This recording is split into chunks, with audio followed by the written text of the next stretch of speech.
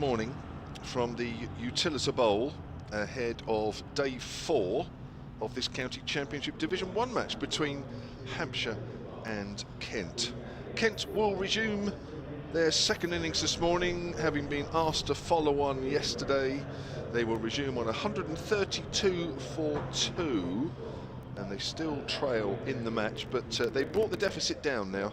They are just 30 runs away from making Hampshire bat for a second time. Ben Compton will resume his innings. He's 71 not out, and Jack Leaning, a centurion in the first innings, is still there in the second innings. He's 32 not out. Those two so far have put on 84 unbroken runs for the third wicket. Your commentary team today is a little less personnel-wise, but still packed with fun facts and entertainment. Dave Allen, Hampshire's honorary archivist, is ready and waiting, and he'll be along a little later, but it's right now myself, Kevin James, and for BBC Kent it's Matt Cole. Matt, good morning. Yeah, we're just going to raise the quality by 2/3, is that right, each of us, to fill the gaps this morning and afternoon. Good morning, Kevin. Yeah, we're not promised a shower, but there's a possibility on the radar around this time of the morning, 10, 11 o'clock, but at the moment we're skirting them, and it's getting a little bit brighter at the ground, floodlights coming on, the hover cover has hovered off, helped by the, is that the right verb?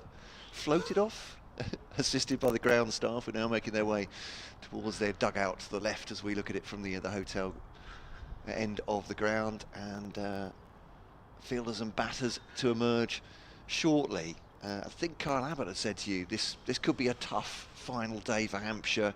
Kent just 30 behind, short of making Hampshire bat again. Compton and Leaning in there, who looked pretty stubborn, and the pitch wasn't giving the bowlers that much help. They're probably pretty tired towards the end of day 3 as well, I'd imagine, that Hampshire attack.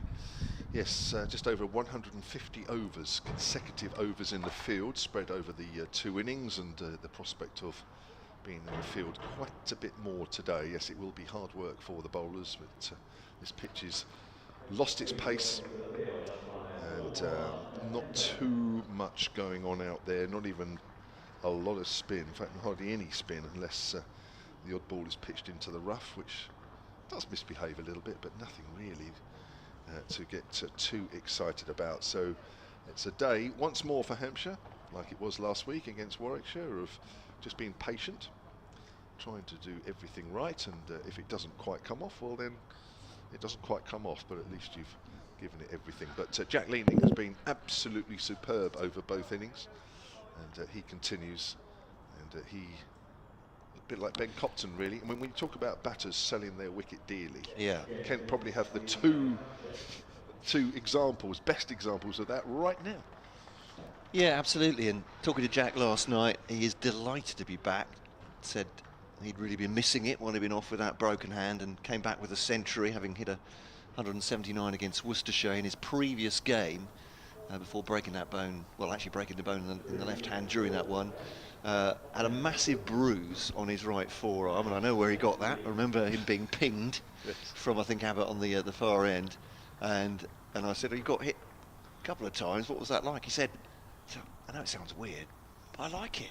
I love the fight. He said, I suppose it focuses the mind to an extent, doesn't it? You know you're in a battle, and the physical pain sometimes just emphasises that. So, yeah, there we are. That's Jack Leaning for you. He's ready for the fight once again.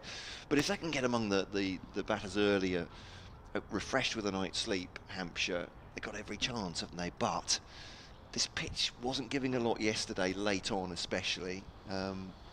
The second new ball might be an issue, mightn't it? And that'll come should be available in the first session if we don't get any precipitation. We're on the field the whole time. So, yeah, hard to say which way it's going to go. As usual, I'm sure everyone, including my other half, will say, "What time do you think we'll be back today?" And it's a very difficult question to answer, isn't it? Well, could be very early. could be a full day. Who knows? Yeah, I think sometimes you get into the 4th day and you think, yeah, we're in pitch. This could be all over fairly quickly, yeah. But I don't know. I don't get that feel. I think there's just not enough pace in this pitch, and the batters that get in can sort of you know, if there is any variations, seem to be able to have time to go with it. That's the first delivery bowled by Kyle Abbott. It's a full delivery to Leaning, who works that out to mid-wicket. So we are underway on day 4. Fixed times of lunch and tea today, so we are 1 o'clock lunch, whereas the last couple of days we've been 1:10 because we've made up some extra play after day 1 was interrupted with rain, and tea will be 20 to 4, so you can set your clocks today, you can work your day out. And then, of course, even if we have a lot of overs to bowl in the evening, that might go through late. Here's Abbott, runs away from us once more, bowls to Leaning, who's left that one alone outside the off stump. The ball dies a bit as it goes through to Ben Brown. Yeah, as you say, if there is any stoppage for rain or bad light, that will come off the overs immediately. There's no extension to the day, there's no, in that respect, on the last day. So, but it looks like, fingers crossed, we've skirted what was promised maybe to be the first shower of the day, and maybe the second one too. That's right. Yeah, if we do get a shower, it's forecast to be in the first 2 or 3 hours. I think as we get past those junctions, we should be all right for the rest of the day. But it is overcast. The lights are on as Abbott runs away from us and bowls, and Leaning is forward. That ball rolls out to Nick Gubbins. Got a first email of the morning from Michael Lee, solentcricket@gmail.com. is the way to get in touch with us, as always. He says, good morning all. A little dampness in the air, but all ready to go. I was surprised yesterday that despite the cloud cover, the ball didn't seem to move much. Are we using the Kookaburra ball? Yes, I believe we are. You would think I would have asked that question by now, as we are into day 4. It's one of the very few questions I forget to ask, but I think we are actually. I think we can safely say that we are, because we haven't had a ball change, which is unusual in itself. That's played back to the bowler by Leaning, who once more looks very tight in defence. Talking about him quite a lot because he spent a lot of time out there in the middle, and how he has a very correct technique. And in the first innings, brought up his second 100 of the season. He'd missed the last 3 games with injury, and ironically the last 3 games Kent had lost each one of those. Somerset, Essex and Lancashire coming into this game as Abbott runs away from us once more and bowls. Leaning drives, not quite out of the middle of the bat, more of a push drive, wasn't quite a half volley, and again the ball makes its way to Nick Gubbins. You can also tweet us at Solent Sports if you want to get in touch. Dave Allen, who's the all singing and all dancing man with the stats, the archive stats, and he loves a challenge, does Dave. The more bizarre question about stats that you can think of, that's a challenge for Dave. It was interesting hearing Matt talk about Jack Leaning, that if he gets hit on the arm it makes him even more determined. Dave, in a similar way as it's played back to the bowler, that's the end of the first over. It's a maiden, 132 for 2, Kent in their second innings follow on. Dave is equally as determined and will not be beaten, even if it means that when he goes home this afternoon and he's burning the candle at 3 in the morning, he will not be beaten with any question. He was last night, he told me. So there you are. So he's still up for it. So think of some bizarre stat question, send it in, and Dave Allen, when he's not on commentary, will beaver away on his computer, and if he can't come up with an answer today, he will certainly do in the future, and we'll pass your email on. As you know, regular listeners and watchers will know that Dave has done that in the past, so that's nothing new. So solentcricket@gmail.com.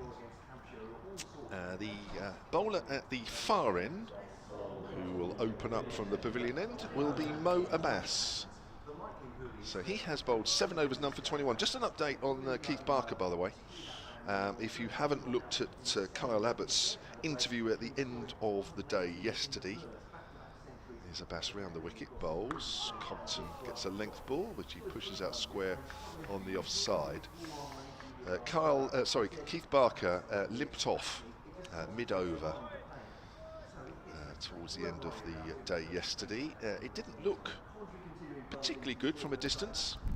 I asked Kyle, and his answer was that he thought it was a bit of cramp. He said he spoke to Keith Barker, and he said it was no more than a bit of cramp. But I'm looking around the field here, and I cannot see Keith Barker in the field, so whatever it is, he's still suffering a bit, I guess. That's played up to mid-on. Welcome back, Matt. Hello there. Hello. Just- Hello again. Yes. It barely seems a minute since we were together last. No, it's like you've never been away. It's 32 for 2, so nothing added to the score.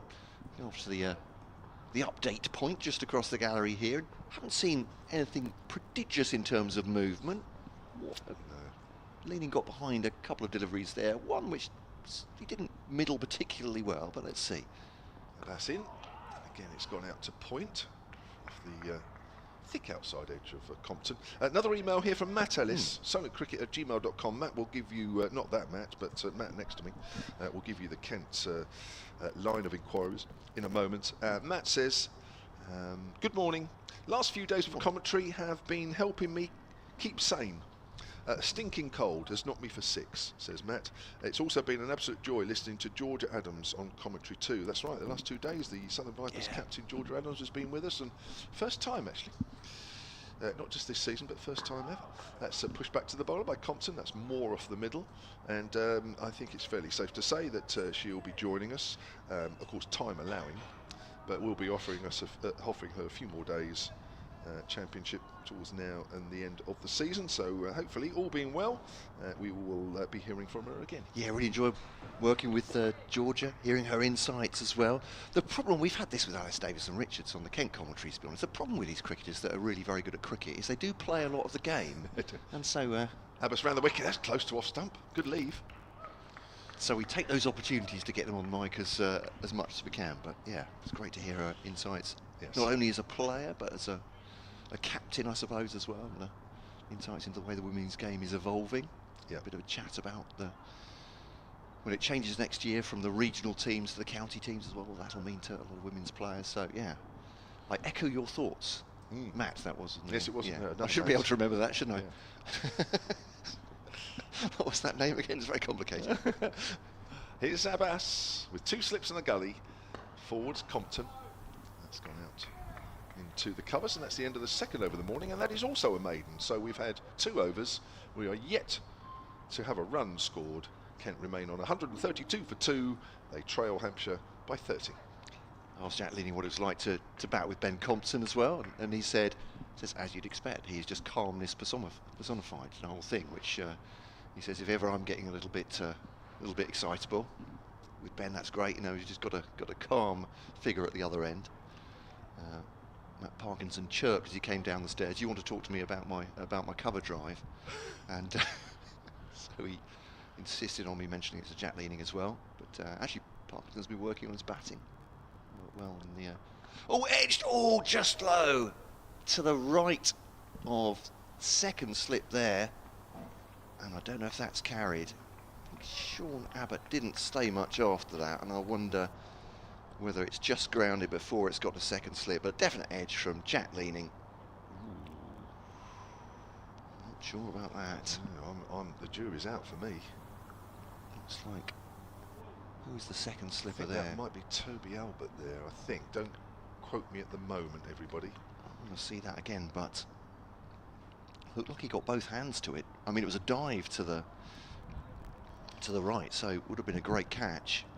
I'm not sure whether it grounded. I didn't think that there was tremendous excitement from the field there, so it may have been that it's just grounded before him and he's just sort of had to scoop it away. Another indication of the pitch losing its pace. Yeah, but an edge nonetheless. Compton reacts sharply to that one. Is that coming just slightly out of the foot marks outside the off stump? I think he's looking to leave it, isn't he, initially? Yeah. I don't know if he's leaving it and then playing it, or whether he's if that makes any sense, or whether it's the opposite, as you say, he's trying to get the bat out the way. Yeah. It's on the replay. Yeah, I think you're right. I think it's a late leave decision. That was too late. Yeah, and it's hit the bat, it's gone safe. So, live from Sean Abbott. I thought he bowled really quickly yesterday morning. He's trying to do the same again today, of course. To Ben Compton, settles on that. It's probably not even 4 stump line, that. 3.5 maybe off the off stump. But certainly letting Compton know he's there. And Jack Leading in his century actually yesterday. There were 1 or 2. One flew through the slips, didn't it? I think past third slip yesterday. There was a couple from James Vince as well, which difficult chances, both of them. He survived. So these Hampshire bowlers have been finding the edge. Perhaps a little bit more luck for them. They could be running through the Kent lineup today. Compton behind that defends it into the offside once again. Bit of excitement though to start the day. This ball is 56 and a bit overs old as well, so I'd say Abbott's just relying on his pace, but he's letting the batters know he's there this morning. Floodlights on, slightly lighter. There's still cloud cover here at the Utilita Bowl, and a smaller crowd, I think it's fair to say, than the first 3 days, but after things start to get exciting, people might be coming in. Wide of the crease starts Abbott, left by Compton outside the off stump, through to wicketkeeper Brown. 2 slips in, no run there. I'm looking at Hampshire's over rate. It's showing +4, which is a very reassuring figure on the scoreboard. It was about -1 last night, wasn't it? But with Organ and Dawson operating, that over rate has been greatly improved, so it allows the seamers to keep operating without too much worry. Yeah. So expect to see certainly 3 of them. Keith Barker not on the playing surface at the moment. Round the wicket comes Abbott. And has that seemed in just a little bit? Shaped in a fraction, yeah, it's ever such a fraction. Well played, Nick Compton. Yeah. Ben Compton. And his, yeah. Nick's given up. Yeah, and his nephew Ben. It's all going very well. Yes. 133 for 2, so they're cousins, aren't they? 133 for 2, leading 33. Compton of the Ben variety, 71. So just 1 added to the overnight total in 3 overs so far. Is that right? Yeah, 3 accurate overs. Yeah. Deficit down to 29 now. We'll want to knock those off, and of course, once they're in front, it means Hampshire have to bat again, and it means more time out of the game. So Kent still have a lot of work to do here. The second new ball is 23 overs away, so once they get through this initial period, then there'll be another little testing spell coming up. Hampshire will want to make some inroads. Oh, I think he's playing inside the line, or is he? Jack leaning. That's a debate to be had. Good delivery there from Abbas as it goes through to Ben Brown. There might have been a bit of daylight between the actual shot and the attempted shot. Just watching it on the replay now. See if we can make well, I think he is playing at that. He is playing at that. I think you're right. That ball's just held its line a fraction. Doesn't need to do too much. There's Abbas again. Runs towards us and bowls. He's walking into that one leaning, which he has done in this game. And I know he does do that, doesn't he, generally? And that forced Ben Brown to stand up to him in the first innings. It's quite a lot, of course, because he got 100. It's one of those that it's one of those that feels counterintuitive, but quite often when Kent have lost early wickets when Jack Leaning comes in, and if the ball's doing a bit, he will immediately come down the pitch just to try and unsettle the. It's not his way to almost to sit and wait for the ball. He'll go and take the attack to the bowlers. So it might be that he doesn't want to get pinned in the crease. He's walking again into that shot as he works it away on the onside for a single. Leaning moves on to 34. I think Ben Brown's probably already thinking, what shall I do? Shall I walk up? Email here from Stephen Clark, soloncricket@gmail.com. He says, good morning. He says, I'm glad to have you for company. I'm a bit lonely up here in the Shane Warne stand. It's a very sparse crowd today. My rain radar looks clear at the moment, so hopefully we'll be lucky weather-wise. I saw Keith Barker climbing the stairs a few moments ago. He didn't look that comfortable. Oh, right, okay. So I don't think that we will see him much today. Earpiece sound is good at the moment. Excellent. Oh, that's what we want to hear. There is a man over here who's actually working on it as we speak. A technician. Yes, which is good news. As it's turned away on the onside by Compton, because you would think that at some point today he'll have it sorted. But it sounds like it's all right at the moment anyway, so that's good news. So yes, there's been some problems over the last few days, and the club have been working on it. It's always good to defy science, isn't it? Yes. Seems like you've managed to do that. Sorry, or we have between us. Sorry, Well, you shouldn't be taking entire responsibility for it. As it's not your wiring. Well, we've all put input, but we've got a proper person on it today. I don't think I was very helpful. Well, yeah, it was crackly, I said. Yeah, well, that's that's input. Compton is forward. It's gone out to Nick Gubbins in the covers. But yeah, so apologies and thank you for everybody that's been messaging us over the last few days, because sometimes we are all on our own up here and we don't even know there's a problem until you tell us. So good news that it's okay at the moment. Yeah. We're also on the live picture feed, of course, which is, you can pick it up on the Hampshire Cricket website and the free to download Hampshire Cricket app. That's also being beamed back to the Kent Cricket website. And we are also BBC Online via the Sport website and also app. Outside the stump left alone. So picture feed, ground commentary, BBC Online, plenty of ways to pick us up. End of the over, 134 for 2. Indeed. One more from me. We'll bring in Dave Allen, who's champing at the bit. He's got all sorts of strange stats. Yeah. He'll tell us the last time it was 16 degrees and cloudy in July and Hampshire were looking for 8 wickets to win a match. He's got that pinpointed. Yeah. 1928. There he goes. At 3 minutes past 11. Yeah. It's, well, you said he'd like to challenge, so I just thought I'd throw that out there. Well, Hampshire are asking, it's, I'd say, it's been passed through the hoop. Is it still round? No, it's hexagonal, says the umpire, but it'll still go through the hoop, so you can have it back. There we go. Didn't look at that for very long, did they? I think the umpire at this square leg has the gauge. Yeah. So it clearly went through that all right. I've seen quite a lot of appeals turned down in that respect this summer as well, but generally this match has been pretty good. We haven't had a ball change at all, have we, so far? It's these Kookaburra balls, isn't it? They go soft quickly, so they they don't go sharp. Kyle Abbott looks at it suspiciously, as you would as a fast bowler. 2 slips in behind Jack, leaning. A drive into the onside. He did that quite a lot yesterday. A through mid-wicket, and a fielder going after it. It's made a really good chase and a really good stop. And it'll come back in. Who's the fielder there? 9, sorry. Yeah, I'm just trying to work out who that is, actually. I'm very glad, because I thought I'm having temporary amnesia. The sub-fielder, yes. Yeah.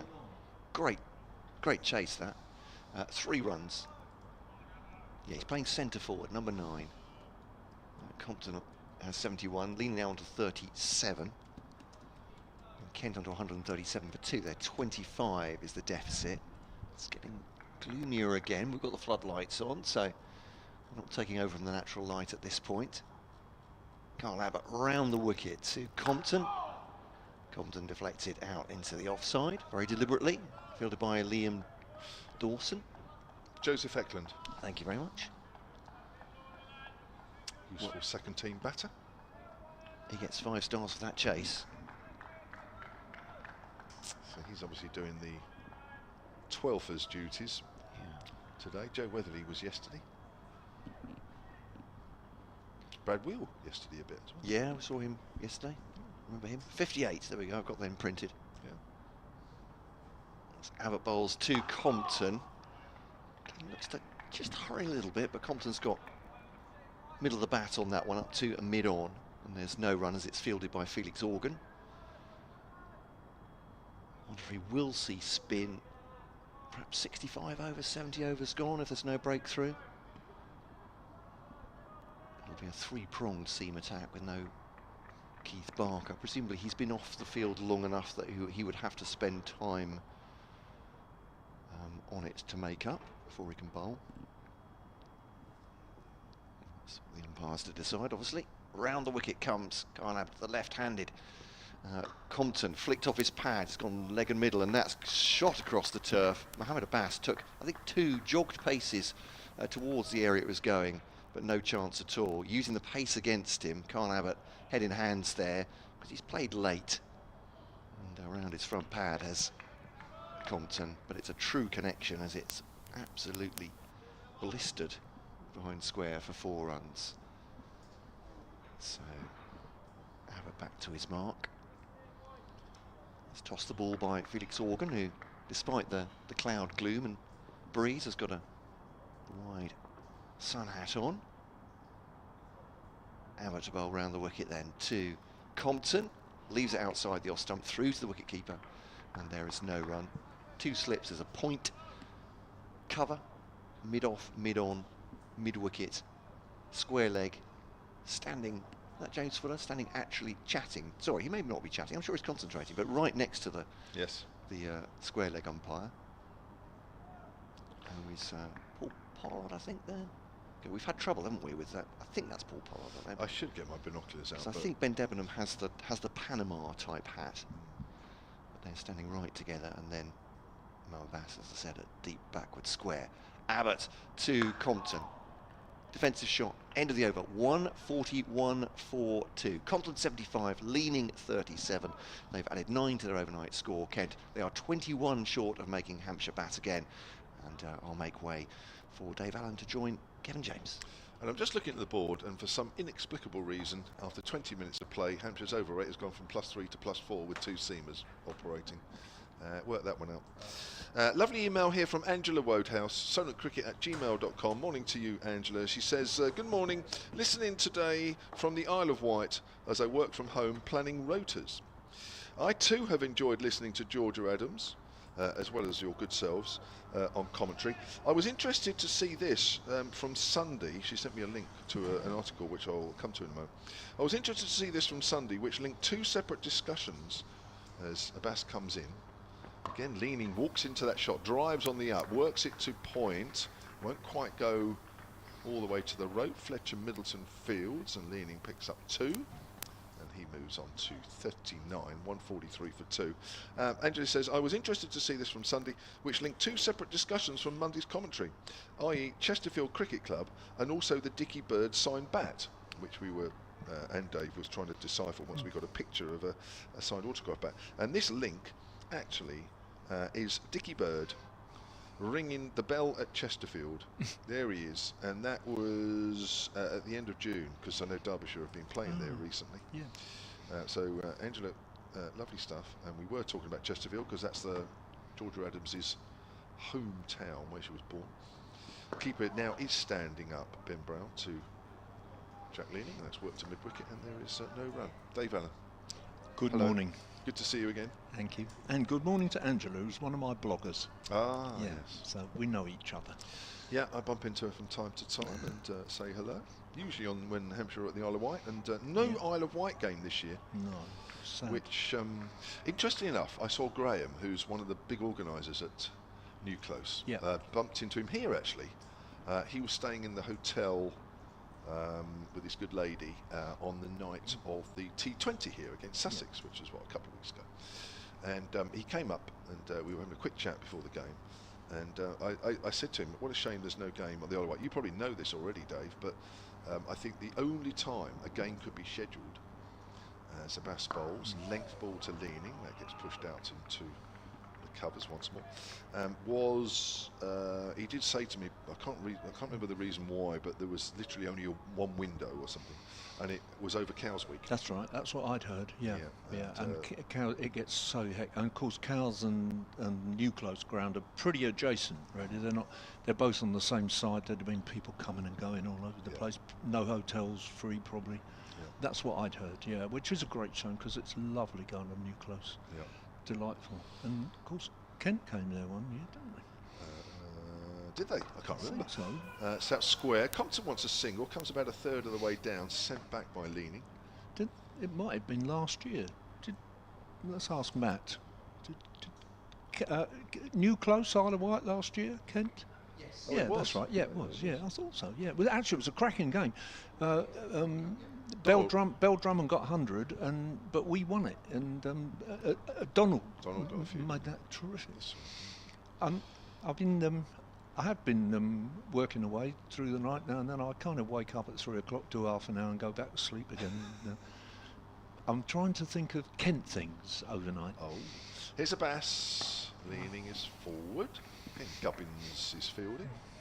Well, it's just that I'm conscious of the fact that I come on here and I rabbit on about the history of Hampshire and, you know, who fielded at second slip in 1908 against Middlesex and stuff like that. And I wonder sometimes whether the people listening, because there probably going to be more people on the live stream and listening from Kent because they can't get down here.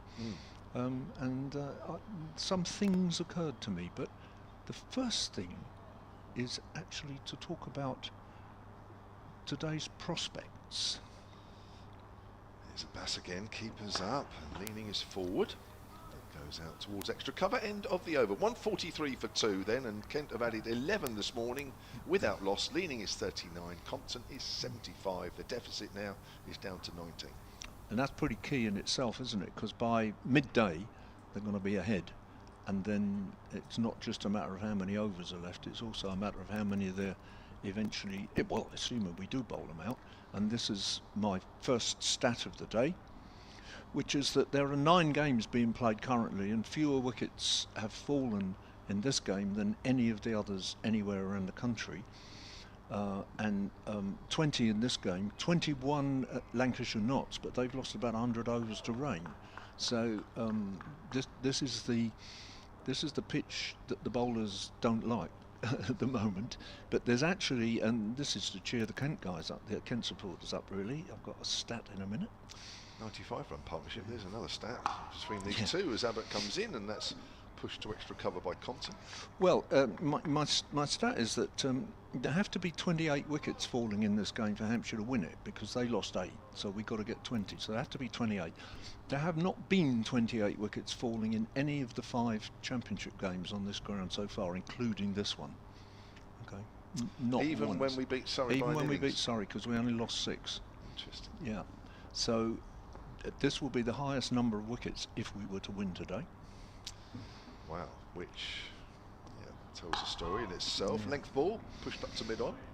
And if you go down all the counties, I've listed them all there with the highest number of wickets that have fallen on their grounds. And there are some where, you know, at the Oval 40, at Lord's 40, at Hove 40 twice, for example.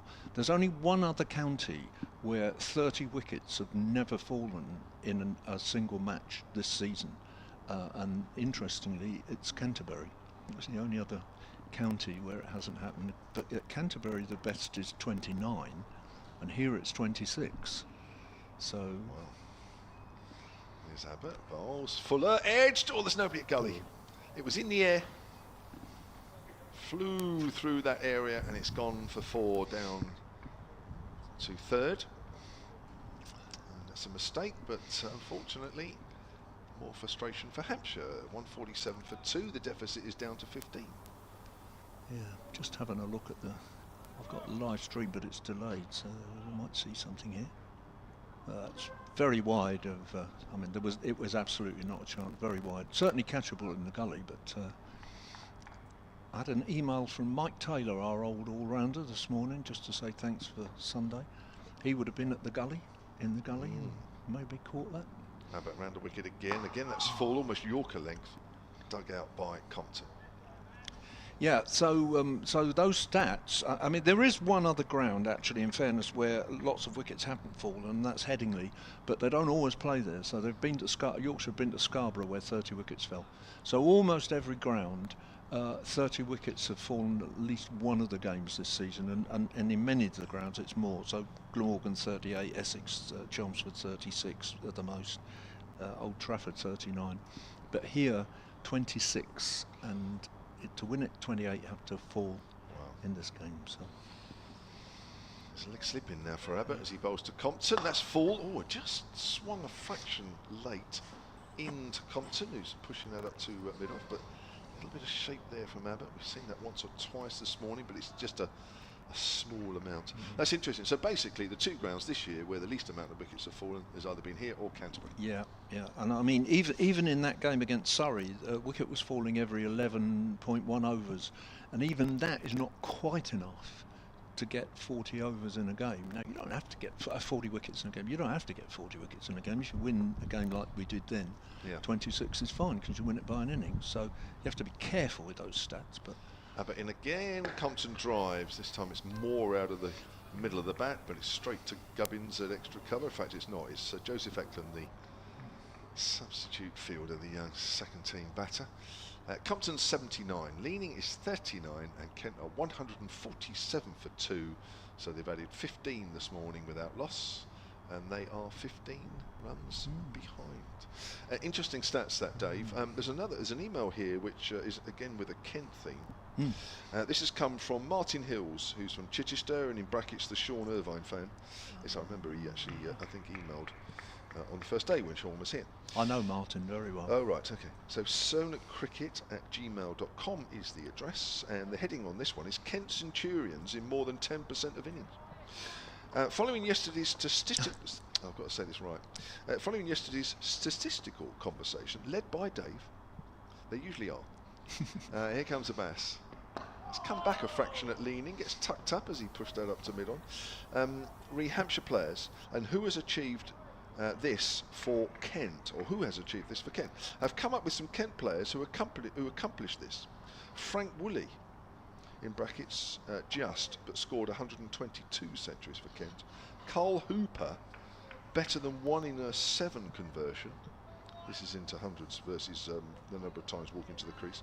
Roy Pienaar, Martin van Jaarsveld, and Rob Key. There we go. Well, how funny.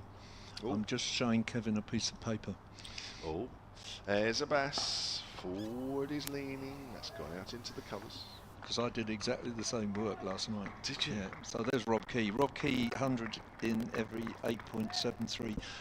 Martin and I share all kinds of fairly esoteric interests, and clearly this is one of them as well. So he's done some good work there, and I don't need to necessarily repeat a lot of that. Well, you can actually put the flesh on the bone, can't you, or the meat on the bone? Because I don't know why I can't see Frank Woolley, which I worked out, but oh, there he is. Yeah. So what was his conversion rate? His conversion rate is 9.4. Okay. Here's Abbas.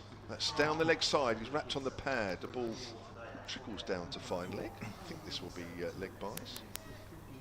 It's Joseph Eklund again. They're obviously putting him in positions where the ball is going to him. It is leg buys at the end of that over, and that is the 100-run partnership between Compton and Leaning. That's come off 224 balls. Kent at 148 for 2. The interesting thing about Frank Woolley is that he and Phil Mead, as great left-handers in the first 30 years of the century, were competing often for an England place, and it was always said that Woolley got it more than Mead because he was far more stylish. But his rate is actually less than Mead's. Mead was, I think, 7.5. I can't remember now, but Woolley 9.4 every innings. Abbas turned away on the leg side. I think I said it was the end of the over. It wasn't, because it was just a few fielders changing because it's a left and right-handed combination. 2 runs to Compton behind square on the leg side, takes him, or Kent certainly, onto the 150 mark in their second innings. 150 for 2. So I got a couple more just to add, really. Yes. Well, Rob Key, I was impressed by Rob Key because he made 100.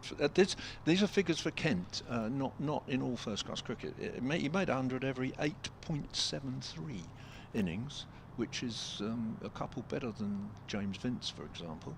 So that's pretty impressive. Colin Cowdrey, 9.76, and I suppose you might wonder why Cowdrey is less than Key. Round the wicket, Abbas to Compton, outside of the off stump, and that's left alone. And I think it's one of those points where statistics on their own are not enough, and you have to get into something of a narrative and say, well, Cowdrey played a great deal of his county cricket, if not all of it. No, not quite all of it, but a great deal of it on uncovered pitches. And he played in a lot of outgrounds, and some of the Kent outgrounds were a bit lively. I'm sure you must have played on 1 or 2 of those, perhaps. Well, I did, but I can't remember. Okay. They were grounds that Derek Underwood used to just wreak havoc with the ball, you know. So Abbas in the sunshine. Next ball, Compton, just obdurate as ever. Just keeps that one out. In the over, 150 for 2.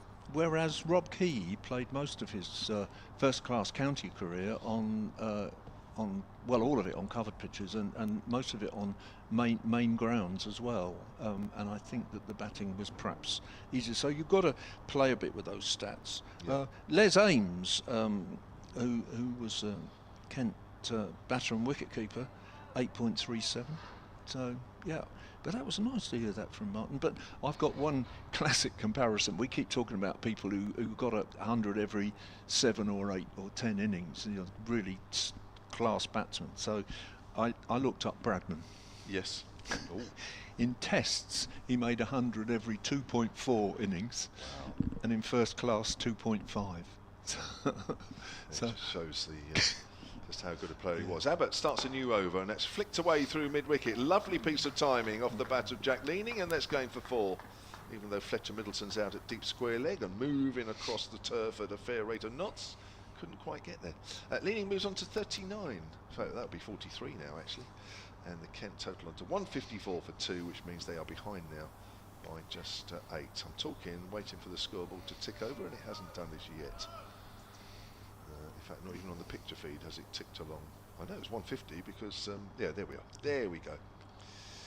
Behind by 8. That's a very interesting stat, isn't it? When you compare all those Kent greats, and we were talking about the Hampshire greats, and yet there's Bradman way ahead. Yorker dug out by Leaning. The sunshine has come out in the last few balls, which is very welcome. Now, I've got an interesting email here. Oh, they're all interesting. Ralph Brooker, who's in France and is a regular watcher and listener to Hampshire matches, solentcricket@gmail.com. He says, I've just ordered Dave's book, HCCC 1946 to 2006. Goodness me. Well, I've just ordered it, crikey. yeah. Well, he says it's a reasonable price on Amazon, in brackets, not sure other suppliers are available. Well, I've got a few still. Oh, there you are. Leanings forward, and it goes out on the offside. The one I really wanted, HCCC 1863 to 2013, is retailing at the princely sum of €168. Now, I need to check with Ralph about that and find out if what he means is 150 not out. The main title of that was 150 not out, and we published it in 2013. Because, Ralph, if that is what you mean... Here's Abbott. Short. Leaning pulls that away. It's in the air.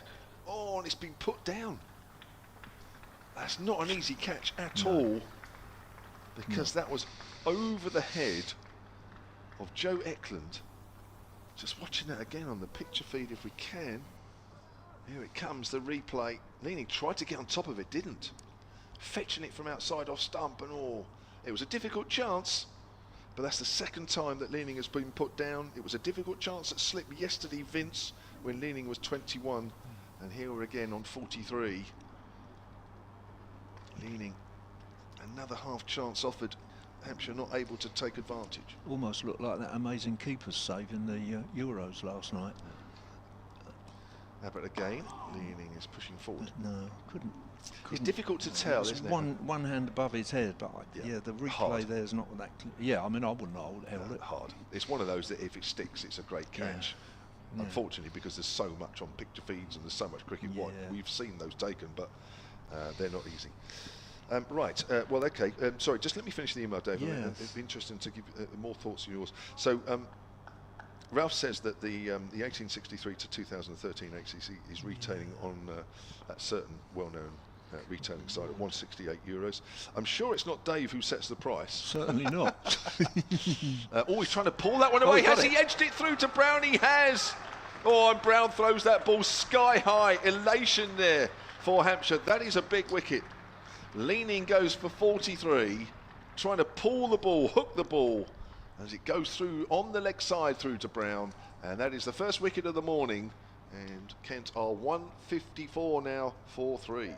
And Eklund ran across to his teammates there, obviously really delighted that it is, I mean, we call it a drop, but his failure to hold the catch is perhaps more accurate, has not cost them. And well, they certainly have to make inroads here. The Kent deficit is in single figures now, and that was a terrific partnership between those two. So just maybe it's the breakthrough that they needed. Yeah. Right, finishing this off, because we're going to swap in a minute. You're going to stay on, Dave, but Matt's going to take over from me. Would still love to get my hands on this one. Says Ralph. It was the discussion of Phil Mead during yesterday's coverage that prompted me. Of course, Mead won't be covered by the book that I've ordered. Or wouldn't it? 1863 to 2000. No. The first one you've got is it pretty much covers Ingleby Mackenzie's involvement at Hampshire, including his presidency. You're quite right, but the 150 not out. It was to mark the 150th anniversary of the formation of the club, and it was the club that published it. Actually, not me. I certainly don't set the price, but I've got a feeling I could put my hand. I mean, I don't want other people to get excited here because I haven't got 30 in a box at home or anything. But I've got a feeling I can put my hands on one, Ralph, and I will just. I don't mind people having my email address for cricket matters, as people do for publication. So I will read it out in a minute. So if you can get yourself a pen and paper. Right, very quickly. Ralph's just sent me a photo of the picture feed, and then underneath it, Hampshire County Cricket Club. That's my one. Oh yeah, 1946 to 2006. That's That one retails at he's €20. Cool. That one. Right. Here's Matt Cole. I'd have given you that one for a five. I have got a few copies of that actually, but I'm going to, Ralph. Just if we give you an over just to get pen and paper and all the rest of it, then I'll let you have my email address, and I'm not completely sure, but I think I can find you one. So, and it certainly won't. It certainly won't cost you that much. First breakthrough then this morning for Hampshire, getting rid of Jack Leaning, top edge behind. Trying to hook away Kyle Abbott, single taken by Ben Compton. Then Joey Everson comes in at number 5. Young all-rounder, only just 15 in the first innings, caught behind off the bowling of Mo Abbas, hoping to clean him up again if he can do. Kent 7 behind the deficit, so obviously if they do get ahead, if and when they get ahead, the plus figures, that'll take time out of the game for Hampshire to mop up those runs in a run chase, but we're a bit away from that at the moment. Still 7 more wickets to take. We'll see what Kent do, but Leaning was trying to just get on with it a little bit this morning, trying to break the shackles. As Abbas bowls to Everson, very deliberately withdrew the bat for those. Going forward, looking to play down the line of off stump, and then looked at the delivery from Mo Abbas and withdrew the bat pretty quickly through to the wicketkeeper, and there's no run. There was some excitement behind the wicket there, but there was no danger whatsoever. I think it was a very clear draw away from Joey Everson there, wasn't it? Very clear. Yeah. As if he'd said, "Oh no, I'm not having anything. I'm not doing that now." But yeah, Jack Leaning. Well, he had a let off, so yes, absolutely. And two, you know, but yeah. So Abbas to Everson, forward defensive, up to mid on, 3 slips in, so more or less at first slip, second slip, and fourth slip position maybe. Toby Albert just slightly separated from Liam Dawson. One of the challenges for James Vince today, of course, is to shuffle the bowling without any sign of Keith Barker being on the pitch. Now, whether if there was a sudden tumble of wickets, he might come back, and as you said earlier, he's got to serve his time before he can bowl, but I just don't know really. Abbas to Everson. Everson defends that into the offside this time, and there's no run, but the volume has gone up as you'd expect from Hampshire now. If they can get 2 quick wickets here, or maybe even a third, and they really are in the driving seat. Already favourites to win this game, but you think more than a draw? I think a draw's favourite, you see. But we were talking about it with some of the other members over in the exec suite this morning, and I was reckoning it'd be a draw. But you think Hampshire? I think they're in the driving seat here, particularly with that first wicket. Perhaps that just puts it at 55-45. I don't know, 52-48. Not. Yeah. But I understand your point. There's still work to be done. Sorry, Everson has defended that into the offside again. He's looked accusingly at the toe end of his bat, but I think he got fairly well behind that. Some ball polishing by Nick Gubbins, tosses the ball to James Fuller then. He has 155 for 3, 7 behind. It might just be a balance for Kent to strike between, rather making sure they get runs on the board. If Hampshire have to chase them down, and of course keeping their wickets intact will be the first order of the day for them. Everson again right behind that, perhaps lower part of the bat. Little look over his shoulder, a glare from Mo Abbas maybe. End of the over though, 155 for 3. Compton has 82 from 194 balls. He'll be loving that, Ben Compton. That's exactly the way he loves to bat. I remember 2 years ago when he arrived at Kent and interviewing him saying, so what can Kent fans expect? You know, those are the customary questions. What is Ben Compton? And he said, well, frankly, it's my job to be there to be boring. He said, it's his first, more or less the first thing he said to us. I'm there to bore the bowlers. And, I guess you could say, not Dennis. Yeah, that's true. Not Dennis Compton by any stretch of the imagination, but no, he's in many ways a bit of a throwback, isn't he, I suppose? Oh, yeah, I think him and Hasib Hamid, who like to occupy the crease. I quite like those kind of batters. I think they're absolutely fine. I mean, I wouldn't want to see 10 of them coming out, but no, I think every county relishes having, and country as well, that relish. Well, maybe not. I don't know. Perhaps England don't any longer, but on the whole, they've moved on, haven't they? I think from that, or not moved on. They've got a different, as you say, a different game plan, and it's different from everybody else in world cricket, frankly, isn't it? So it's looking a bit gloomy from where the weather's coming. Grey clouds coming above here. Abbott bowls to Compton, goes down the leg side. Well, there's an illustration. Ben Compton could have gone for the glance there. None of it. He just left that go past the leg stump, and it was just back of a length as well through the wicketkeeper. No, it was one thing about Leaning, really, that he did give chances because, I mean, he looked in terrific nick in both innings, didn't he? But he did give opportunities, and eventually that paid off. I mean, I suppose if you were going to be very harsh on Jack Leaning, I would think this would be harsh. I'll continue that thought in a second as Abbott bowls to Compton, bouncer. Compton just goes to the motions and ducks underneath that through the wicketkeeper, and there's no run. You know, supporters might say, what's he doing hooking? You know, need to keep wicket intact, but you've got to play your natural game to an extent, haven't you? Because he's a short ball that he thinks he can. Yeah. I'm completely fine with that, with playing your natural game, and if you're scoring runs and taking, you know, getting past the deficit, and then, you know, every run you score past that is making life a little bit more complicated for Hampshire, I'm fine with that. Yeah, you don't want people to be silly. But Abbott to Compton, right on middle stump there. We can see them floating in from Abbott trying the Yorker length delivery, but just taken on the full by Compton into the onside, and there's no run. It's an interesting field for Compton, that he's got the leg slip, and just one slip and a leg slip, and he's going around the wicket to the left-hander, and he is attacking that leg, middle and leg. You're right, another reason why Ben Compton wasn't taking on the leg glance in the first ball of this over as well. Makes a lot of sense. And with James Vince there, comes Abbott wide, the crease goes short again, and that's a really good short ball from Abbott. We seem to follow Compton there. He's just tried to get everything out of the way, almost, I might say, Matador style. He's had to, with a flourish almost. And now there's a switch in the field, because the field then was 6-3 leg side. Yeah. But now he's pulled one man. He's still got two men out, long leg and square leg on the boundary, but he's pulled a man across to cover now. So he's coming over the wicket as well, isn't he? So a change in the line of attack. So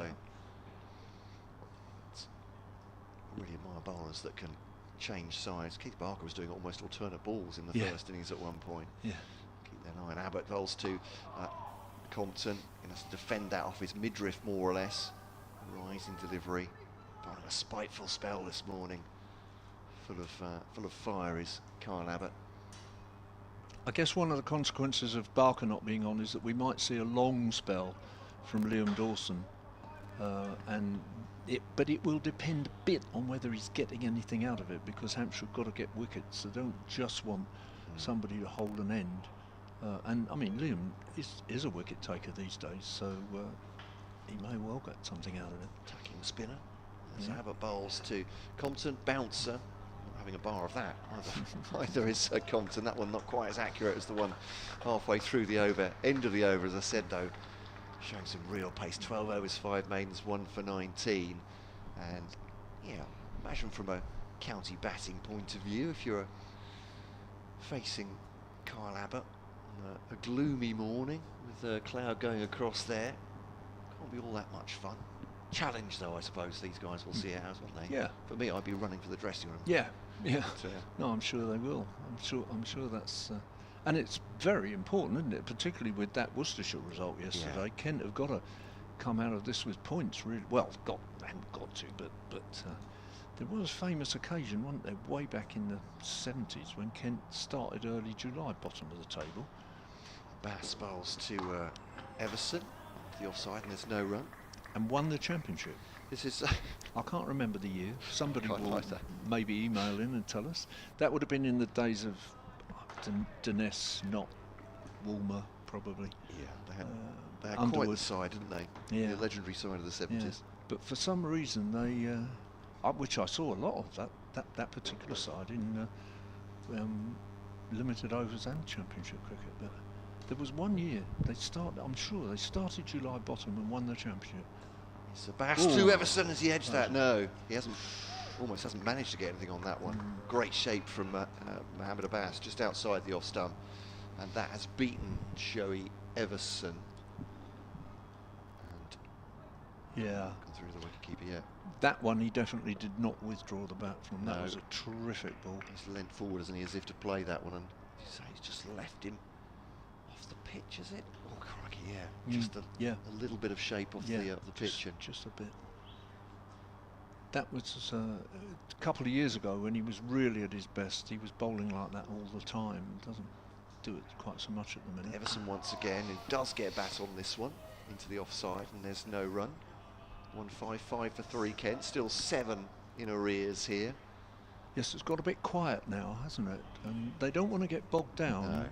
No. Abbott, yeah, just 23 from the overnight total. And they've been out there, we're 66 overs now. It's my eyesight, that is. Yeah, 66 overs, so been out there 12 overs. 12 overs, yeah. So the run rate this morning is not even reaching 2. So that's outside part of the bat, but Everson gets enough on it to propel it forward, but not by very much. Another dot ball. As you say, the dots are running together now, Dave.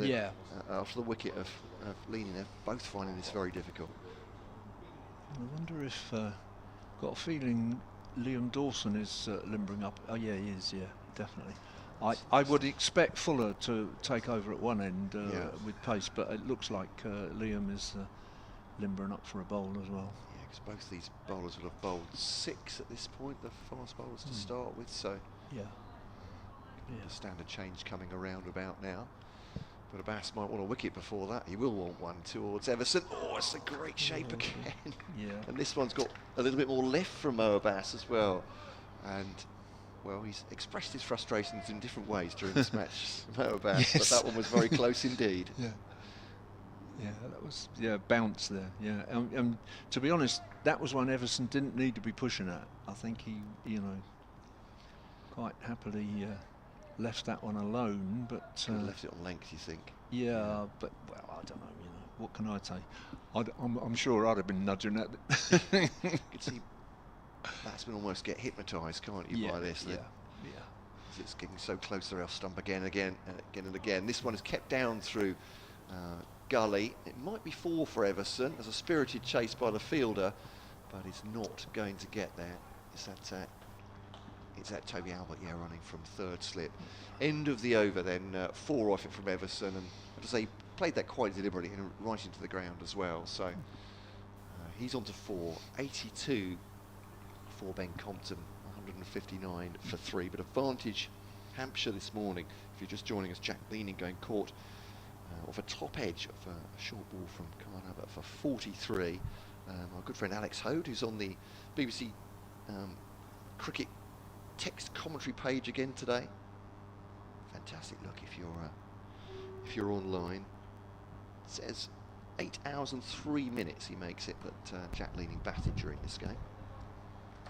So for his 118, he's 43. He often does bat well here. I think he's one of those who enjoys playing here. We are going to see Liam Dawson now. You mentioned that last night, actually, in the interview. Did he? Was it out there? And Oh, okay. pitched to him. He said, funny enough, he said, I've got a decent record here from what I remember. So. Yeah, yes. That's right. So, James Vince just sorting Liam's field out, which I should think is not a huge challenge for him, given that they've been playing together now for 16 years, something like that, at every level for Hampshire. They come right through the academy as well. Oh, yeah, absolutely. Even though they both came from Wiltshire, right, rather than from Hampshire. So Dawson to Compton outside the off stump, and leaves that. Some excitement from wicket-keeper and slip alike. That's James Vincent at slip. It's Fletcher Middleton, certainly was under the helmet yesterday at short leg. He is again. Just a couple of boundary fielders. Everyone else is inside the circle as you'd have it in T20 or one-day cup competitions. This one's worked into the onside by Ben Compton though, and he'll take himself a single, so 160 for 3. James Vince was actually born in Sussex, but he pretty much grew up and was schooled in Wiltshire, and Liam is Wiltshire through and through, family as well. Very much Wiltshire people. Played a lot of cricket down there, but they both came to Hampshire as young players and came through the academy and so on. Dawson to Everson, reaches forward for that one, defends it up to mid-on. Come on, Abbott Fields. We've had a few from Wiltshire in our time. David Turner, the left-handed bat. See if I think he played something like 22 years for Hampshire, something like that. Was a Wiltshire man. So Dawson once again on leg and middle, and attacking shot from Everson all the way along the ground to deep mid-wicket, fielded by Eklund, and that'll be a substitute. Single for him, 5 for Everson now. Compton has 83. The deficit is 1. Oh, they'll be shaking their boots now, Hampshire, as Kent get towards parity. Dawson over the wicket then to Everson. Ooh, attempts a cut there. Didn't get up much, did it, that one? It's Compton, of course, sorry, the left-hander. No, it didn't get up, and there was a little yelp from James Vince, and as George Adams was saying yesterday, you'll get a lot of that. At times you'll see James Vince with his head in his hands. He gets very excited by his bowlers. Why not, as a captain? Here's Dawson to Compton. Yeah, maybe just bouncing low on the footmarks. This is a lovely shot, though. Cut away, back and across, and cut away for 4 runs by Compton to end that Liam Dawson over. If I've counted right. Yes, I have. Thank goodness. Yeah. It's very tough counting to 6. 165 for 3. Kent ahead. Yes, they are. Yes. Oh, great trepidation now. They lead by 3. So 3 for 3, effectively. It was a 1-innings game. It doesn't look that great. It's funny that that James Vince that you and George both noticed that, because he's, in many respects, in ordinary life, he's one of the least demonstrative human beings. He's very calm, collected, lovely man, but not really demonstrative at all. And there is a change at the other end as well now, James Fuller. I'm off in a minute, so I'm just going to make an observation that later on this afternoon, because I go home and I think, right, I better check that one out. So last night, one of the things I was doing was wicket keepers, because we were talking about Hampshire wicket keepers, the best Hampshire. I couldn't really decide and so on. So I've got some facts about that. But it did strike me that if I'm commentating on a game against Kent, I have to mention some Kent wicket keepers, because they're probably better than any other county in the country for wicket keepers. They've done all right over the years. I think it's fair to say. Fuller to Everson. He's gone attacking that one for a moment. I thought he was going to top edge that behind, but it's almost toe end of the bat and manages to keep it going forward to Fuller. Yeah, they've had a bit of a queue in recent years. With Ollie Robinson now at Durham, for instance, was 3rd choice at one point. No, that's right. Scoring runs for fun. Jordan Cox, of course, off at Essex. Yep. I've just remembered, I bet Ralph is still sitting there with a pen and paper poised, and I haven't told him my email address, which he needs. After this delivery, we'll give him that. It's Fuller to Everson, bouncer, through to the wicketkeeper. Go ahead.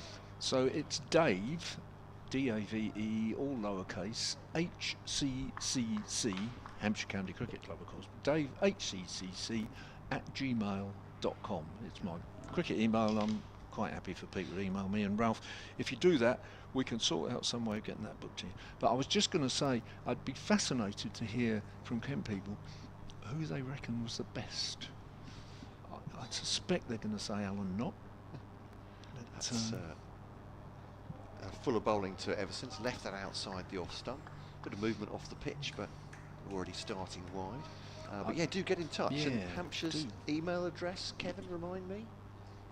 solentcricket@gmail.com. Yeah. Sorry, not Hampshire's, that's the BBC one. solentcricket@gmail.com. kentcricket@gmail.com. It's a great question from Dave Allen. I am Best or your favourite wicketkeeper? just old enough to have seen Godfrey Evans once, I think. Right. But I don't really know, although I know that he was highly rated. But Alan Knott for sure. Fuller into Everson. He's plays that conservatively in the offside, but there's a gap out towards the point boundary and fielded by Fletcher Middleton coming in there, who's either fielding close or far away. There we go, he gets to do both. Alternate overs with the fielding pads on. Single taken by Everson, it's 166 for 3. The lead is just 4 for Kent here, and 2 balls to come. I'll have to do an update for BBC Kent very shortly, but I think I'll get 2 balls in. I'll have to play on the dangerous side, really. Take my life in my hands. It's an adrenaline sport doing updates on the radio and commentating. Here's Fuller to Compton, ducks underneath that one. That's a nice quick delivery for me. 166 for 3. 87 Compton, 6 for Everson so far. Compton 205 balls. I'm afraid Alex Hoder's, there we go, he's got all the stats in his control. Doing the text commentary on the BBC Cricket page today.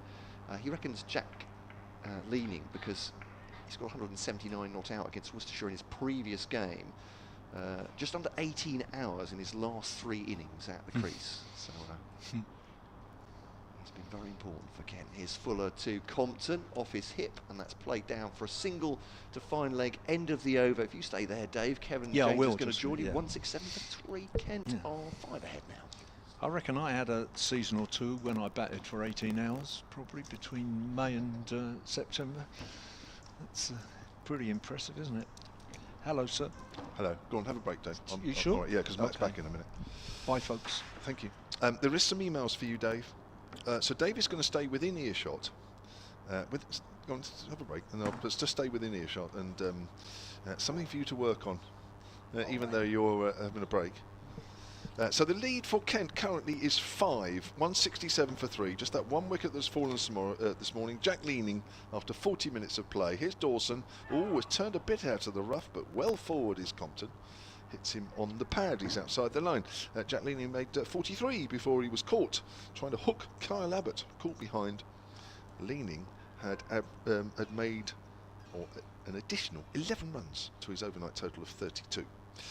Here's Dawson over the wicket. There is a slip and a short leg. That's just guided down on the 45 on the offside. Chase for Felix Organ. He won't win that one.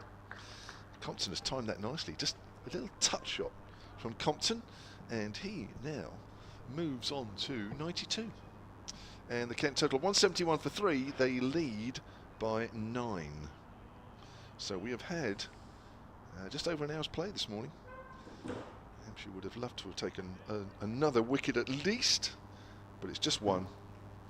Kent will be happy with the progress they're making. It's Compton to face again, and he's on the back foot. That's turned, but it's quite wide. Right, here we go then. The first of these, Dave, for you, it comes from Mike Martin, solentcricket@gmail.com. Question for Dave, it says. Morning, chaps. It's a question which I don't know the answer to. Cool, that sounds like a challenge already, Dave. Forward also an inside edge onto the pad. He's gone. Caught by Fletcher Middleton. Compton doesn't like it. Looks up to the heavens. He's got to go though. And that did balloon off the pad. Whether it caught the inside edge, of course, we're too far away to know. But watch the replay.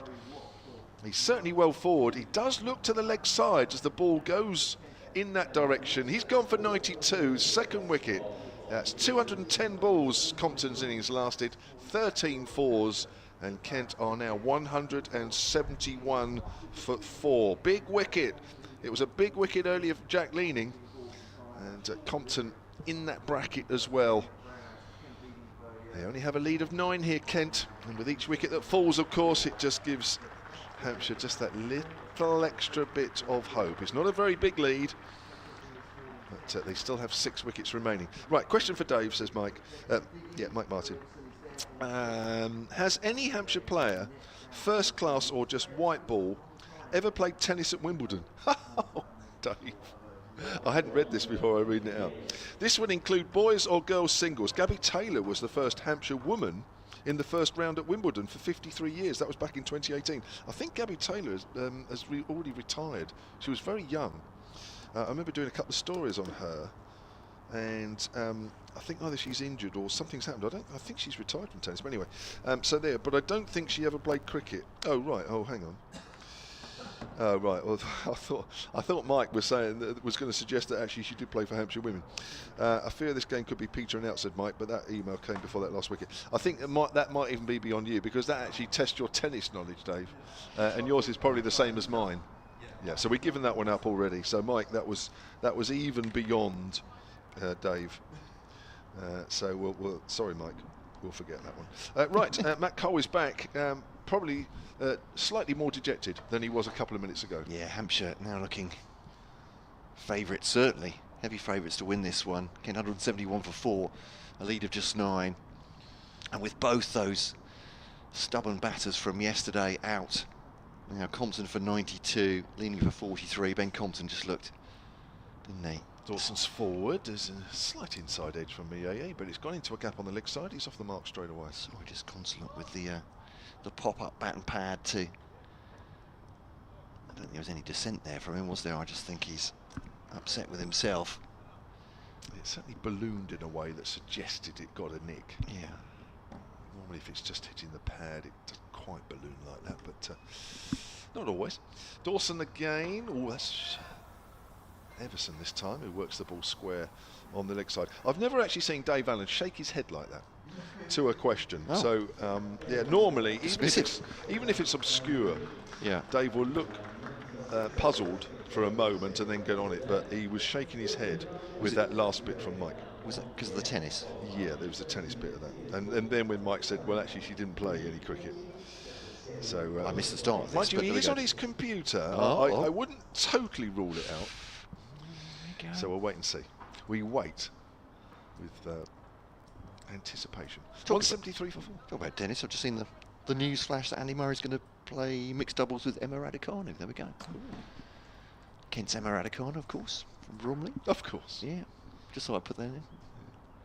We claim her because, well, yeah, she self-identifies as Kentish, so there we go. That's good enough for us. 173 for 4. A full of bowls to Everson. Rising delivery.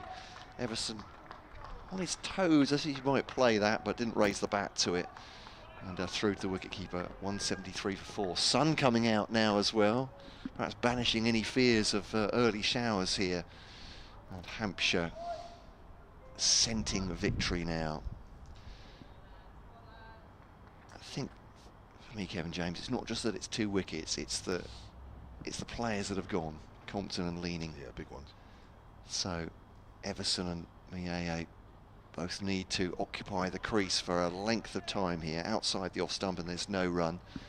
They're both young in their career. Joey Everson 22, Joanna Miaye 23. I suppose from a coaching point of view, what would you say? This is your challenge. This is to show that you can live with one of the best attacks in the county championship. That's out time, score your runs, 173 for 4. Easy to say, isn't it? But then James Fuller maybe not be flying in at many of us of an afternoon. Here he comes to Everson, leaves it outside the off stump, not much movement, through to the wicketkeeper, and there's no run. Yeah, I think as a head coach or anybody that's involved in the setup like that is that you are looking for people to stand up. Yeah. It's one thing to score runs when everything's in your favour, flat wicket, your side's on top. When you walk to the crease, the opposition are already a little low. But it's in these situations where Hampshire are pushing hard to win a game, that's when you can really tell the calibre of your younger players. Yeah, that's to stand up and be counted now. Everson driving up to mid-off, and there's no run. In that injury-ravaged side that played Lancashire, he was batting at 4, was Joey Everson, and usually at 7.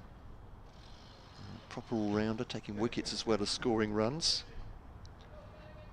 And do we have a stat from Dave Allen, I think we do. Well, he's come up with something. He's got a tennis stat. He's lovely, isn't he? What a man. He's Fuller to Everson, gets low to that one, plays it into the offside, shy at the stumps as Tawanda was running to the wicket-keeper's end. I don't think he would have been out. It's head in hands from, who's the fielder there? It's Nick Gubbins, is it? Had a stump to aim at. Well, perhaps he thought it was close. Tawanda was certainly stretching to get in at the striker's end, the wicket-keeper's end. The ball to come here. 174 for 4, the lead at just 12 for Kent. At the moment for these two, it's not about the lead, I think. It's about digging in, establishing a partnership. 106 between Leaning and Compton, broken down the leg side. He followed it but didn't get anything on it. That's the end of the over. So 174 for 4, the lead at 12, and yeah, that was 106 partnership between Leaning and Compton. He went for 43, bowling of Abbott, and then Compton, as you just heard in the previous over, going for 92, back pad catch off Dawson, 171 for 4. Right, well, Dave does have a cricket stroke tennis stat here. Mike was asking for a Hampshire one, citing Gabby Taylor, who played at Wimbledon, was Hampshire born and bred, but didn't. Right at the bottom of the email, as we got excited, said, well, I don't think she played cricket for Hampshire. He has found a stat, but it relates to Derbyshire. Here's Dawson. Forward is Everson. Guides that out towards mid-wicket. There was a certain fast bowler a few years back called Ol Mortensen that played for Derby. Many people will remember him.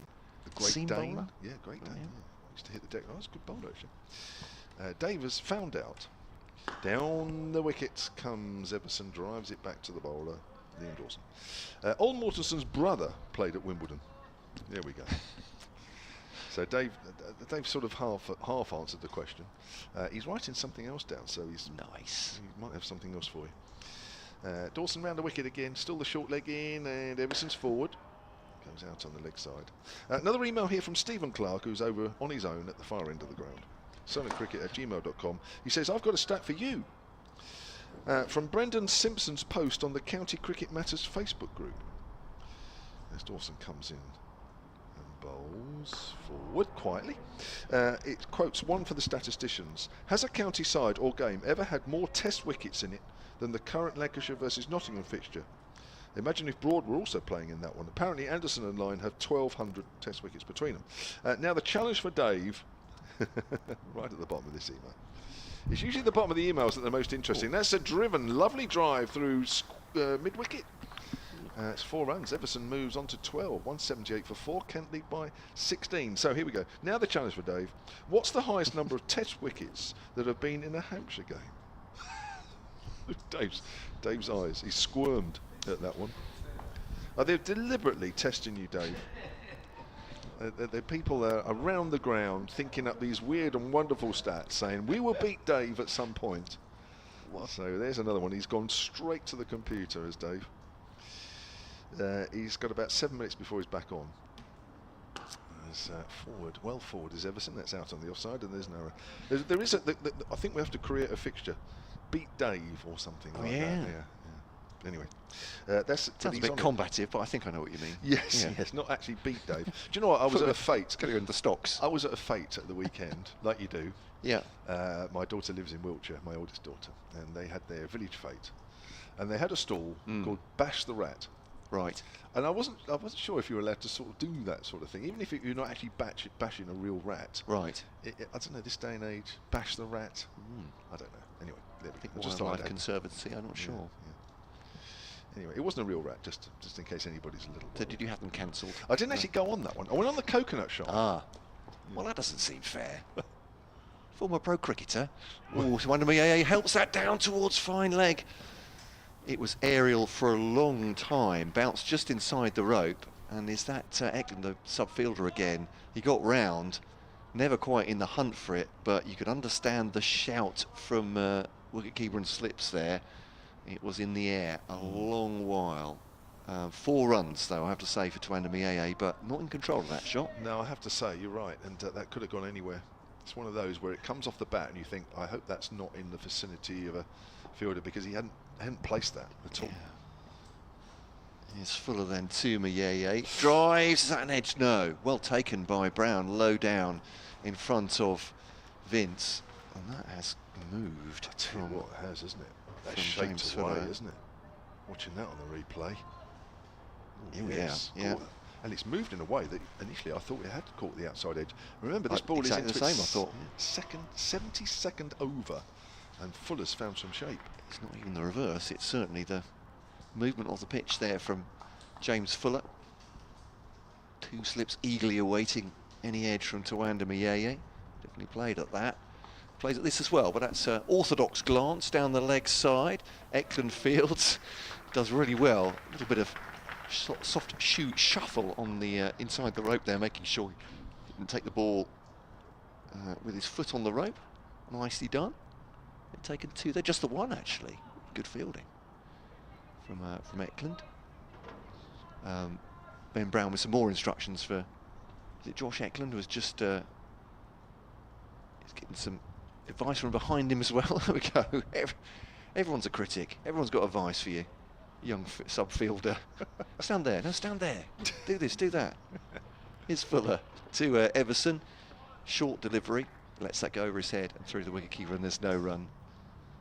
Don't know if that's one of the Hampshire coaching staff or maybe a friend of the young fielder behind him. Don't chat. Don't recognise him. Could be a friend. Could just be a spectator. Yeah. Cheering him on. He's walking off now. Yeah, I don't recognise him. He's not got any Hampshire gear on anyway. No. So they normally wander around, don't they, in their club? Absolutely, colours. yeah. Here's Fuller to Everson, playing a miss. Again, a shape away with some decent bounce as well. This is terrific. To get the ball to shape. You say it's 72, well, yeah, best part of 72 overs old, this ball. James Fuller is making it talk at the moment. He's been in a good rhythm for a little while now. Fuller bowled really well last day at Warwickshire on a, well, probably even flatter and slower than this one. And he got the ball through. He's in a rich form. Not necessarily with the amount of wickets, but just the rhythm, and everything's right. And defensive shot by Joey Everson. And there's no run.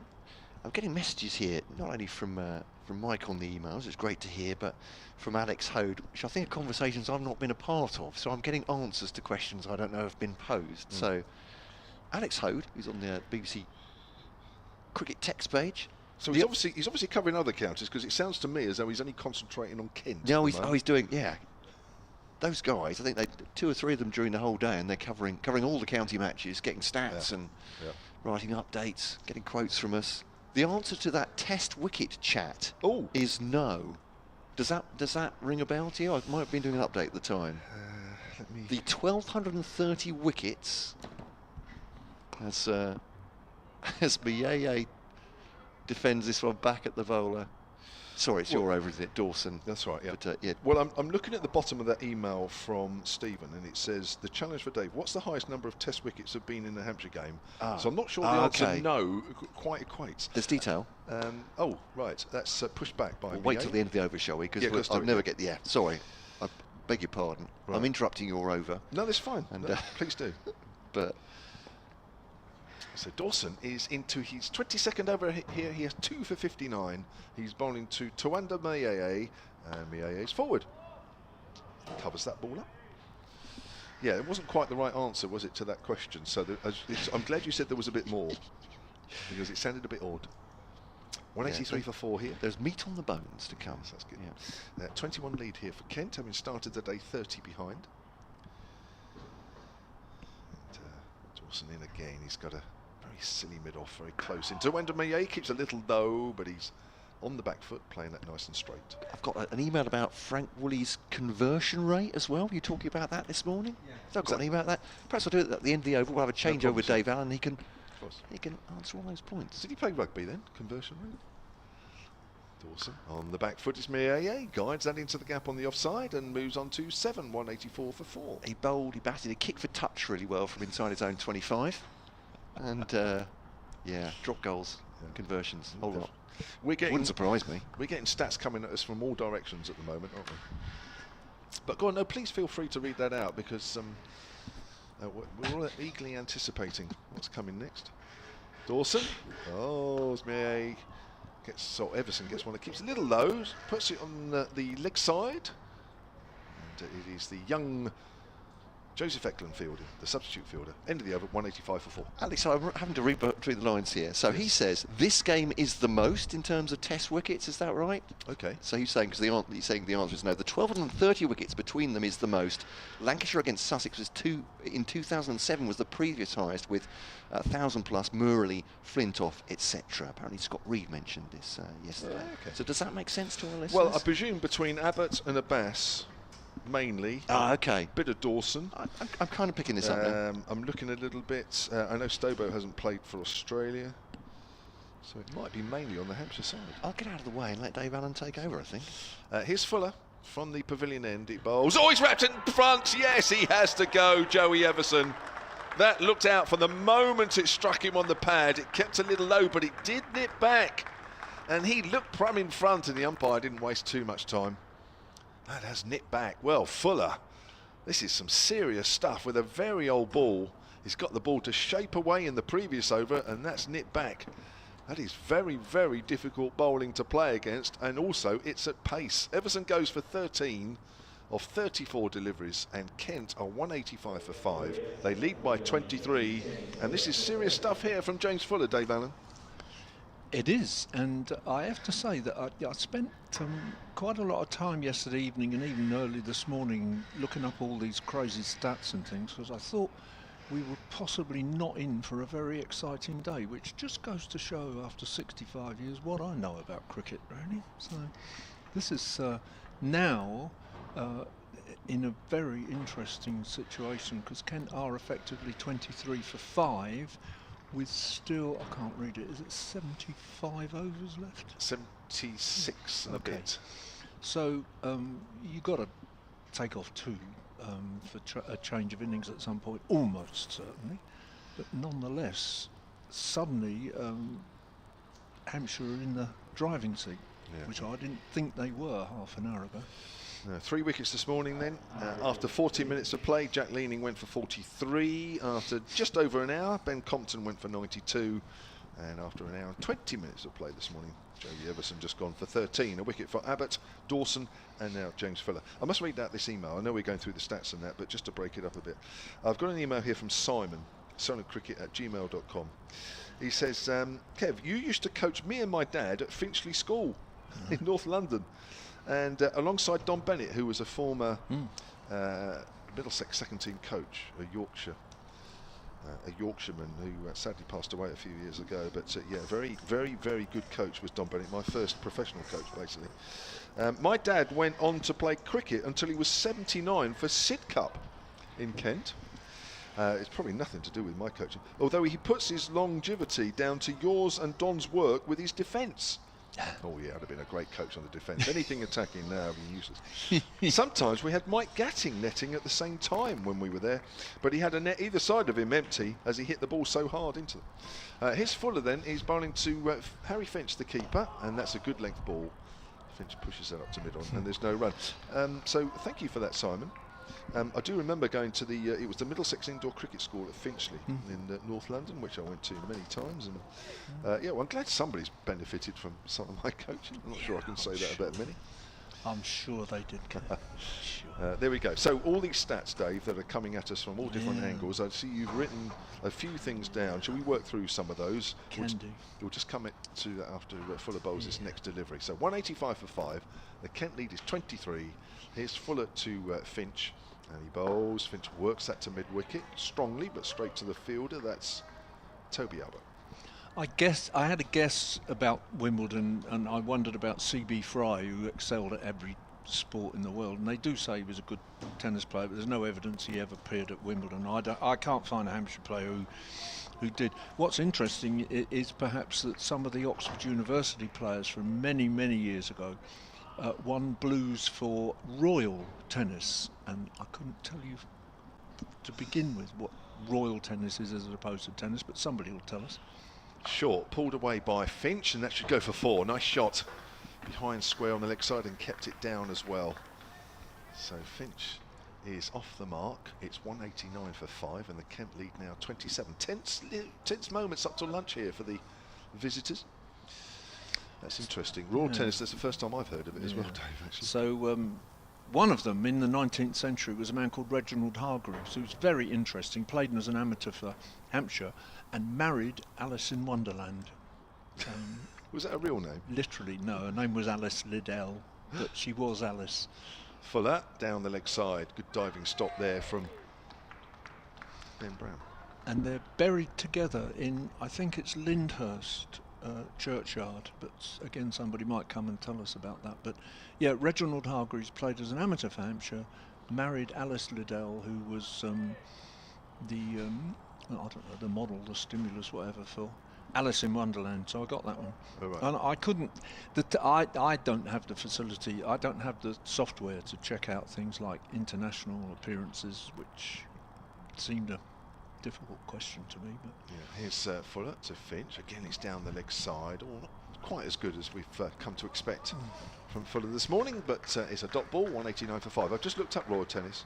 It's also known as court tennis and real tennis. Oh, real tennis. It's the original racket sport yeah. from which modern tennis and squash are derived. Yeah. There we go. Yeah, I think it is more like an indoor court with a squash type thing. Yeah. I mean, I was just speculating about international games because there have never been many Test cricketers in Hampshire sides except for the years when we've had notable overseas players. So you know, years when Shane Warne played with, say, Kevin Peterson briefly, possibly, I think, 1 or 2 games. It's another over from Liam Dawson, sees Mieye turn that away on the leg side for a signal. But you'd have to have a lot of players on the opposition, really. I mean, there are only 2 men who've played significant numbers of Test matches for England, who are Hampshire players, and they're both South Africans, Robin Smith and Kevin Peterson, both 60-ish, I think. Yeah. Otherwise, Phil Mead and James Vince, with fewer than 20, are just about the most. Right. Dawson bowls to Finch. Finch is forward in defence. I've just got a message actually from Dave Vokes, the Hampshire photographer, talking about tennis and a couple of other things. He says, I think the ball they're using is a Duke, says it's the Duke's box on the boundary edge. Okay, I mean, as I say, I should have found this out, and I feel quite embarrassed I haven't even asked what ball we're using in this game. And the ball is a deep red, which does suggest that it is. Talking about tennis, he says, Joe Weatherly played tennis at a young age. He did, you're right, yes. The Hampshire batter not actually playing in this game. Nice drive through the offside by Harry Finch, and that has beaten the diving man at short cover and the mid-off fielder as well, and that is a beautifully timed shot. He moves on to 8, 194 for 5. The lead now for Kent. He's 32. Did he ever play at a level that saw him play as a youth? Long shot, but thought I'd mention it, says Dave. No, that's a very worthwhile contribution. I've got a feeling that his dad was a notable tennis player and may well have played at Wimbledon. I don't know if, I mean, Joe might have played junior Wimbledon or something. That's a good shout. Well done, Dave. Dawson flighted. Finch is defending that one. So he's on 8. Mieye's on 8. 194 for 5. We are just over half an hour away from the luncheon interval. Hampshire have taken 3 wickets this morning so far. Dawson bowls. That's outside the off stump, and it's left alone. We are into the 75th over, so that second new ball is not too far away. Will be available before the luncheon break, that's for sure. I don't know about that. I found a Ken Weatherly, but... Forward again, Finch. End of the over. Dawson has bowled 23 overs, 2 for 66. Ralph Brooker's back on the emails, soniccricket@gmail.com. He says, thanks Dave for your answer. If you're still in the box, I'll be in touch. Great. Always Thank you. fascinating to hear you talk cricket, whether stats or history. There we Thank go. you. Ken Weatherly could be Joe's grandfather. It's not very explicit here, really, in what I've found in Wikipedia. We'll have to ask him about that. Yeah, But we I will. think there is a family link that's more than just Joe. But Joe certainly was. I think there was a point where Joe was weighing up whether he was going to be a professional cricketer or a professional tennis player. I think that's true. Oh, okay. Yeah. Thank you to Stephen Clark, who's just emailed some in-ground quantity stuff. Our man here is on it. So, Fuller again then. Fuller 7 overs, 1 for 30. Jet just takes off from Eastleigh Airport, away to our right. You can hear it, I'm sure. Here's Fuller again then. Miaye gets a length ball, which he pushes up to mid-off. What have I got here? For Dave Allen. Oh, yeah, another email here. This is from Terry Ricketts. Hello, Terry. So, you know him? Sounds like you know him. No, I don't. Oh, right, no, no, I'm no. just saying hello. I've just been hoping he's going to say something nice. That's right, yeah. Well, it's too late because he's already written it. solentcricket@gmail.com. This is about Maya Boucher, who's actually playing for England women today. They're playing another the one-day games against New Zealand. Remember, the Southern Vipers batter. She got 100 in the last one, first international 100. Miaye's forward, thick outside edge, goes towards backward points. Now there is a fielder out in deep, and that is another substitute fielder. We shall have to look that one up shortly. Right, dear Dave. Oh, that's a nice start, isn't it? That's nice. Oh, Yeah, that's a good start. Oh, Yeah. terrible. Maya Boucher, the mighty Bouche, lives in Bournemouth. Is she the first person to play cricket for England whilst being a resident of Bournemouth? What, Dave? Well, no, while being a resident, I'm not sure, but we've got to look this up. Here's Fuller. Yeah, he gets one that nips back on him a fraction, but turns it away behind square on the leg side for a single. Moves on to 11, 197 for 5. We could get somebody else to do this work for me, couldn't we, while I chatter away? I'll throw the name out. I am pretty sure that Ken Palmer, the former Somerset pace bowler, was born in Bournemouth, and he ended up playing a test match in South Africa in about 1964-5 on a tour led by MJK Smith, I think. Fuller to Finch. That's hit down towards fine leg, and Finch moves on to 9, 198 for 5. The lead is 36. And of course, part of the point of that was that in those days Bournemouth was in Hampshire. So when you talk about England cricketers born in Hampshire, there were no Hampshire players born in Hampshire in the whole of the 20th century who played for England. Not a single one. There was A.J.L. Hill in 1896, and then the next ones were Chris Tremlett and Sean Udall in the 21st century. But there were two Hampshire-born Test players in the 20th century. Fuller down the leg side to Miaye. One was Graham Roop, who was born in Fareham, and I'm 95% sure that Ken Palmer was born in Bournemouth and played Test cricket in South Africa in a 64-5. And I remember Fred Truman being deeply offended that towards the end of his career he wasn't being picked for England anymore and Ken Palmer had played. But I think it was a bit like the Tony Pygott scenario where somebody was injured and he happened to be coaching out there, or can't quite remember. Fuller again from that pavilion, then pulled away by Miaye, but there is a fielder out at deep square leg. I'm just looking around abouts. I feel like we're not far away from a little bit of rain in the air. Yeah. We'll keep an eye on that one. Certainly gone a little darker. 199 for 5 then Kent. Finch has 9. Miaye's on to 12 now. And their lead is 37, having started the day 30 runs behind. Just back to the Boucher question then. So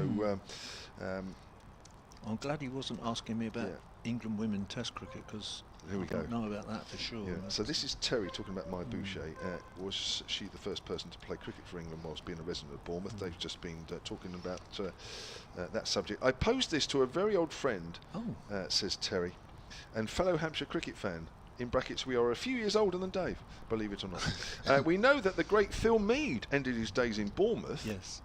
Yeah, Dave knows it. But we doubt if he lived there during his England playing days. As Dawson bowls, forward is Miaye. I would have thought not, to be honest. And I've actually just looked up Ken Palmer, and this has thrown me somewhat, because I reckon if anybody out there has got old Playfair cricket annuals from the 60s, you could look up Ken Palmer and see where it says he was born. Because on Cricket Archive now it says Winchester, but I reckon they used to say Bournemouth. Dawson again, Miaye drives up to mid-on. And he did only just play the one test in 64-5, yeah. No, I think you're right about Phil Mead. I don't think he did. He had shops in, I think, Southampton and London. Not quite sure. Dawson again round the wicket. Miaye gets a big stride in there. Ball goes out on the offside. Wilfred Rhodes, I think, also, and around the same time, ended his life in Bournemouth. I believe so. Yeah, and both of them went blind. Yeah, he drives. There is a fielder down that deep mid-off. That's Toby Albert. Miaye picks up a single, moves on to 13. But would go to the cricket accompanied, and would apparently, from what they heard, be able to say certain things about what was going on. Yeah. So I'm sorry about that. I might have got Ken Palmer wrong, but if anybody can look him up. For defensive, that light round of applause just now was for the Kent 200, which has come at a cost of 5 wickets. So they have 5 wickets intact. They only lead by 38.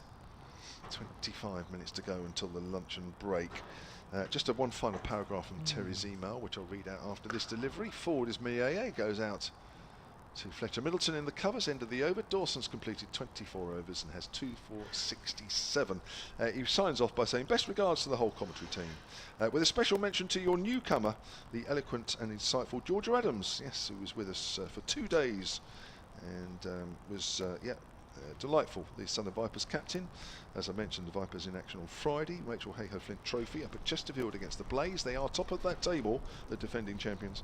And we'll have live commentary of that one.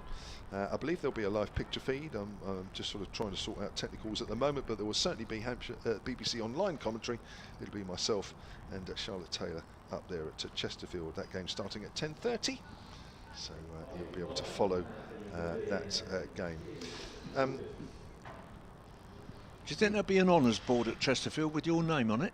Well, there should be. Yeah, absolutely there should, yeah.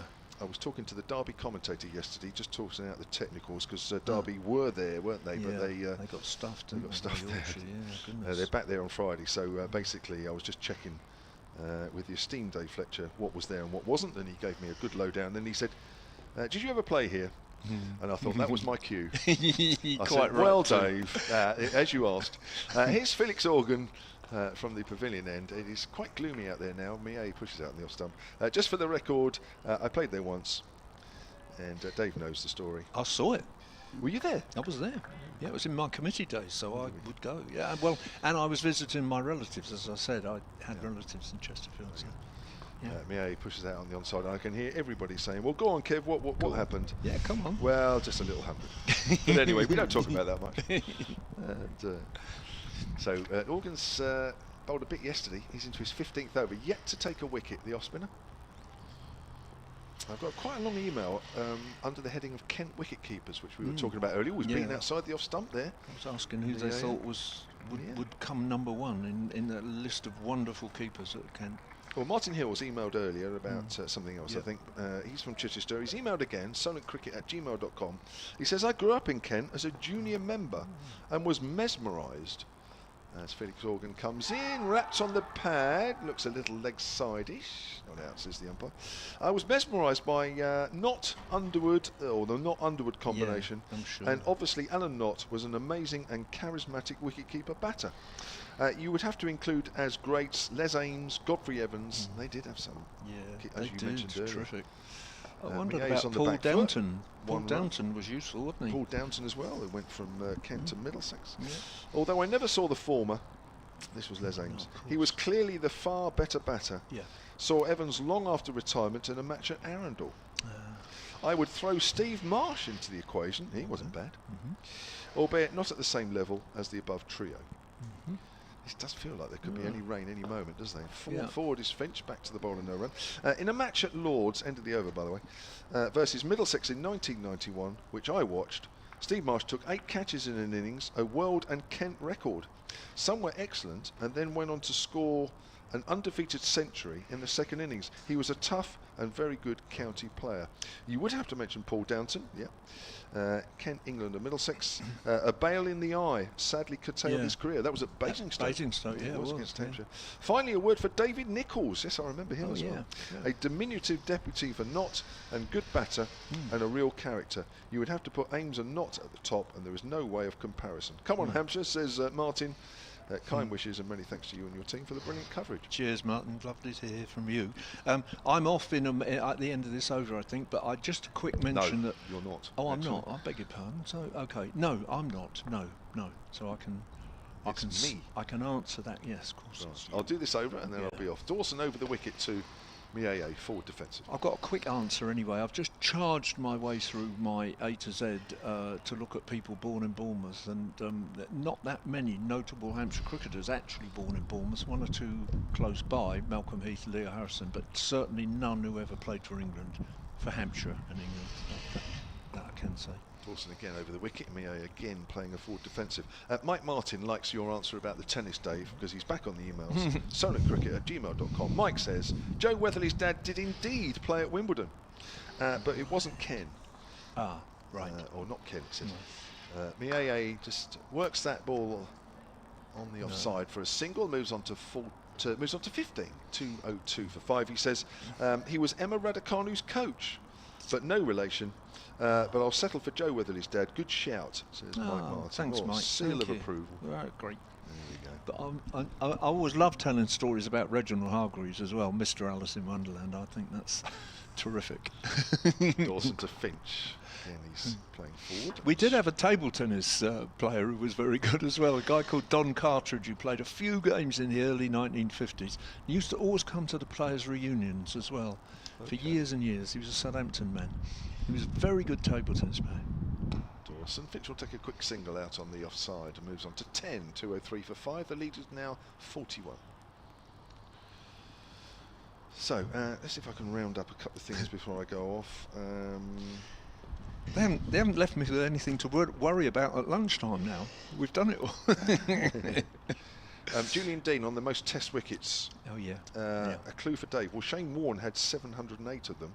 So I guess 2007 is a good place to have a look, says Julian. Thank you very much, Julian Dean. solentcricket@gmail.com. Here's Dawson round the wicket this time to Miaye, who's forward. End of the over, 203 for 5. Dave Allen is staying on with more facts and figures.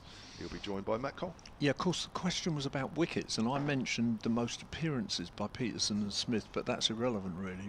They might have got a wicket each, or one or two in tests, but that was irrelevant. Yeah, so Warne in a game. Thank you for that. Warne in a game against who knows. And the other really difficult thing, of course, is that you get the date of the game, but you don't necessarily know at that point how many wickets they'd taken, because. I think I may be able to clear that up in a second, actually. Okay. Is this the number of test wickets in a single side? Yeah. County Championship sides. Finch has just scooted that one into the onside, and there's no run. There's quite a lot of tense cricket going out there at the moment as well. But shall I keep this until the end of the over, and I'll attempt to give you an answer. Yeah. I came in the middle of a conversation, got it 10 times wrong. So what Alex Ho was telling us from the BBC cricket page. And this is just engineered into the onside by Finch with the spin.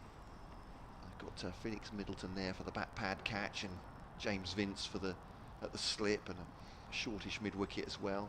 Spinner bowls always come off the inside edge, and it's gone past the stumps. It's gone past Fletcher Middleton all the way along the ground, and Felix Organ puts his head to his hands, and then sort of scrubs at his scalp in irritation or frustration, and not getting that wicket. Abbas and Abbott are both limbering up, so I think we're going to see a double change. Well, we've got the new ball coming, or available in 3 balls time, so won't be at all surprised. That's straight to Middleton, but along the ground from Finch. So almost perfect timing, you think. I was going to say that. 20 minutes before lunch, and get the quicks on with the new ball, and perhaps take a wicket or two, which really would set them on the way here. Hampshire, I think it's fair to say, favourites now for the win. Yeah, I think they are now. There's I was not quite sure when we were last on commentary together, but I think Leaning and Compton both going, I think was the key, wasn't it? I think made a real difference. Yeah. 41 the lead, but Hampshire can knock that off in short order. Kent looking to add as many as they can with and keep their wickets intact. Padding up there outside, it's almost kicking away there. Finch outside the off stump is an appeal by Organ, never going to be given. Maiden over then. So here we are. Sorry, came in the middle of a conversation, got it all sorts of wrong. Alex Hoad, our good friend from the BBC cricket text page, saying, here we are. The most number of test wickets in any side is this current Lancashire side with Jimmy Anderson and Nathan Lyon. I think he said 1,230. The next highest was Lancashire in 2007 with Murali, Flintoff, etc. There we go. Right. Thank you. That's what Alex believes. But if anyone can gainsay that, obviously. I had an email us about Frank Woolley's conversion rate from Mike. He was actually quoted on this. He said, touching on a personal subject, I've been asked if I could explain why I was dismissed so many times in the 90s, he said. The statisticians even informed me I was out 35 times between 90 and 99. Also told I'm credited with 89 ducks. With regard to those 90s, he says, I can honestly say that with me it was never a case of the nervous 90s. Lots of times I was out through forcing the game. We were never allowed to play for averages at Kent, he said.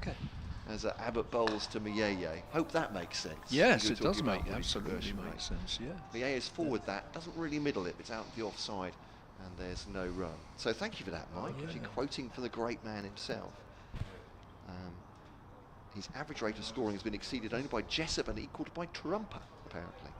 His philosophy to dominate the bowler. When I am batting, he says, I am the attack, said Frank Woolley. That was that crucial difference, I think, between him and Phil Mead when they were talking about which left-hander was going to get in the England side. Right. Mead accumulated. It's Abbott to Miyeye into the onside. Thank you for that, Mike. I love that from Frank Woolley. Yeah. When I'm batting, I am the attack. Yeah. 203 for 5, Ken. I think Arlott said of Mead that he wasn't very interested in batting. He was just interested in scoring runs, right? Which was a different kind of thing. But and they reckoned that he'd run up the wicket, having just pushed for a single somewhere and getting onto a big score and saying that's another ton of coal for the winter, because he was a real professional, in every respect. Abbott to Miyeye, drives, actually just turns him around a little bit. It's off the outside part of the bat, but it's on the ground out towards the point boundary, and there are 2 runs. The new ball has been taken, by the way. We assumed it was when Kyle Abbott came in. And Simon on the emails and kentcricket@gmail.com saying it was 1970 when Kent won the championship from being bottom in July. Right. He says, the happy memories of that year, including watching Bob Woolmer receiving his cap at Folkestone. Okay. Thank you very much for that, Simon. Yeah, I had that vague memory. Yeah, I certainly would probably have seen Kent that year. Abbott to Miyeye, leaves it outside the off stump. It had a bit of movement of the pitch back towards the stumps, but a safe enough lead through to Ben Brown, and there is no wicket. The match situation, if you're just joining us, Kent 205 for 5, just 43 ahead. Hampshire have taken 3 crucial wickets, it's looking this morning. That of Jack Leaning and Ben Compton, 43 and 92 respectively, who joined in a 106 partnership and took a lot of time out of the game as well last night. Joey Everson didn't last long for just 13 before LBW. An excellent spell that was by James Fuller from the far end. Abbott and Dawson taking Leaning and Compton respectively. Here is Abbott to Miyeye, looking for his wicket, driven by Miyeye. Again, I don't think he's quite middled that. I was looking through extra cover for the angle of the bat, and it's skewed off slightly, but forward of square, along the ground again for Fuller to stop. Just flexing his left foot there as he his left leg right now. I think he's fine. He's trying to keep him, but 207 for 5. I'd have been perfectly content with that shot, but it didn't sound quite right actually. The timing thing. I know exactly what you mean. It's just perhaps shows that Abbott is testing Miyeye here, trying to middle the ball. That's much better. He leans into that one and clips it through to mid-wicket, and they come back for 2. It's a good-looking shot from Tawanda Miyeye. Comfortable on that delivery anyway. Actually, has taken 6 off the over, 209 for 5. The lead at 47, but 5 wickets down, Hampshire. heavy favourites here at the Utilita Bowl to wrap up victory against Kent, which looked like it might be, as Dave said, when Leaning and Compton started this morning. Yeah. I did wonder whether they would bat through a session, and that will make it very, very difficult indeed for Hampshire to win the game.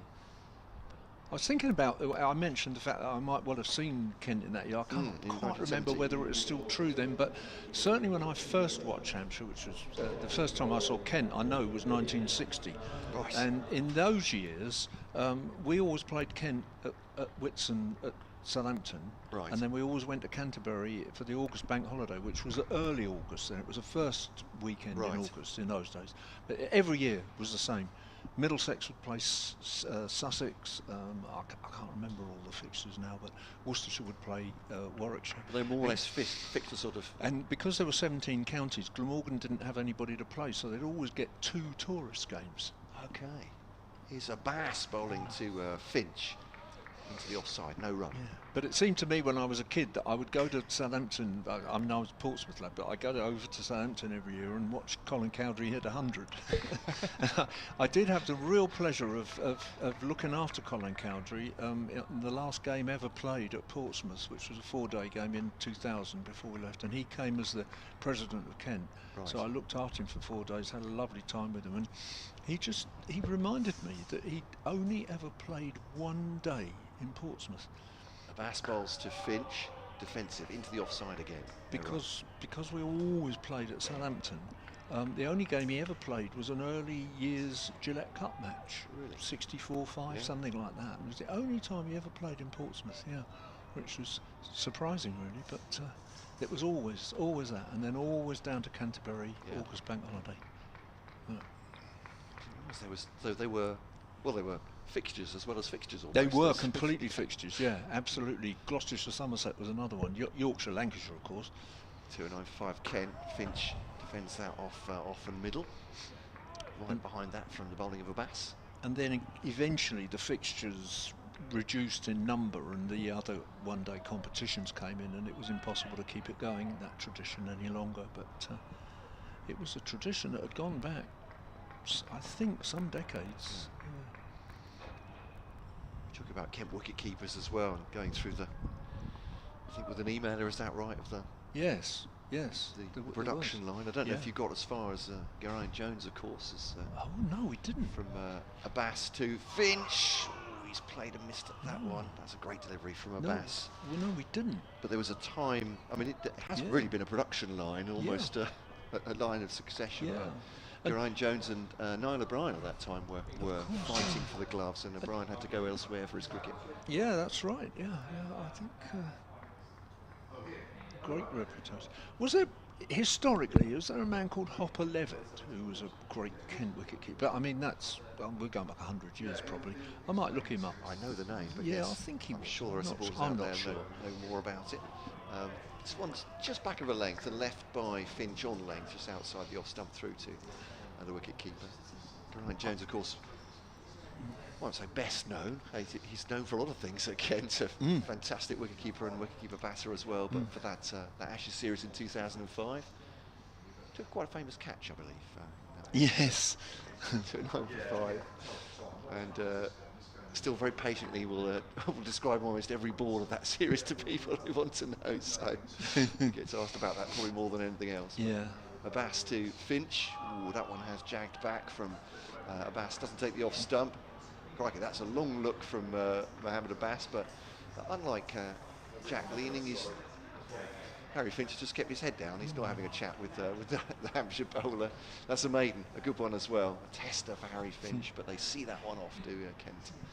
I had a really odd time in the middle of that summer while all that was going on, because there was a period there for about 3 or 4 weeks, I can't quite remember, where I was touring the country with a bunch of Californian musicians who were kind of, from the Summer of Love, the hippie period, who didn't have a clue what I was going on about when I kept rushing off. Abbott to Mayeye, just closes the face on that to backwards of square, and they'll take a single. So it all went a bit Haight-Ashbury, did it? Yeah, So it was very Haight-Ashbury, and yeah. there was I whizzing off in the hotel to find a telly to watch a bit more, or I was one of the 2 people driving them around, they would take it in turns to go with me. So if they went with me, there was a test commentary on. In the end, they kind of found it quaint and intriguing and got used to it. I think really put up with it. But initially, it was I think they found it pretty bizarre, and it was odd for me really. Abbott to Finch, that's into the onside at Organ Field. So, do you know what were they bands or solo? Oh, it was a singles, band. or- It was a band that was that had been in the Haight-Ashbury days called Country Joe and the Fish. Ah, okay. Yeah, and they'd played Woodstock and stuff like that, and Monterey. Yeah, and I got to know them. And at one time, I actually played in a band supporting or backing Country Joe on his own, and then he brought the whole lot over. So Abbott to Finch. Drive them around. This is run down to backward point. That'll be 4 runs. Yeah, it's come quickly off the bat there with the pace from Abbott and gone away for 4. And it's rather than a bump of glass between the 2. They just joined bats for a second. A tap of bats. Miayo and Finch, 4 runs. That was it was great fun. Many strings to your bow, Dave. Oh yeah, well yeah. I mean, to be honest, it's really the great love of my life, playing music. I still play. Yeah. I've played for 55, 60 years or something. Yeah, it was the big thing. To Finch now, outside the off stump. And do you play guitar, bass? Well, I play guitar, but I don't Yeah. play. I don't play live very often. Right. Guitar. I'm a singer, really. Yeah, and for a long time I was playing in kind of blues bands, and I was a singer harmonica player. But so I play guitar at home. In fact, I'm missing my Wednesday afternoon weekly meeting with 2 other guys. We meet and we just play a really old acoustic blues stuff, Right. really like 1920s Yeah. stuff. We just meet around somebody's house for fun, but I won't be there today. So It's a pleasure to do. I love it all. I just Abbott to Finch, straight back at the bowler. Ooh, good It's a shot. lovely punch back down the ground from Harry Finch. You're absolutely right. He's timed that perfectly. It's been difficult to time the ball on this pitch with this bowling attack this morning, I think. But Yeah. Finch, lovely report off the bat there, and 4 runs, 218 for 5. They're just moving up to the point where the lead in runs is almost equal to the overs left, Right. which is no big deal because if Hampshire got to score one and over, they'll win the game. But with 5 wickets in hand, it begins to become more significant. 56 the lead for Kent Yeah. now, and Finch just pushed that into the offside. I'd say he's looked to be aggressive, Finch, but he and Miayo both tried to take advantage of of a wide ball. Yeah, yeah. But that last shot from Finch actually was more or less on the middle and off, wasn't it? Punched beautifully back. So 218 for 5. I think they played very sensibly, these 2, because there was a bit of a crisis when that 5th wicket absolutely. went, when Everson went. I think Kent were really under the hammer there, but if they can... What we got? This is the last over, isn't it, really? I should have thought. Should be with Seamer, yeah. So, they put on 33 so far at 218 for 5. So, as you said, it's been important so far. And, I wouldn't say all Kent's hopes rest on this partnership, but you feel probably this one, or when Stobo comes in, those 2 partnerships need to not only take up time, but bring runs as well. Miayo just drops that into the onside off the bowling of Abbas. Calls Finch through for a very quick single. Abbas was very excited about that because I think Miayo played it pretty late, so he had his head in his hands while Miayo was running round him for the single. I'd have to say that, I mean, obviously I would like Hampshire to win this, but I'm rather delighted that this will become an interesting game, because I was a bit fearful this morning that we were in for a long and rather turgid experience. But this has been a really interesting morning's cricket. Could have been a couple of sessions of stonewalling, couldn't it? But, Finch into the offside again, just opening the faces, no run. A look from Mo Abbas, but 219 for 5. And understandably so. I mean, I would have thought, entirely understandable if Kent chose to play it that way, and if they got out with a draw, that would be. But this has been a very interesting morning, and it's set up for an interesting afternoon as well. 3 wickets falling this morning, as we were saying, and the crucial 2 for Hampshire, you might say, Leading and Compton going. After a 106 partnership between the two, Abbott to Finch. He's pretty well organised, Harry Finch, since he's come in. So, Yeah. Defends that one to the offside, though. Well, he's fairly well up the order, isn't he? I mean, presumably, I haven't seen a lot of him, really. Presumably he gets runs. Yeah, absolutely. So at 6 or 7, he's batted higher than that and did when he was in his career with Sussex. Yep. Which, to say, Kent more or less rescued him from his professional career, or you might say he rescued them as well, because during the pandemic, it came to their aid and to their credit a couple of times. Yep. Abbott to Finch leaves that one, looked like it was close to the off stump, but again perhaps left on length, it's bounced over the stumps, but yeah, he came into a Kent side ravaged by COVID withdrawals and got himself a century against his old county, Sussex. He was part of the T20 squad that won the T20 Blast that year as well. Yeah. I mean, I guess at Sussex, his route through was halted by Ben Brown, who's just behind Well, he him. wasn't keeping at all at Sussex. This is his first full season keeping. So he wasn't a wicket keeper. He was doing it sort of in the nets for Kent, and he's actually a very fine keeper now. He's getting better and better. Takes the bottom hand off that as he just nudges that into the onside. Thinks about 2. They won't get there. I don't think they want a silly run out off the last ball before lunch. That wouldn't be. That would make lunch in the dressing room a little dodgy, wouldn't it? You think there might be an atmosphere, just a little bit. So, ball to come until lunch. Kevin James is going to come and do an update very shortly, I think. No, he's not. I beg your pardon. We're just going to go to lunch. I'm going to go do an update. One of us is going to do it. I think it's going to be me. So, 2:20 for 5. Thanks for listening this morning. 1 ball to come. I'm sort of wrapping things up, as it were. But of course, there's a wicket here. We've got more to talk about. Abbott to Millet pushes forward. It's a dot ball to finish the session then. It's been intriguing. 2:20 for 5 as they go in for the interval. Finch 19, Millet 23. These two coming together when Joey Everson went at 185 for 5.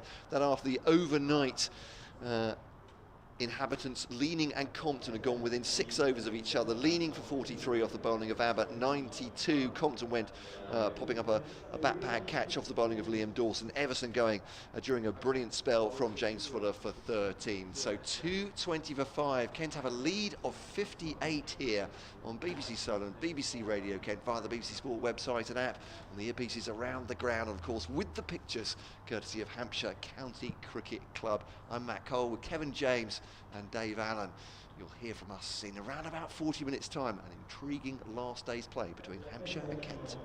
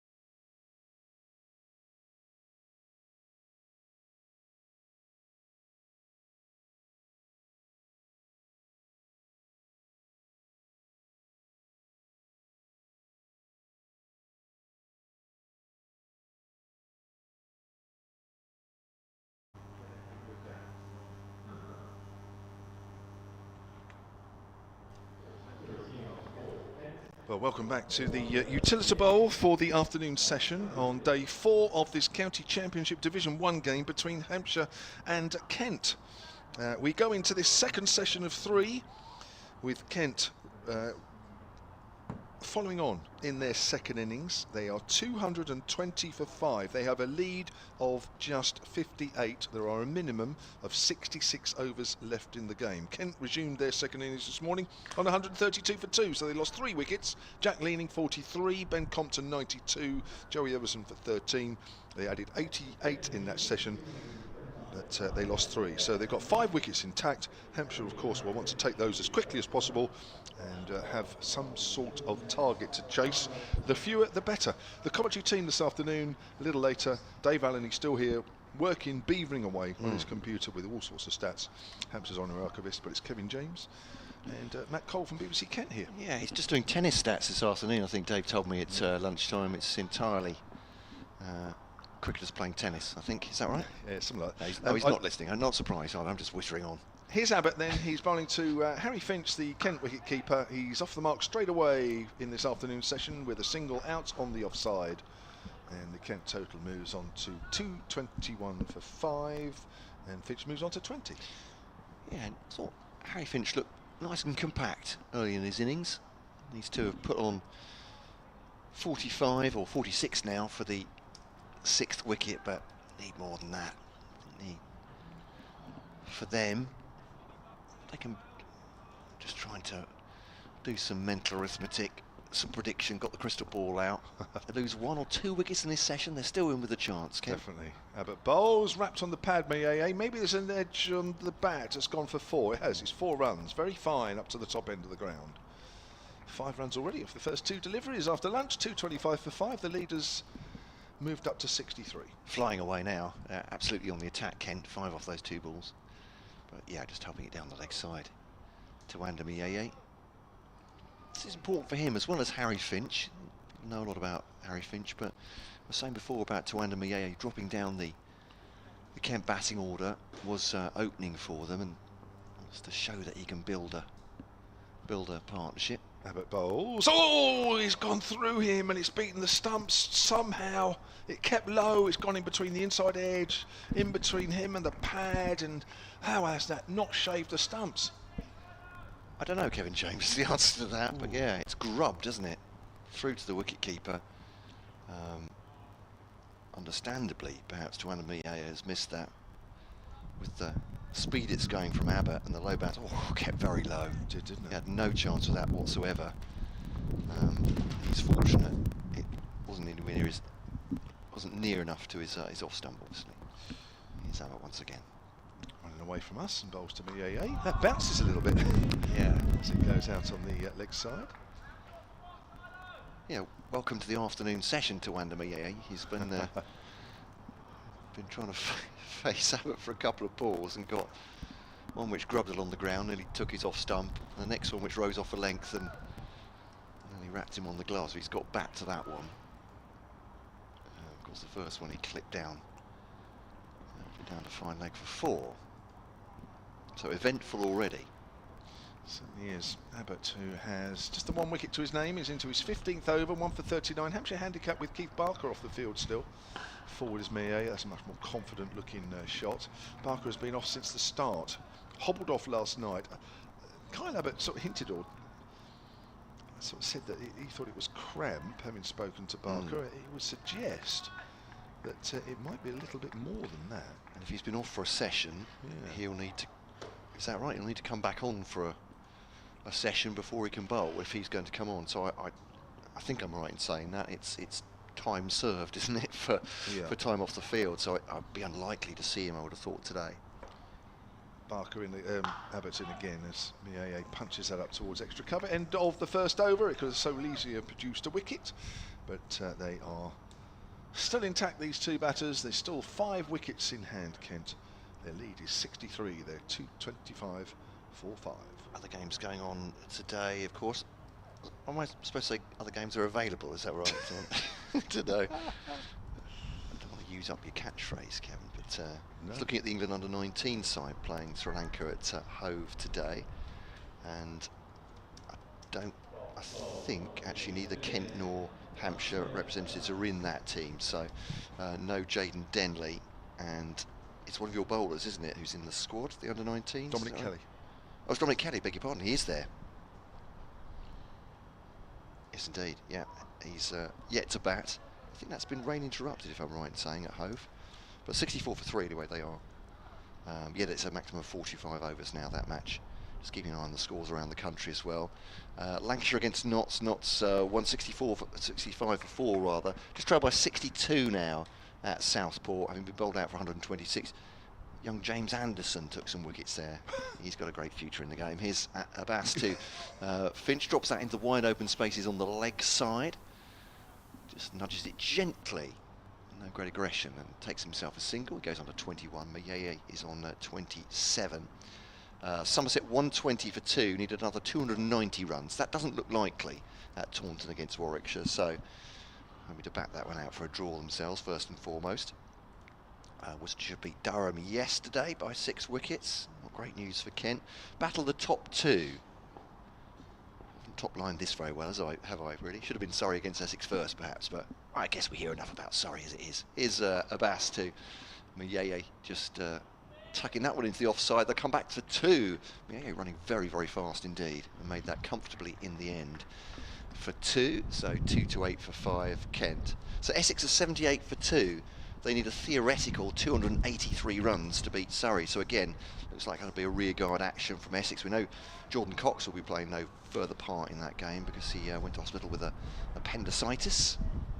I think after the first day of that one. Yorkshire have absolutely pummeled Derbyshire, as we know, by an innings and 204 runs. That wasn't really a contest.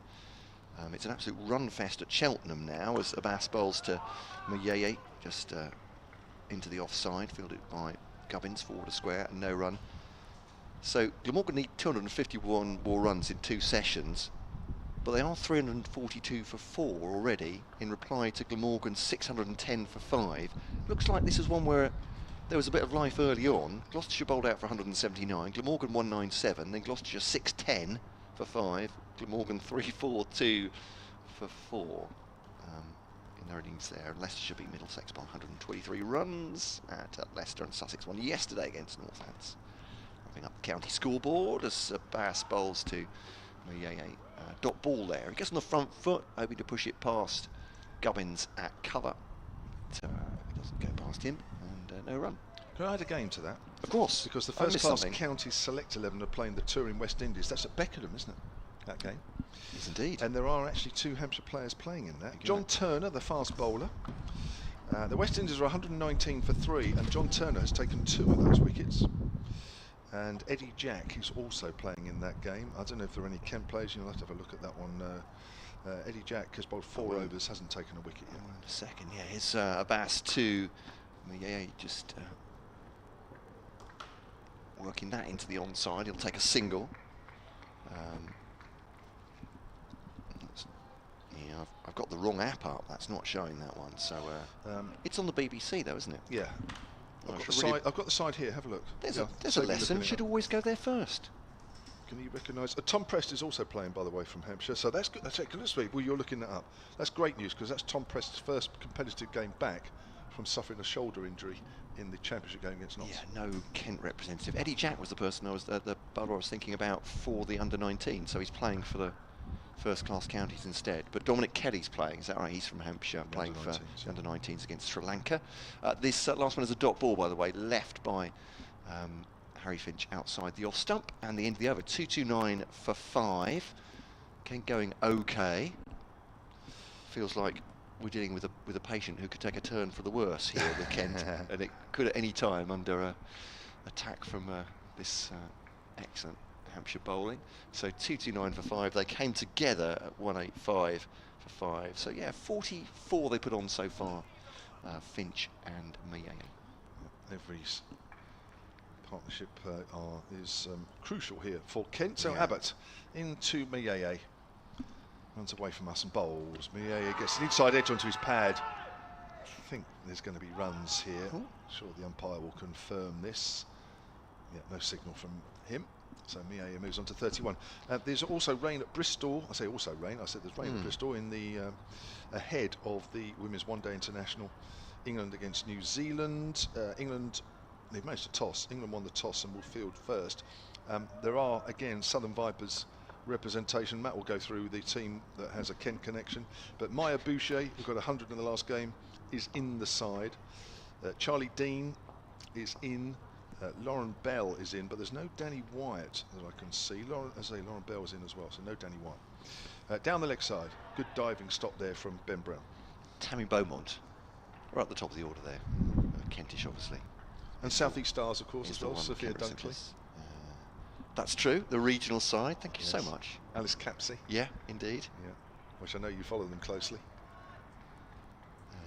They're all Surrey now, aren't they?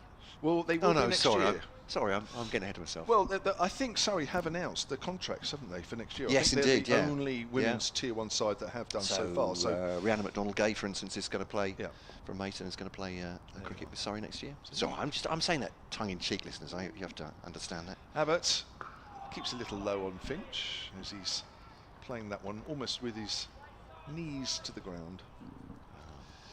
Yeah, I know how closely you follow the South East Stars, so I thought you'd want to mention that one. Well, our regional team, of course I do. Well, they played at Beckenham. They played at Canterbury, didn't they? Absolutely right. Yeah, double header. On your right, on your game turf. with the Kent Middlesex game there. Yeah. We'll be turning our attentions more on BBC Radio Kent, obviously, to our Tier 2 side next year. Yes. Kent to producing so many international cricketers and cricketers that play in the 100, of course, but. Here's Abbott again to Finch. Finch drives up to mid-off. Oh, it's gone through. Oh, there's a bit of a shout there from James Fuller, and I think it's going all the way to the mid-off boundary. It is. Thought he got his hand there. It just seemed to slip through his fingers. He slid into that one and wasn't quite behind it. 2:34 for 5. Nice shot from Finch. Moves on to 25. Absolutely right. Yeah, the ECB credited Kent with the great work they've done over the years, putting time and resources into the women's game, and then put them in Tier 2, which is. There we are. That's the way it works. 2-3-4 for 5. Sorry, is that my soapbox I'm standing on now? I'm just going to get off that. It's Finch 25, Mieye 31. Let's see what's happening in front of us. Oh, it's bounced. Oh, outside the off stump. Oh, that took off a little bit from short of a length. Beg your pardon, I thought it was my ball. I was was doing in the chorus. No, it wasn't. No, not at all. I was drawing in the chorus. It was a great ball, though. I think we both agree with that. A few more emails to get through, which is lovely. We always love them. sonatcricket@gmail.com. Mark Wells says, I'm listening to your, as always, excellent coverage from my COVID sickbed. Oh, no. So I am in need of cheering up. A Hampshire win today would do that. I already feel better, though, after listening to Dave's brilliant anecdote about driving round the legendary country, Joe McDonald and his fish. Country Joe. Country Joe, right. I missed that bit. That's a length ball. That's punched out into the offside. End of the over. 2:34 for 5. Kent lead by 72. Who would have thought? Next time I listen to his Vietnam rag at Woodstock, I will think of cricket, says Mark Wells. I really enjoyed it as well, Mark. I feel like Kevin's being rather sarcastic there, but I really enjoyed it. So it was. There you go. He hasn't told us anything else about what happened in the touring musicians from San Francisco 1968. No, he won't do that. No, because it's we're on air. Quite. What goes on the bus stays in the bus. A Bass 2-3-4 for 5. 2 slips in behind Tawanda Mayeye, who blocks that one out in front of his pads. There is no run. 2-3-4 for 5. Can I say, I learned something at lunch. I think you might have been in the box when we were having a bit of food. That Alex, who's over there with the Reporters Network, has loads of information. We were talking about the connections between tennis and cricket, and we weren't sure about Joe Weatherly. Apparently, Joe Weatherly's dad did play. He was a big wig at the Lawn Tennis Association. Maybe a chairman or something like that a while ago. So it was Ken Weatherly. Yeah. As Bass bowls to Mayeye, I think Alex said threats defended in up to mid-off. that Joe's dad had got through to the first round at Wimbledon, is that right? Yeah. And may have played John McEnroe, not necessarily at Wimbledon, but maybe in another tournament. So yeah, so there we are. So definite connection. And coached Emma Raducanu as well. Yes.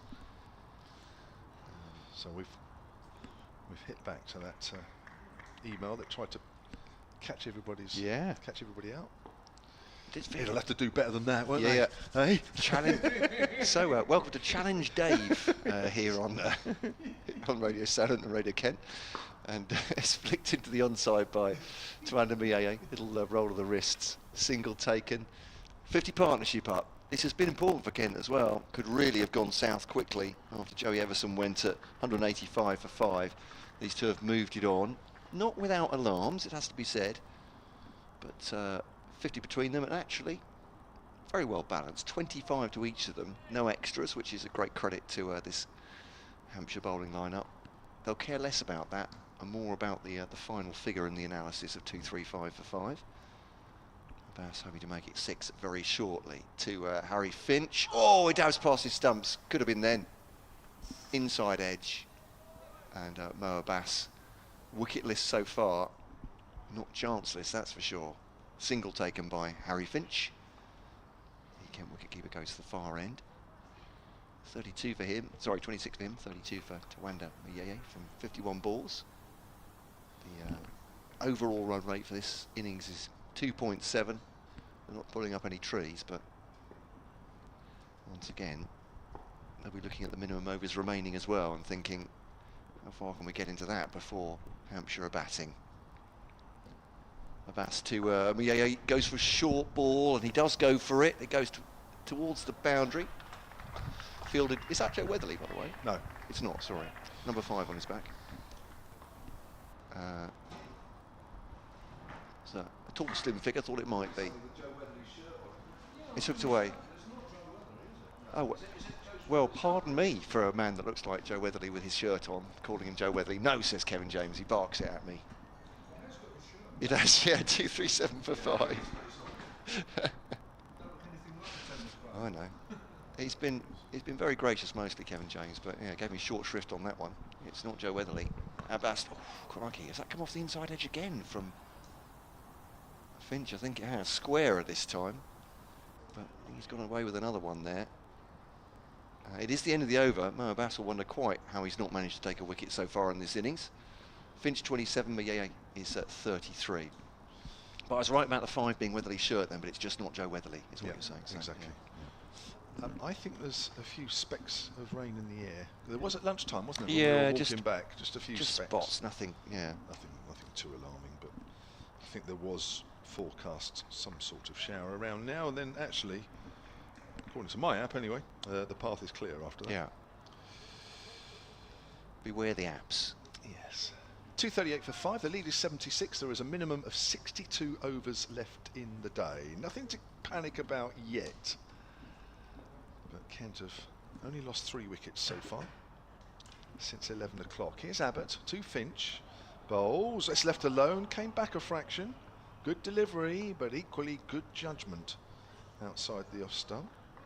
I think what's great about this final day, as Dave was saying earlier, is, say about worry, but there is nervousness on both sides. Hampshire to take these wickets and Kent to keep them intact, and it's a really competitive contest on the last day, rather than if it had gone completely flat and Kent had just been batting it out for hour upon hour. But it's not that. There's still stuff going on out there. Said a couple of inside edges past his stumps from Harry Finch just in that last over. Abbott again then. In the 9th over, the second new ball. Finch drives, fairly foolish from Abbott. Goes up towards mid-off, and there is no run. It's a neat little player as well, isn't he, Harry Finch, the Kent keeper? Yeah, absolutely. I was saying to Dave, his career basically reborn at Kent after fading out of the reckoning at Sussex. He himself thought his professional career might have been over, and then a call during the COVID times, for an emergency call basically for players to come play at Kent when they were decimated by incidents of COVID, came into the side. But again, Finch works that down to fine leg, goes quickly to Mo Abbas, picks it up cleanly. 239 for 5, yeah, averages 25 this season with the bat. part of the side that won the One Day Cup in 2022 and not only revitalised but reborn as a wicket-keeper as well, which he hadn't done in the rest of his career. But considering this is his first full season with the gloves, he shows what a remarkable technician he is behind the stumps, learning very, very quickly. Maybe got an unexpected bump up the order, didn't he, with players leaving? Yeah, that's true enough. Abbott again to Mieye this time. He's on 33. Abbott bowls. Mieye plays that good length ball back to Abbott, who does a little bit of football. Can't quite boot it off to Felix Organ, who was close by him.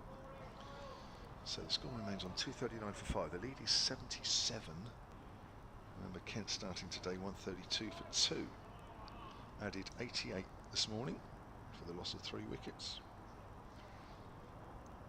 It's quite gloomy out there. The lights have been on since the start. Here's Abbott again in his 17th over here. Bowl short. Mieye pulls that away from outside of off stump along the ground out to deep square leg.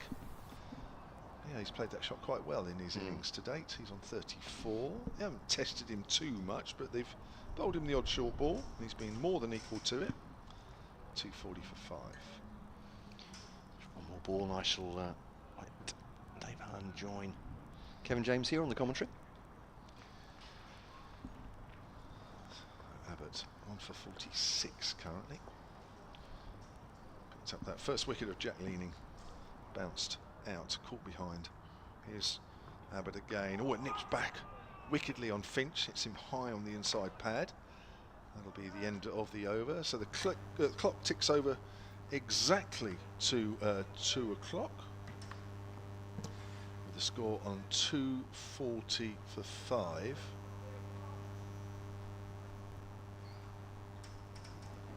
And Abbas will bowl the next over from the pavilion end. 17 overs, none for 41 for Mo Abbas.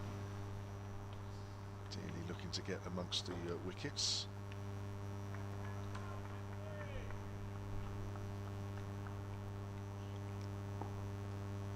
So here we go, Mo Abbas into Mieye. And bowls, and Mieye drives up to mid-off. Oh, that's a good shot.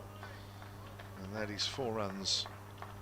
Just wide of the diving fielder. I think that might be James Fuller again. Yes, it is. 244 for 5. Welcome back, Dave Allen. Hello. That sounded a bit faint. Oh, that's better. Hello. Good afternoon, everybody.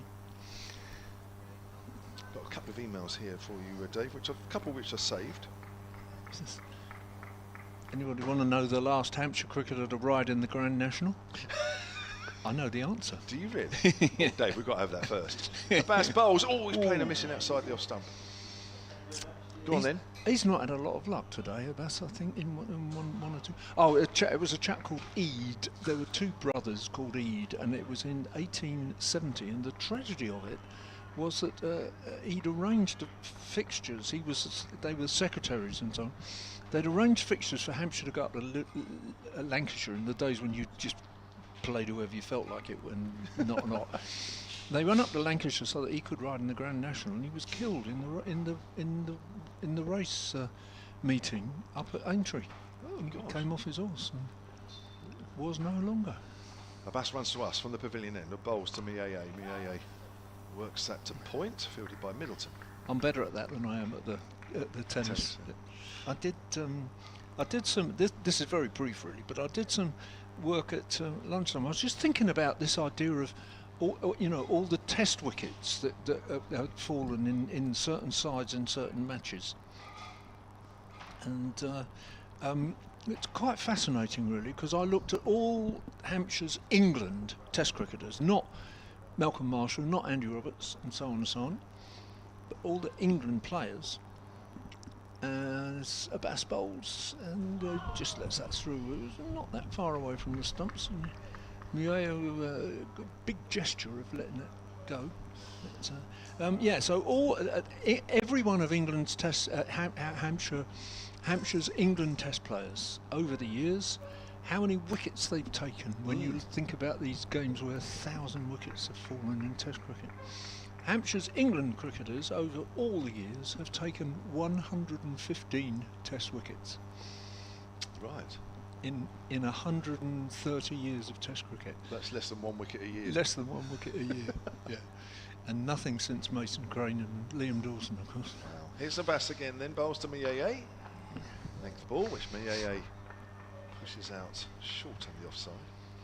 I mean, there are hardly any significant players. Alec Kennedy toured South Africa and took 31 wickets at 19.3 each, which was pretty good.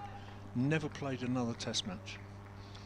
Derek Shackleton took 18 Test wickets across 12 years, something like that. Yeah, I think it's 50. No, 13 years. He took 18. And Bob Cottam took. Have a look at that, Dave, as Abbott 14. comes in. Sorry. Down the leg side. End of the over. Abbott has completed 18 overs, none for 45. Kent 244 for 5 with Mieye on 38, Finch on 28. Kent's lead is 82 with a minimum of 60 overs left. Yeah, I'll just do that again. So the leading Hampshire wicket takers for England are Alec Kennedy with 31, Derek Shackleton with 18, Bob Cottam with 14, and Chris Tremlett at Hampshire 13. He went to Surrey and took more there. So we've made very little contribution. Right. When it comes to wicket taking in Test matches. Now back to the cricket and tennis link up, because Paul Williams emailed just before lunch actually, silentcricket@gmail.com to get involved. Here's Abbott, edged, past a diving second slip. It was just out of Dawson's reach. He flung himself to his right. It was low down, but he was always inches away from that one. Just watching that on the replay, and there's a great effort from Dawson, flinging out his right hand, but he was always just short. Would a third slip have made any difference? I'm not sure. That was a difficult chance. 248 for 5. Finch moves on to 32. So back to Paul Williams' email, silentcricket@gmail.com. He's got a suggestion for you as regards looking at any possible link-ups. He suggests, Dave, look up Alec Hosey. As he was a triple blue at Oxford. Well, I did find Alec Hosey. He was another in my list, funnily enough, so that's a good shout. But he was another real tennis guy. Here's Abbott again. It's flicked away down to fine leg. It's gone quickly to Bass. It does well, but they'll pick up 2. 250 up for Kent then. 250 for 5. And that has come up in the 91st over, and the Kent lead now is 88. There's some sharp correspondents out there, aren't they? I mean, goodness me, that's very good, Alec Hosey. Good shout. But he was a royal stroke real tennis blue at Oxford. I didn't find that he played at Wimbledon, but that's not to say he didn't. I just didn't find any evidence that he had. But good shout indeed. Yeah. Here's Abbott, bowls. Finch drives, not powerfully, can't quite pierce mid on and mid off.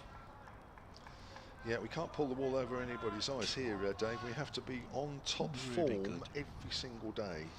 I've got some stuff about wicket keepers. We talked about Kent wicket keepers today, and the wonderful dynasty of Kent wicket keepers, really. And I suspect they are the best wicket keeping county of all 18, really, over the long history of English cricket.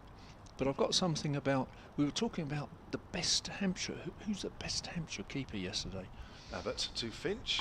Finch gets one that bounces, does well, keeps it down, goes through the vacant gully position, and there's no pace on that shot, so they come back for 2. Finch moves on to 36, 252 for 5. Fuller limbering up. Vince has got a challenge today without Barker, hasn't he, about who's bowling and who's resting, and it's going to get harder and harder. But I just looked up a few stats, and it's difficult to tell, really, because I think Bobby Parks, for instance, has a really good record, but one of the people Bobby Parks kept to was Malcolm Marshall. Well, that's quite handy if you're the keeper, whereas if you're keeping in a side that's not taking wickets and nobody's nicking it, you're not going to get any catches, are you? So stats are quite difficult for keepers. Abbott comes in, Finch, short one, pulls that very fine, that's going for 4.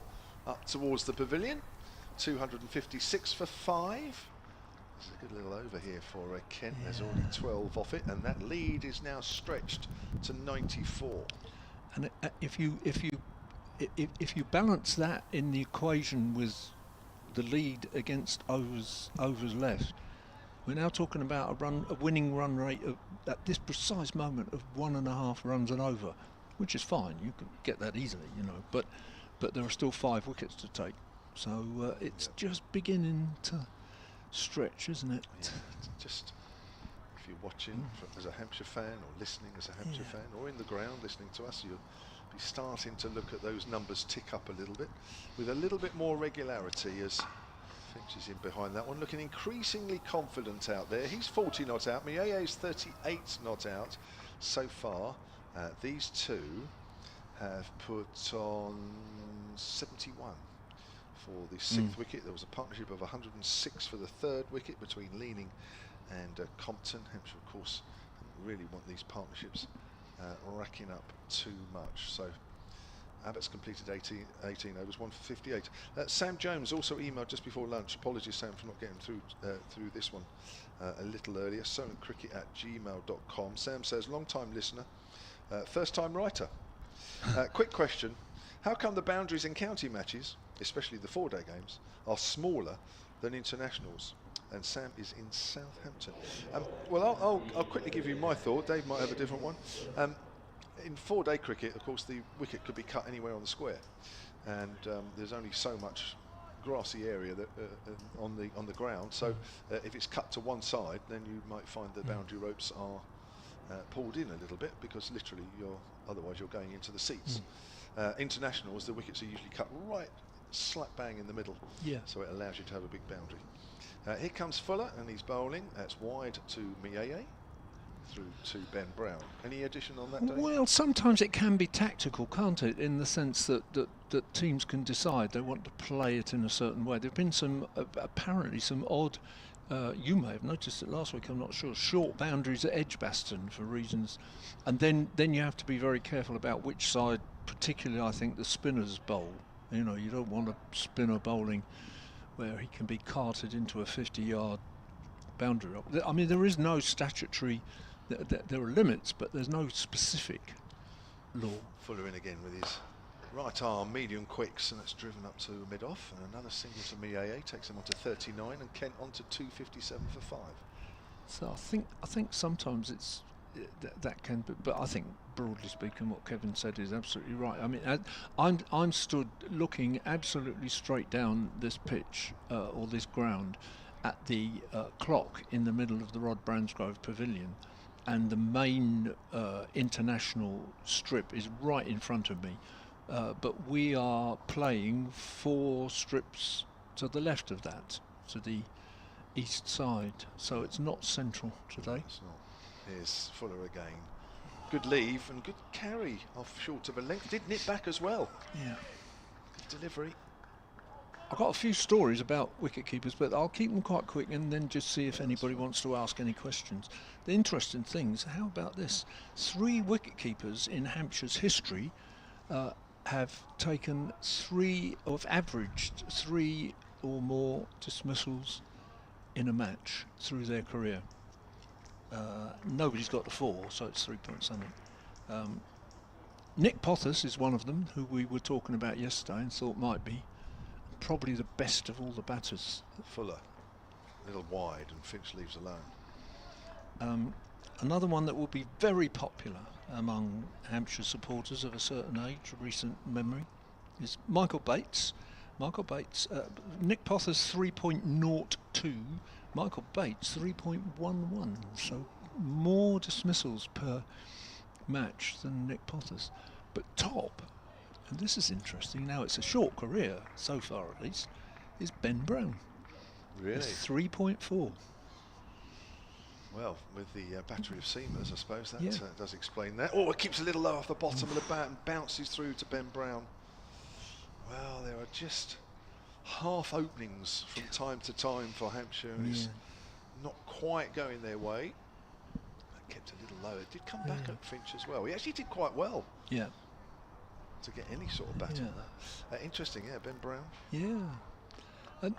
There's another absolutely fascinating stat for me, which seems to me to illustrate in all sorts of ways the changes that have taken place in county cricket over the last 120 years. Fascinating stat, this. Is Fuller again to Finch. Finch gets a length ball and plays that back to Fuller. End of the over. Now Fuller's bowled 9 overs, 1 for 36. Kent are now 257 for 5 following on. That lead is 95 now, and there are a minimum of 58 overs left in the game. Yeah. Bobby Parks, who you played with a lot, had 700 dismissals, 70 of which were stumpings. So in other words, 10% of his dismissals were stumpings. Nobody since him has had 10%. They've all had more catches than stumpings, and it's gone down and down. So AD Ames 7.8, Nick Pothers 5.7, Michael Bates 4.8, Adam Wheater slightly more, but not lots of, and McManus slightly more, but none of them have got up to 10%. But if you go back 120 years. Abbott still continuing from our commentary end. It's wrapped. Oh, he's bowled. BAA's bowled. I think that flicked the pad. He can't believe it. He can't believe it. He's just stood there. And he's thinking, how on earth is that? Yeah. He's hit the sort of back of his leg. Yeah. Now, we saw that with Gubbins earlier in this game. Yeah. There was, you could just about see the leg stump as he came across. Yeah. But again, the deflection sometimes off these pads and the buckles and whatever does sort of make you look surprised. Miei certainly was, but he's gone. He's gone for 39, and Kent have lost their 6th wicket now with a score on 257. As he walked off, he twice stopped and looked at the back of his leg just to think, what on earth went on there? But he came across his stumps there a little bit. Yeah, he did, yeah. And we didn't get a replay, did we? I don't think so. I think we did, yeah. Oh, did we get one? I missed it, I'm sorry. But well, I think we did. I'm saying I think. Yeah. We'll leave it. Well, that was pretty crucial, wasn't it, really? And I think that game was, it wasn't exactly drifting away, but you were just beginning to wonder, where's the next wicket coming from? And not for the first time, Mr. Abbott strikes and gets Hampshire back into the game. So 4 to fall, and lead of 95, and fewer than 60 overs left. And remembering again that we've got to take 2 off. Yeah. So there we are. So a 72-run partnership there between Miei and Finch has ended. Charlie Stobo, who actually looked as though he's more than capable batter, is walking to the crease. Made 28 in the first innings before he was LBW to Fuller. He lasted for 78 balls and shared a partnership of 68 with Jack Leaning for the 7th wicket. So you do feel that he's another one that needs to be worked on a little bit. He's not just going to give things away. Can I mention this email, because this was just before lunch as well, and it mentions 1 or 2 things which I think are quite interesting. This is from Robert Sutton, sonatcricket@gmail.com. Just waiting for Stobo to take his guard and look around the field. Greetings from Bob at home in Dunstable. That's in Bedfordshire, in case anybody's in any doubt. Come back to that as Abbott comes in and bowls, and Stobo gets a leading edge. Oh, it's just over extra cover. Oh, and Abbott sinks to his knees, and so does Felix Organ at mid-wicket. And oh, that could have so easily gone to hand, and he's trying to work that away on the onside Stobo, and the ball just looped tantalisingly over Gubbins. That extra cover, probably about 6 inches or so away from his grasp in the end. Yeah, he definitely played across that, didn't he? And, Right, Robert says, very grateful to be able to watch and listen on my laptop. My very first visit to a county game was at Whitsun in 1955 at Northlands Road. It was also against Kent. When I was 11 years old. A great start for me to see Godfrey Evans, Doug Wright, Colin Cowdery, as Abbott comes in and bowls to Finch this time, and Finch is playing a missing outside the off stump. Oh my word. Oh, maybe luck might start to change soon for Hampshire. 258 for 6. That lead is 96 at the moment for Kent. Fred Ridgway. Yep. Half yard. Is that Bob half yard? David half yard. Yeah. Fast bowler. Fag. Is that Arthur Fag? Arthur Fag. Yeah. And Phoebe. Arthur Phoebe. Yeah. H Phoebe. Yeah. And my soon-to-be heroes: Derek Shackleton, Vic Cannings, Leo Harrison, Roy Marshall, Jimmy Graham, Peter Sainsbury. What year was that? 55? 55. Yeah, I'm coming. No, Dave, just hold fire for a minute because. I'll tell you why. I'll tell you why. I know you. I know you get excited. I can tell. Finch plays that into the gap square on the offside. It's 2:59 for 6, and Finch moves on to 41. The great Phil Mead was among the spectators. In brackets, was Dave Allen there? No, I was only 6 at the time. I see. Well, that's why I was trying to hold you off. Desmond Eager was Hampshire's shrewd captain, and in a later year visited my school. That was King Edward's School. That's in St. Hill Lane, still there. Played there. Yeah. To give some tips and coaching to the Colts 11 that I played in. I was completely hooked on the game, and for the next decade, and with a group of pals, as Abbott comes in and bowls to Stobo, and Stobo gets one that bounces, and high on the bat, the ball makes its way out into the covers, no run. And with a group of pals, attended as many home games as possible, including the occasional sortie to Dean Park and Portsmouth. Thanks to all the presenters. Let's hope that Hampshire get the win today. Robert, nice email.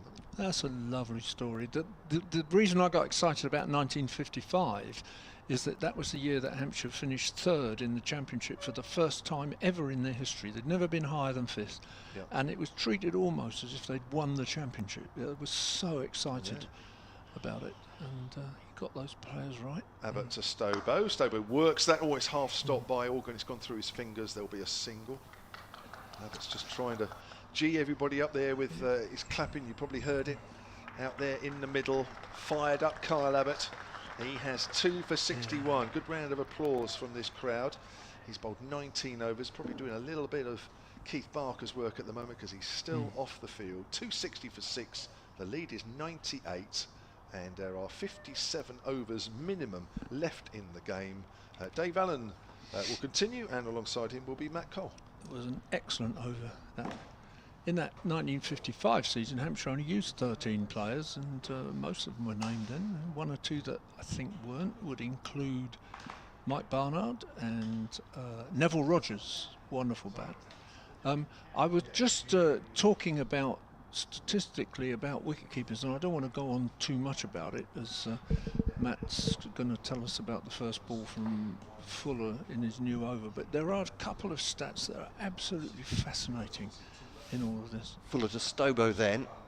It was rising delivery. Withdraws the bat gradually from that, I would say, through the wicket-keeper, and there's no run. Do go ahead, Dave. Okay, so my really intriguing stats, I think, are the two keepers that Hampshire had either side of the First World War. Jimmy Stone, 1900 to 1914, and Walter Livesey, who played a little bit in 1913, but really played through the 1920s. Both of them, percentage-wise, averaged around 40% stumpings in their dismissals. But second part coming. Yeah, there's a teaser coming. Here's Fuller to Stobo. Gets himself across the stumps, leaves it outside the off stump, no run. So as I was saying earlier, Bobby Parks, who pretty much finished around 1990, so certainly more than 30 years ago, nobody since Bobby Parks has had a percentage of as much as 10% stumpings, whereas either side of the First World War, 40%. And there are a number of reasons why that might have been the case. One that was offered to me once some years ago that I thought was delightful was that there were so many amateurs playing who loved dancing down the pitch and throwing the bat. Here's Fuller to Stobo, outside the off stump, keeps going as well. Stobo leaves it. But there were also, of course, the spin bowlers were far more prominent, far more eminent. You know, Wilfred Rhodes at Yorkshire, or it would be Colin Blythe at Kent, who was a tremendous bowler before the First World War. I'm sure he was killed in the First World War. I think he was one of the men. But those kind of bowlers taking. So far more stumpings then. It's Fuller to Stobo, outside the off stump, and there's no run. And of course, after the war at Kent, Titch Freeman.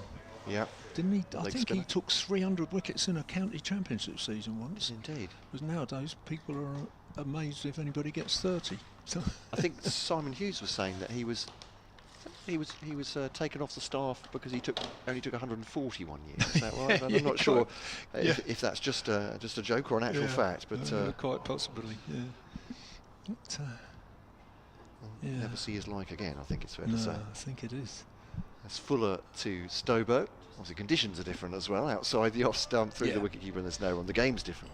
Well, they were playing on uncovered pitches, of course, so they were playing in all kinds of pitches and grounds all over the place. They'd play on, 5 or 6 grounds most teams would have in those days. I mean, even Hampshire, in the early years of the century, we would play games at Aldershot, for example, or I think we played one at Alton in the early years of the century. In and out of Basingstoke from time to time. And Kent always had a lot of grounds. So 5 for dot ball so far for Fuller. Bowls to Stobo. This one he has to play on off stump and does. Into the offside. No run. 260 for 6. Kent 98 the lead. Minimum of 56 overs remaining. So no trepidation for Hampshire if they can take 4 wickets. Fairly, well, they can probably go in medium, at a medium pace, but if they take them fairly quickly, they are assured winners. It remains fascinating, which is in itself a great delight, really. I'm rather savouring the fact that we've got something to conjure with and speculate about and wonder about. And cricket fascinates, has done through the ages. That's why so many of us have got an enthusiasm, if not a borderline addiction to this sport. Isn't it? I'm not sure mine's even borderline, to be honest with you. I think I'm just guilty. Beyond help. 260 for 6. There are worse ways of spending a day, that's for sure. Yeah, there sure are. Here we go. This is ball again. This is the first inquiry about this new ball, I would say. So umpire Debenham wanders over to umpire Pollard. Yeah. He gets out the hoop. Does it pass through it? Yes, thank you very much, Ben, he says.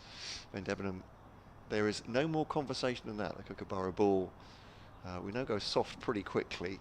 14 overs in, you'd expect it to be retaining some hardness at this point, but it may get a little bit more comfortable for the batters. But then Kent are 6 down at this point, so as we saw, actually, James Fuller was doing wonders, wasn't he, with the very old ball this morning, getting it to move around. So Abbott bowls with pace, but outside the off stump. It does move a little bit, but only away from Harry Finch. He wanders off to square leg for a chat with himself. I meant to ask earlier because we had a message to suggest that these were Duke's balls, and I've now got confused as to whether this is another one of those. Are we in one of those experimental Kookaburra periods? Well, someone had said earlier on in the game that it was Kookaburra, and I didn't contradict them. But it is Duke's. Okay. There we go. Thank you for clarifying that, Dave. For all of us, it's a pull away from Harry Finch. It's up in the air for a bit. It's gone over the head of Felix Organ, and they'll get 2 for it. As the fielder on the leg side boundary, Fletcher Middleton, who's once again charged with more or less just covering the whole of the leg side of the boundary. Mohamed Abbas is nominally at backward square there. At long leg, or deep fine leg, whichever you prefer. Yeah, I was wondering about the ball because if it is an experimental period, it will be all around the country, and there have been a lot of wickets falling around the country, which is not typical of the Kookaburra. So for the Duke's ball, 14 overs is certainly not old. So, and that's a short ball. Was at top edge? They go up. I'm not sure how convinced any of the 4 of those players were. I think Abbott went up because the others did. I think they were excited, not necessarily expecting. Steve sent us an email. Stephen Ramsgate, thank you very much for this. You talk about wicket keepers, about WHV Hopper Levitt. Yes. He's understudy to Les Ames in the 30s. There we go. He did win 1 Test cap.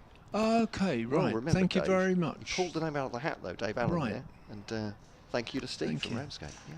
Yes, I don't quite go back to the 30s myself, but actually we had I know your research does. Query now about 1955, and I had a great friend who played in that side, Alan Raymond, who I got to know in later years, but I don't quite go back that far even.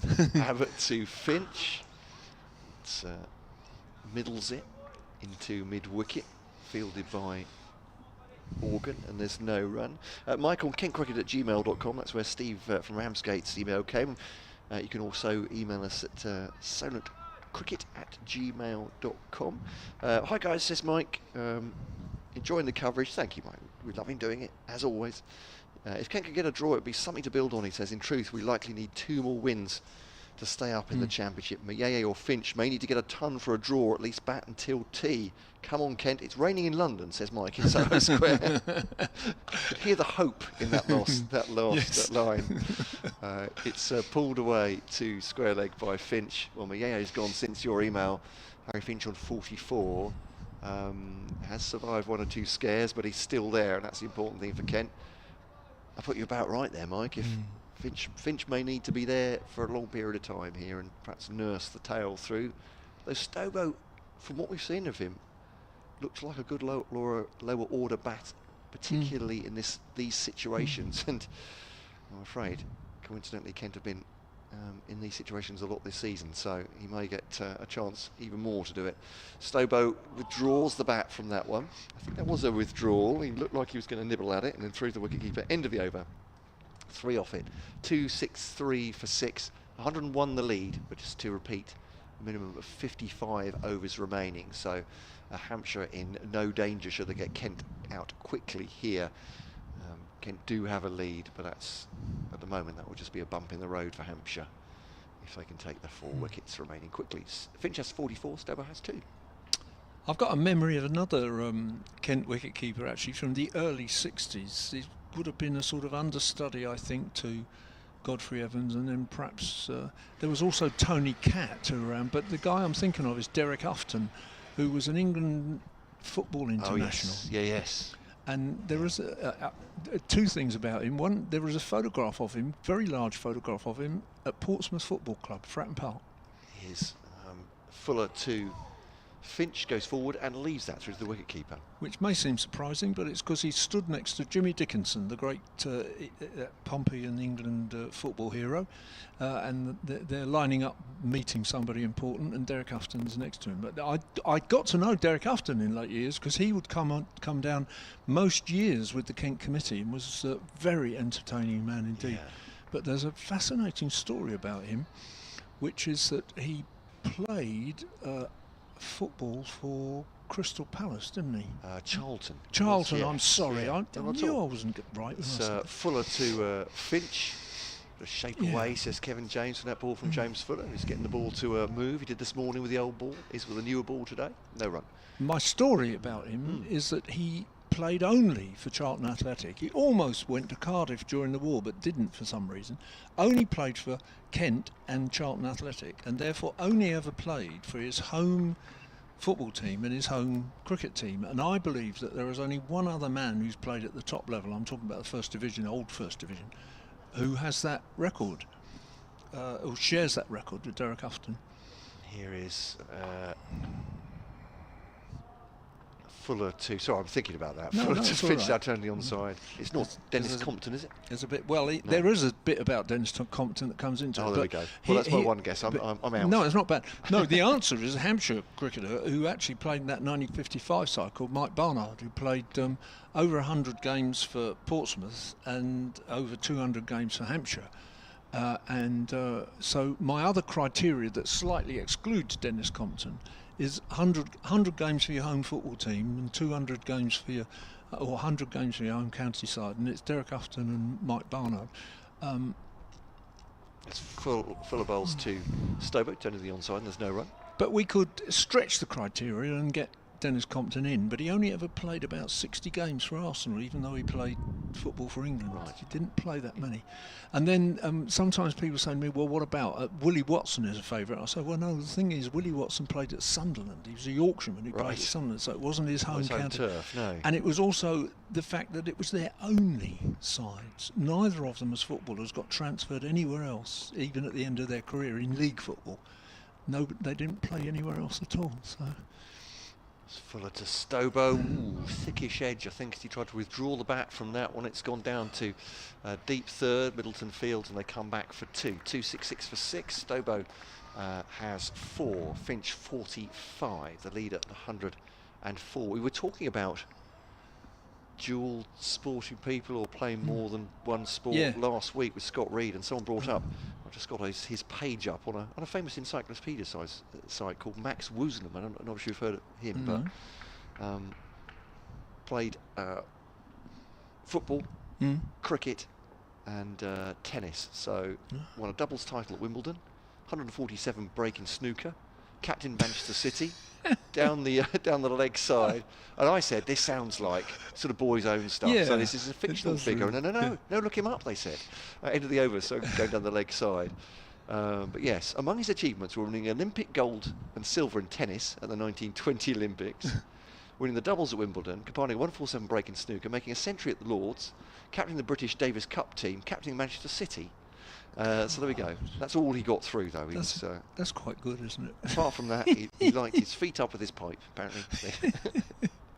Well, I think he I'd never probably heard deserved before, it. But there we go, yes. Goodness me. Incredible career. Yeah, those were the days. And clearly an amateur, since he was playing some of those sports you had to be an amateur. So in the 20s. Well, when I was asked about a Hampshire tennis, my immediate thought was to check C.B. Fry. And it said that he was a decent tennis player, but it didn't say he played at Wimbledon. So he was very similar. It's Abbott to Finch through to the wicketkeeper, and there's no run. Captain England at cricket, played in a cup final for Southampton, held the long jump record, I think. I mean, the thing I've never understood about him is the story is that from a standing start, he could jump in front of the fireplace. He could jump onto his mantelpiece and jump off again. I keep imagining my mantelpiece at home and thinking, I'm not even sure I'd want the cat to jump up on that.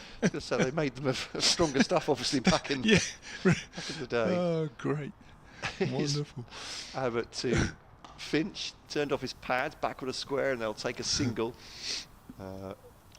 One to the total, 46 for Finch, who has batted well so far, but not without chances for Hampshire to get him out. 105 the lead, 267 for 6. They're the sort of stories that you think ought to have been in the Hotspur years ago, and you now think ought to be in Viz, really. Yeah, it's quite right. But yes, when someone was listing this, Max Wisdom's achievements, that was my first thought was this is out of a book, sort of 1955. Book for boys or something like that. Yes, that's right. Yeah, he could do everything. Yeah. Oh, he bowled him. Charlie Stober's been cleaned up that. by Sean Abbott. It's nipped back at him. And at his pace, absolutely no chance for Charlie Stobo.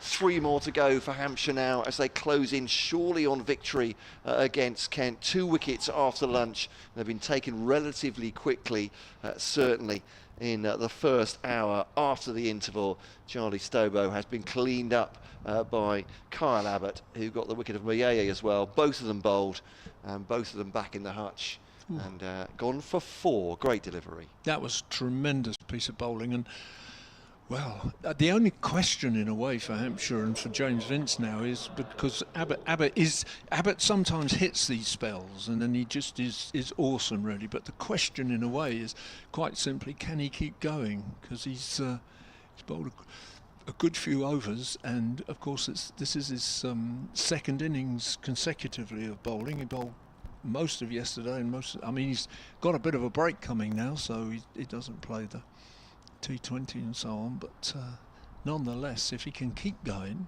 bowling like this, then you begin to think that the equation now is about 2 runs and over to win, and there are 3 wickets to go down, so certainly still well within Hampshire's grasp to do that. Just a matter of how long these last 3 guys last. Yeah, we saw Parkinson stick around yesterday. Yep. He was never short of a word coming down the steps after a day's play, even when it's been a disappointing one. He said, "Do you want to talk to me about my batting?" I said, "We're going to go for Jack Lean tonight, Matt, but that's very kind of you." But, he did bat well yesterday, 25, I think, or 29 he made. But yes, I mean, it really is a resistance job now for Kent, and just holding out for time. Has been all through the day, but you feel now that Hampshire are through the toughest part of the Kent lineup. Harry Finch is still there on 46, but it leads at 105. At lunchtime, it seemed to me we would want it to be wrapped up by tea, but we could probably cope with if it went that far. Well, there's still 20 overs at least to go till tea. So here is Abbott to bowl to Stewart. Got right up in his pads. He was trying to work it away on the onside, but she got caught little bit battling inside of the front pad and eventually just dropping it harmlessly at his feet. But yeah, he's working up a good deal of pace. Perfect delivery from Sean Abbott. Sean Abbott? Kyle Abbott even.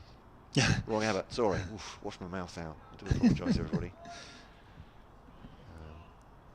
Just keep an eye on that Surrey game as well for our regional bulletins today. They are Essex 4 down, 115 for 4, and they're chasing wickets as well. Essex are still 246 runs shy of a victory. So as Kyle Abbott comes in now to bowl to Grant Stewart. Oh, it's gone through him, has it? Hit him on the pad. Ooh, I mean, Kyle Abbott, he really was convinced about that one. Yeah, I think he was there. Yeah. That's hit Stewart low, and has it got an inside edge perhaps? I can't think of any. I mean, it wasn't outside the line. I can't think of any other explanation really. Looking at this again, and quite dark. Oof, crikey, no picture there, but could it have been doing too much? Oh, I don't know. It looked like and why are the umpires having a conversation immediately afterwards? Again, has there been a word perhaps after that appeal from Abbott or one of the slits, one of the fielders? I wonder if they're being a bit finicky, because they're going over. They're going to go and talk to James Vince now. James Vince actually looks a bit careworn as he comes up the umpires, but and suggestions in the crowd that people are not over impressed. I don't know really. I think yesterday, as I understand it, was it yesterday, Kevin James, that the umpires had a word with both captains about let's just keep things orderly. But I don't know, there's a bit of jeering, but we've no idea what was said out there. No, sure. James Vince didn't look too pleased. The Hampshire fans aren't too pleased. It's a momentary stop in the game. Yeah. The two captains will talk to the match referee at the end of the game anyway, won't they? And they'll sort that out. But just a stoppage to the game. I think sometimes it might be just a bit simpler to deal with something like that between overs and not be quite so ostentatious about it. But I don't know. Abbott to Stewart. He's got him in all sorts of trouble as that hit the. Oh, it's got bat and pad there. It's looped up towards square leg. He's a decent batter, is Grant Stewart. I don't think he knew much about those last three deliveries. End of the over. 267 for 7. A lead of 105. Abbott working up a head of steam from this hotel end. And bowling very, very fast. And with some nip as well. And conversing with the umpire again, so now whether he initiated that or whether the umpire did, I don't know. Umpire's now having a conversation with Ben Brown. I just think they're kind of overdoing it a bit, really, but which is not to say that they were behaving properly, but it's the how, really. Yeah. I'm going to do a gentleman's excuse. If you stay on for a second, Dave, Kevin James will take my place, and I'm going to take your place, I think. Sure will, yeah. Anyway, it is the new over, and it is James Fuller, and it's pushed out on the offside just backward of square, and they take an easy single. Liam Dawson comes around, picks up, returns it, so they've calmed down a bit, perhaps. Okay. Yeah, thank you, Dave. Thank you for holding it. Yeah, I do have a view, as you'd expect. I mean, let's be honest, when you look at the match situation, you would expect the fielders and the bowlers to get a bit excited. Here's Fuller, wrapped on the pad, but it's going down. So quite what the umpires expect, I really have no idea. But were they excessively appealing? I suppose it's borderline. Does it warrant two umpires coming together and then chatting to the captain? It just seems to me a fraction over the top from the umpires. If this game is meandering towards a draw and you get that situation, then I would say, okay, it might be worth a quick chat. But this is a tense situation in the game. If players aren't getting excited now, when will they? Here comes Fuller, driving his Stewart, and he goes up towards mid-off. I just think, as with the Mo Abbas incident as well, I just think, you don't want the umpires to be too officious. Yes, you want them to umpire the game. You don't want things to get out of hand. That's why they're there for. But has it ever felt that this game has got out of hand? If there is some chat going on out there, and we can't hear it, then I'll hold my hands up and say, okay, fair enough, what I'm saying is perhaps not right. But from what we're seeing on the distance and around the ground, and you're watching on the picture feed, does this game feel there's needle out there? Does it feel like players are going over the top? Absolutely not. That's flicked away down to fine leg, and that will be 4 runs to Grant Stewart, who's off the mark. 272 for 7, Kent lead by 110. Yeah, as you say, we don't know what's been said out there, but it's a question of the umpires. As I said, I'm going to, because this is the BBC, I'm going to take slightly the other position, and we understand that the umpires did yesterday have a word with both captains about their players' behaviour, and perhaps they are just saying we need to keep a lid on this. Maybe they're a little bit more alert, a little bit more, you say, finicky than they would normally be. But I think for me, one person's a little bit more than the other. Anyway, here comes Fuller, and that's left alone by Grant Stewart. I think one umpire's driving it more than the other, but that's all I'm going to say on that. 272 for 7. Well, that really narrows it down. Well, it's 50%, isn't it? But I'm not going to say which one I think. Just over 52 overs minimum left in the day. And just on the phone to the BBC lawyers. Let's see if we can carry on. Yeah, is it what they say about defamation, isn't it? Because if you narrow it down too much and people work it out, I said one of the 2 umpires. then you can actually get done. But there's 2 of them out there, and I haven't named any. That's driven up to mid-off. And there is no run. End of the over from Fuller, 12 overs, 1 for 44. I'm afraid what you're saying is the exact opposite to what you mean there. What it means is actually, if it's a case of 2 people who say, well, I didn't name which one it was, you're actually pretty much pinpointing one of those 2 people. It's the honing in on one of those. Is that right? The other one could also, well, if it was libelous, which I'm not suggesting it was, but could see as well. I'm just going from my is it McNay's the tome on that we all had to read for? Well, everybody knows the umpire's a fisher in the game, so you can't hide that fact. No. No, you can't hide the fact you are criticising them. I'm not criticising. I'm just joking. saying. I'm trying to word it in a way that what you don't want the umpires to be is over officious, and know that the game situation probably is going to, there's going to be little incidents, isn't there? Little ones, but I don't think anything's over the top. Doesn't feel like it. Abbott to Finch is on 47, full-length delivery. It's driven by Finch, straight at the man at mid-wicket, and that is Nick Gubbins, and there's no run. 2 slips in. And a good last over as well, wasn't it, by Fuller and Stewart. Just couldn't lay a bat on it. Looked all at sea for the 3 deliveries he faced then. He's hit 1 decent leg glance since then for his 4. Sorry, it was Abbott who was working over, wasn't it, in that previous over of his. Bowling now to Finch, working up some pace outside the off-stump, just leaving him. Maybe he's setting him up for the one that comes back, perhaps. This is his 8th over in this spell. It's a long spell, isn't it? Counting those, but yeah.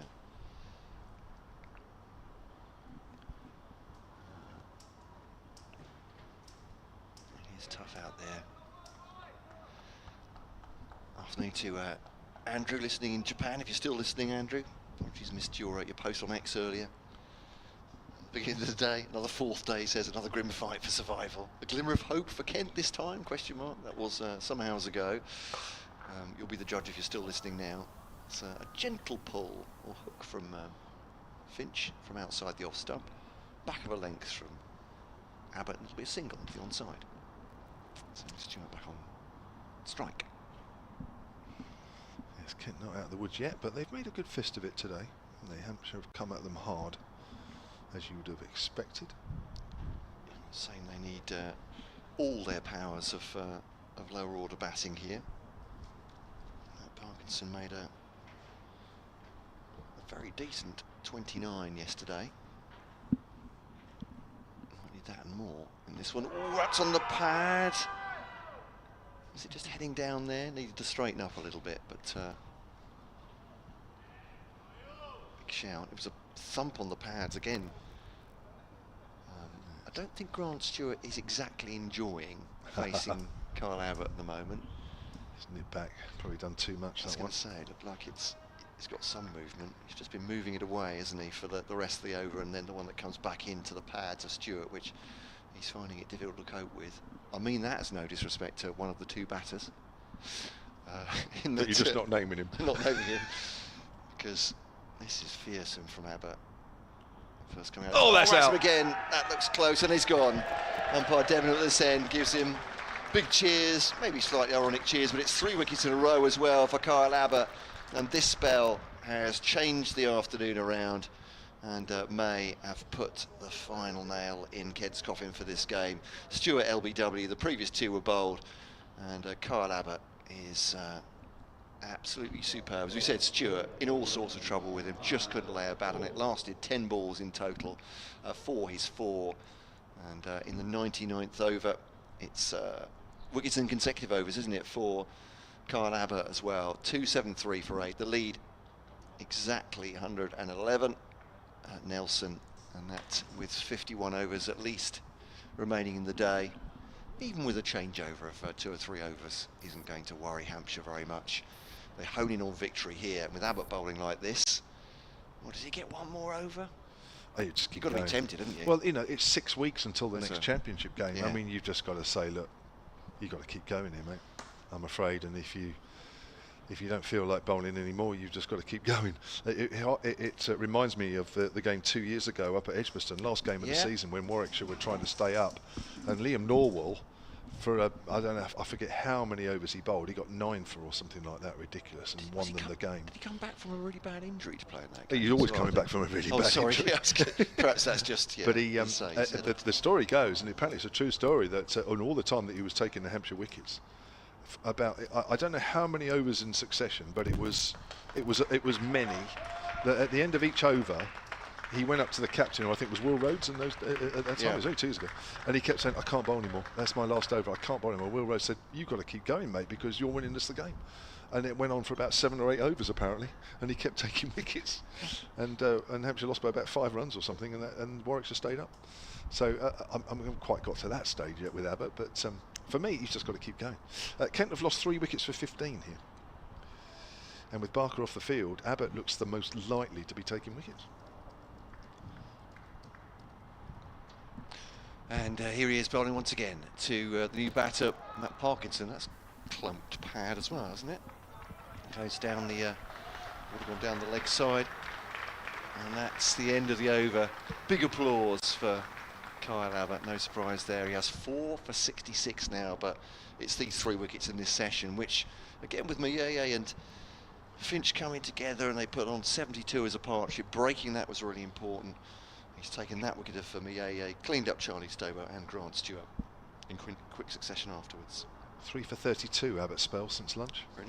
Yeah.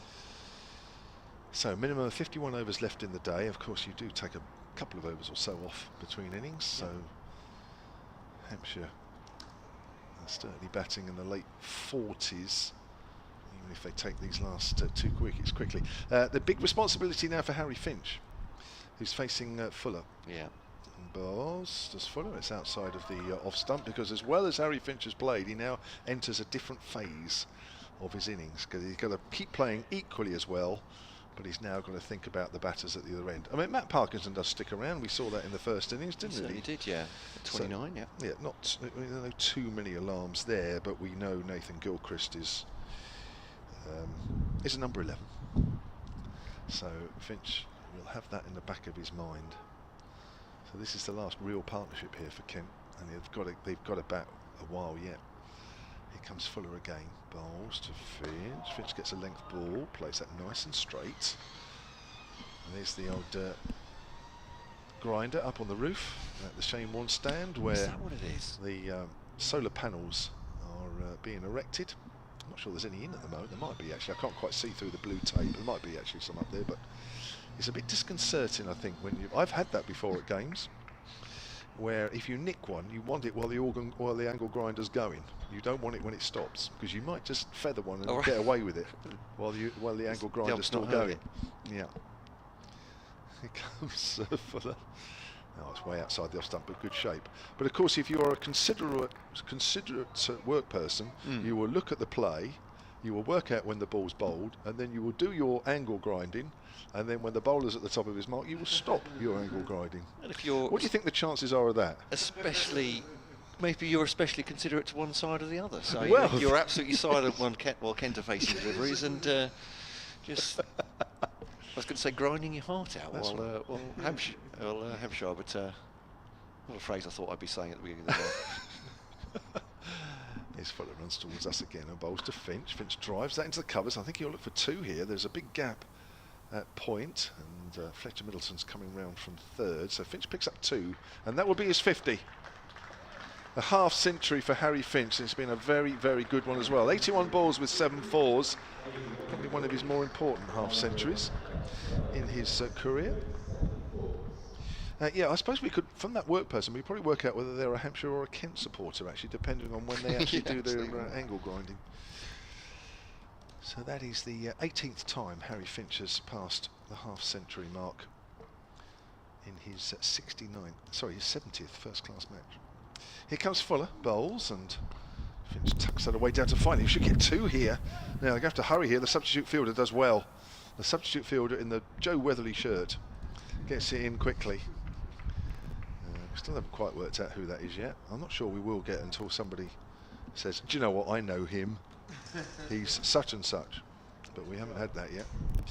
276 for 8 then, and Finch moves on to 51. So now there's a end opened up here. Whilst Matt Parkinson negotiates a few deliveries before he gets his eye in. Legs slip in, 2 slips wait. Here's Fuller. Bowls, and that's a good delivery, and it's well played by Parkinson up to wide mid-on. Takes a couple of steps down the pitch to see if there was a chance of a single. There wasn't. 278 for 6. The lead is 114. 50 overs left minimum. I've got a quick email here from AD Heyman, sonatcricket@gmail.com. Hi guys, as ever, thanks for the brilliant commentary. I have a question for you. How big a hole? Oh, hole. I thought it meant roll with a wrong word in it, but it does mean hole. How big a hole does a genuine all-rounder like Keith Barker leave in a team? I'm not quite sure why he's been batting after Fuller, because he looks absolutely like a proper batter. And Hans frankly look a different team attack with him at the head of it. Do you agree? Yes, I do. Because it's ironic that Hampshire hadn't won a game until Barker came back into the side. They won 2 in a row. Could have very easily have won last week against Warwickshire, and you never know what's going to happen here, even though he's off the pitch. As Abbott continues down the leg side, Finch tries to glance that down through to fine leg. Email from Roger here. Thank you very much for that. I'm not sure I can answer it, but Roger saying next season, he says. Thank you for your comments about the coverage. He says, can you please tell me when next season's county championship format will be announced? Regards, Roger from Ditton near Maidstone. I wasn't aware it was going to change, but then I'm not sure that necessarily means that it won't either. As Abbott bowls to Finch, that's leapt off just back of a length. That really has gone. No chance for Finch to get it. I think it's a no ball on height, that one, and it'll go for 4 as well. So 6 added to the total, 282 for 8. Yeah, I'm not so sure. There is. I think they've hinted at some changes at some point, haven't they, with a tinkering of the format? I mean, in the meetings that they have, is it 3 times a year with the counties, something like that? I mean, the obviously the women's format will change, Roger, if that's what you mean. But there are no official announcements about any change to the men's county championship. But as Kevin said, I think they have met quite regularly. Well, they do meet quite regularly with the counties, the ECB, to talk about formats. There have been rumours about perhaps it going to 3 divisions, but no more than that at the moment. Though I'd have to say, and I don't say this, sometimes I do say it with my tongue in my cheek, but I'll hold this when while Abbott bowls to Finch, and he hooks that away. Is that going to be 4? At least 4. It is, bounces inside the rope. He's taken that one on. I think he's decided, let's build the lead. Let's see what we can do. He's on to 55 from 85. So nothing official, but it's not impossible. We have seen changes in the county format announced closed season before a season started. So it doesn't mean that it won't happen, but no official line as yet. So as far as we know, it will be a 10-team top division, 8-team second division. I mean, the sides that are going up from Division 2 and down from Division 1 will want to know before the end of the season, you would have thought. Yeah, I don't think if it were going to happen. Now, I don't think so. It would have to be a 2-season process, I would imagine, if they're going to do that. Because they need to know what you're aiming at, don't you? It's Abbott bowls to Finch. If you're suddenly to say that the top 6 will be in a top division, to be honest, to be frank, with a single taken, then teams would have to know that top 6 will get them into the top division next year, for instance, wouldn't you? Yep. You'd need to know. And finishing 12th or 13th would be an issue as well. So don't think so, Roger, but never say never. Say the formats have changed regularly over the last few years. So there we are. That's a very long answer to say I don't know. No, but I don't think so. You're right. Nothing can change for next year now, can they? It certainly should. They might alter when the competitions are being played. Yes, absolutely. But they can't actually alter the. If that's what you mean, Roger, that's possible too. That's a great delivery from Abbott again. Parkinson looked like he withdrew the bat, but I have a feeling that might have been after it had gone past his stumps.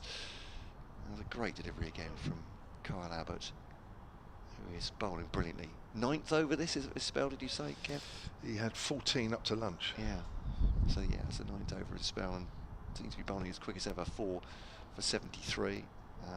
So the next big announcement we think is going to come out from the ECB about the counties will be about the way that the 100 is, I'm going to put this, refinanced, sold effectively. The way it'll be floated, I suppose. It's edged, and that one floats, but off the outside edge, bottom of the bat of Matt Parkinson. There's an from Kevin James there. He feels the bowler. I think he was projecting. He's putting himself into the body of Kyle Abbott there. He just put his hand to his head. It's 4 runs for Parkinson, 291 for 8. Well, it's gone through 3.5 slip. There's no third slip, so well wide of Liam Dawson. Didn't even move. It was no point, but it was catchable height. Again, I suppose you could debate whether the field should be slightly more attacking, but you've got to remember that in between these balls that are flying off the edge, and there aren't that many, there's not a lot happening really, although Abbott is making things happen out there. He's getting the ball off the straight. It's a super spell. It really is. Abbott, one more ball of this over to Parkinson. Works it into the onside and tries to off his front pad. End of the over. Kent 291 for 8. Hampshire scenting victory. Kent just 129 ahead. I will make way for Dave Allen to join Kevin James. So currently there are a minimum of 49 overs left in the day. Hampshire, of course, even if they get wickets, 2 wickets in this over, it won't be 49 they'll face. It'll be around about 47, 46. So yeah, they've got to start looking at the board because the lead now is 129. Kent, of course, can have every fielder back on the boundary if they want. It's not a one-day game. There's no circles. So they can be very defensive and make it difficult for Hampshire. So we are not quite in that territory yet, Dave Allen, of things looking a little tough for Hampshire, but you get the feeling that it wouldn't take too long before it might get a little tricky, but they're on course at the moment. 291 for 8. Here's Fuller, bowls to Finch, and Finch gets a length ball, and as he's so often done, gets in nicely behind that. Looks a good player today, Harry Finch. 56 not out, doing a great service for his team here. If you were a neutral, what you'd want is for Hampshire to be chasing about 160 and to be 40 for 4. Do you remember a game against Essex at Bournemouth, which I think you played in about 1990? Probably. Oh gosh, I think I know what you're going to say. Here's Fuller. Oh, he's having a little fish at that one, Finch. He might have pulled the bat away, but I think that was a little late. Was that the one where we followed on? Or was that another one? They followed on. Tony Middleton took a brilliant catch, and if he'd put it down, they'd have scored one more run, and they wouldn't have followed on. But they followed on and scored on at 350. Yeah. We had to chase frantically, and they bowled us out. They did, yeah. Pitch deteriorated as well. Yeah, I think it might have been a bit later than 90, maybe 92 or something. Yeah, but no, I remember that horribly. Yeah. Thanks for that, Dave. Here comes Fuller. Bowls to Finch once more. Comes back a bit. Finch works that away on the onside for a single. Moves on to 57, 292 for 8. Just going back to that appeal, and the umpire's having a chat with James Vincent, that Stephen Clark, who's watching the game from the other side of the ground, near the actual angle grinder. Silentcricket@gmail.com, which probably is annoying him a little bit, although he hasn't emailed to say that yet. I think we're going of the opinion that Ben Brown initially started going up with everyone else for the LBW, but then caught the ball while stifling his appeal. He then went up enthusiastically for a catch. So did the umps react to an elongated appeal that was in fact 2 appeals? Okay, fair enough. That's not a bad explanation. Here comes Fuller. That's outside the off stump and is left alone by Matt Parkinson. I don't have any problem with umpires and match officials, and goodness knows we got more of that than used to be the case. Dealing with behaviour that they think is not appropriate. I think for me it's more a question of how you do it. And my comment at the time was that it just seemed to be a bit too fussy, a bit too ostentatious, really. Yeah. And you can, it's not like football. You don't have to be brandishing yellow cards and wagging your finger. You can deal with it in other ways. Fuller comes in and bowls to Parkinson. Good leave, it bounced. It was a good delivery. It was equally a good leave as well. I've got Stephen Easton on the emails here, silentcricket@gmail.com. I was talking about that Warwickshire game at the end of 2 seasons ago, and Liam Norwell 9 for 62 bowling to Warwickshire to a narrow victory which kept them up in Division 1. There was and I remember doing that last session up at Edgbaston, and the figures, the listening figures and watching figures went through the roof, because Yorkshire had finished their game, and of course depending on the result of the Warwickshire-Hampshire game was whether they went down. That year, of course, they went down the following year. Driving is Parkinson out towards backward of point. Single taken. Yeah, I was certainly glued to my computer screen that day and astonished by it all. And there was partly it hinged on the dismissal of Nick Gubbins, didn't it? Who he was going well, and see, the umpires are chatting again. I don't know what that's about, really, but maybe nothing. Yeah, they seem all right on that occasion. Yeah. So 293 for 8. Finch has 57. Parkinson 5. Kent are now leading by 131, having started the day behind on 30. And there are a minimum of 48 overs left, and Kyle Abbott, who has already in this spell bowled 9 overs. He had a spell of 3 for 15 when those wickets were falling. Mieye, Stobo and Grant Stewart. He is continuing, and he has to really. 4 for 77 from 23 overs. Here's his 24th. He's bowling now, and it's good ball. It comes back a fraction, but well played by Parkinson. Dives it straight, and a good stop at mid-on. Toby Albert diving, making sure that ball doesn't get all the way to the rope, because every run is crucial here now for both sides. Hampshire don't want to be chasing a total that will put them under pressure, too much pressure. No, well, it's almost precisely 3 and over to win now, because actually you've got to knock this over off now with 1 ball bowled, then 2 more, so that takes you down to 45. 45 times 3 is 135, and they would now need 133 to win. So good working out. It's a low full toss. That looks LBW, is it? Has he got a bat on it? Well, wait to see what the umpire does. He does nothing. He's got an inside edge. Yeah. Yorker delivery, and my word, had he not got an inside edge onto that, he was gone.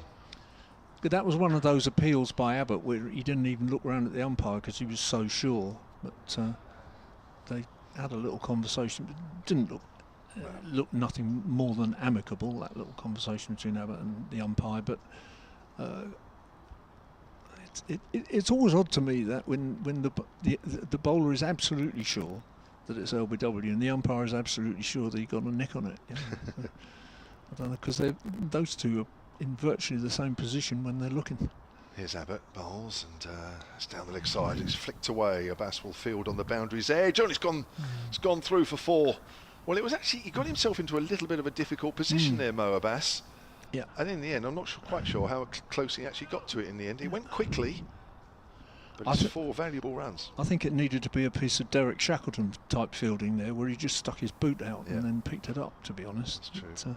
Might have been painful, but... Yeah, I might have been. Okay. Yeah, actually, that's true, because Shaq probably had very heavy boots with leather soles, and They don't wear things like that these days, do they? 2.99 for 8 then, Kent, and they are now leading by 137. Parkinson into double figures. As Barker, I keep saying Barker. It's not. Barker's off the field. There's no need to say Barker.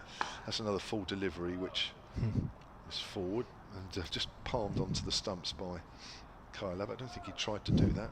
The ball was quite high by the time it bounced back to him. So 6 runs off this over, and Abbott, I think he's got to go to. He's got to keep going through to the end.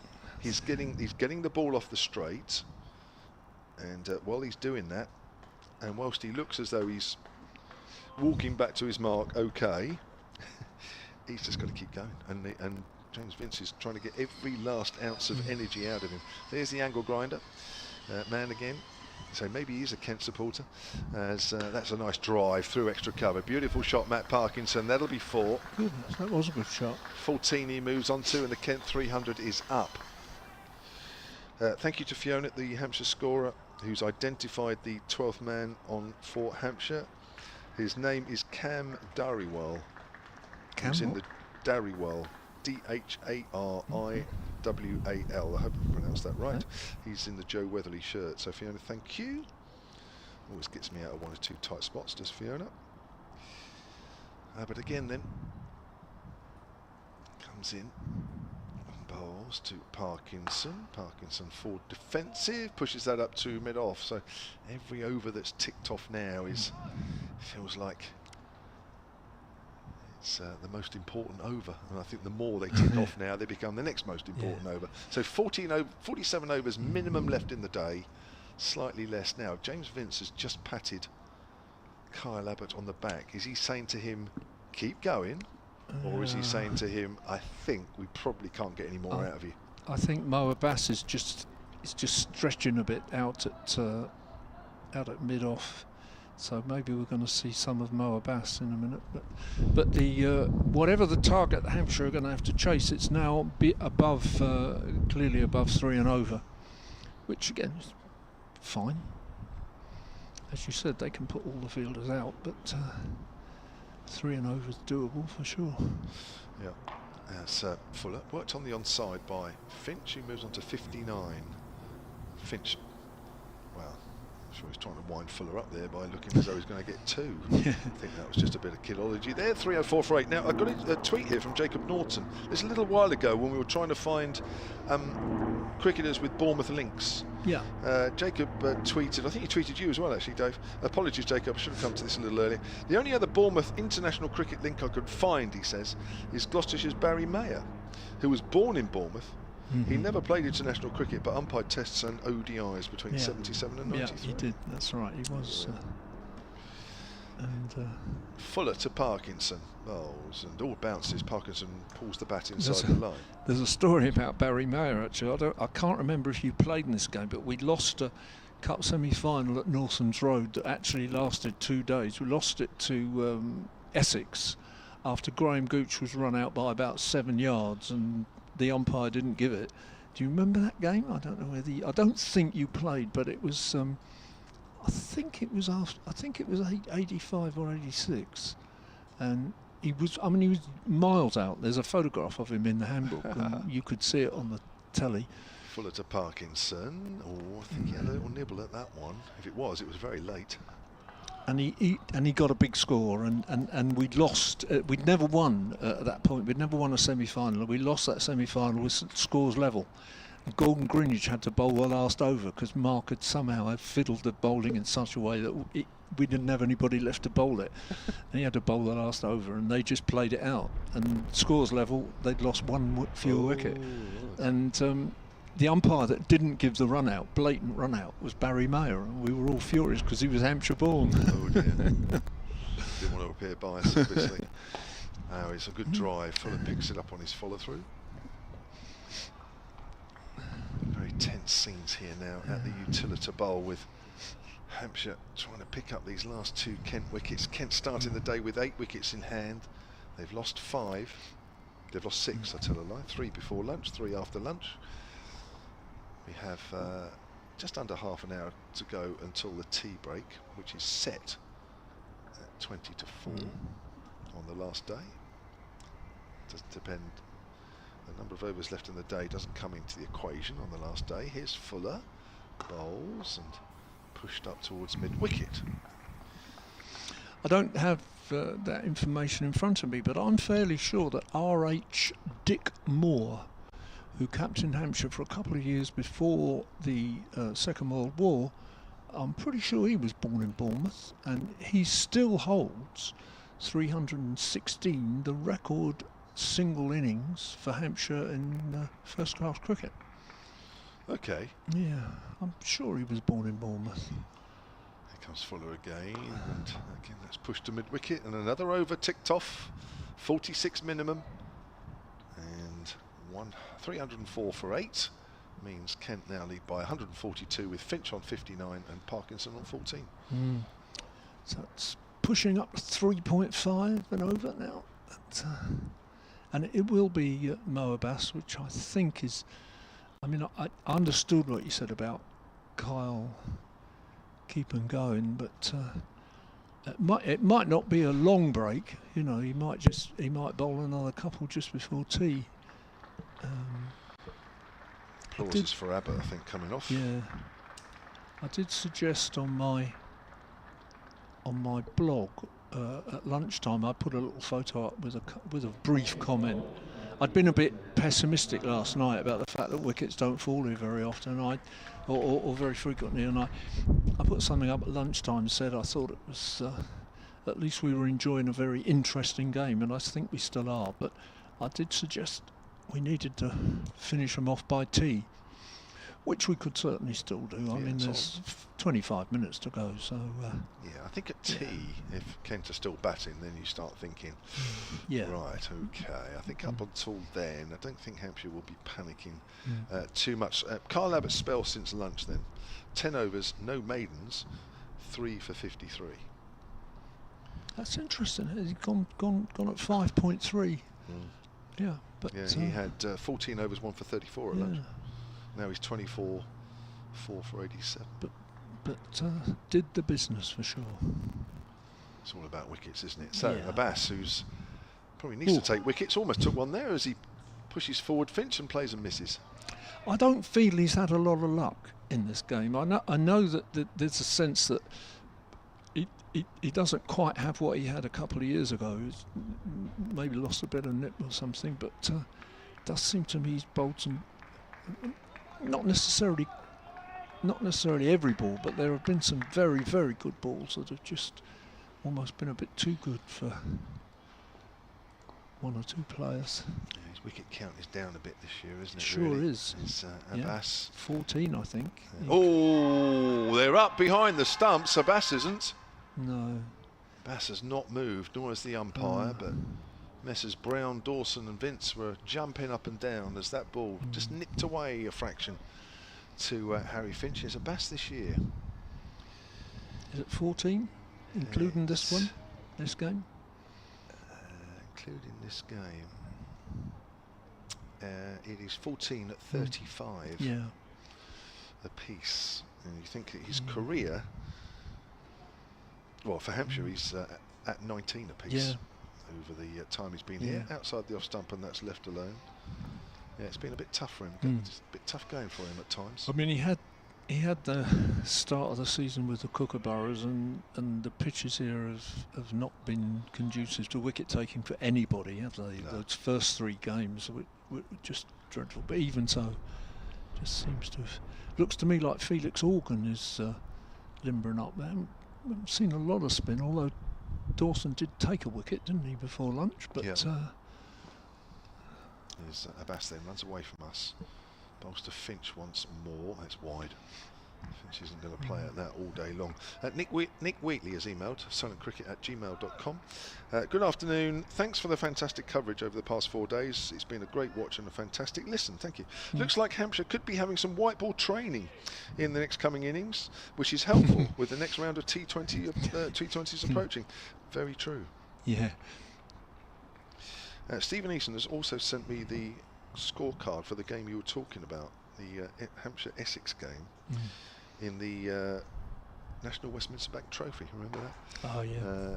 Easy single on the offside for Finch because just about everybody is back. So Finch moves on to 60, 306, 305 for 8 to tell a lie. 143 is the lead. Yes, Hampshire against Essex, semi-final of the National Westminster Back Trophy. Essex won by losing fewer wickets. 224 for 8 Hampshire, 224 for 7 Essex. What did it say? What Gooch got? Or? Yeah, I'll have a look. I'll call it all up. Graham Gooch, he was player of the match.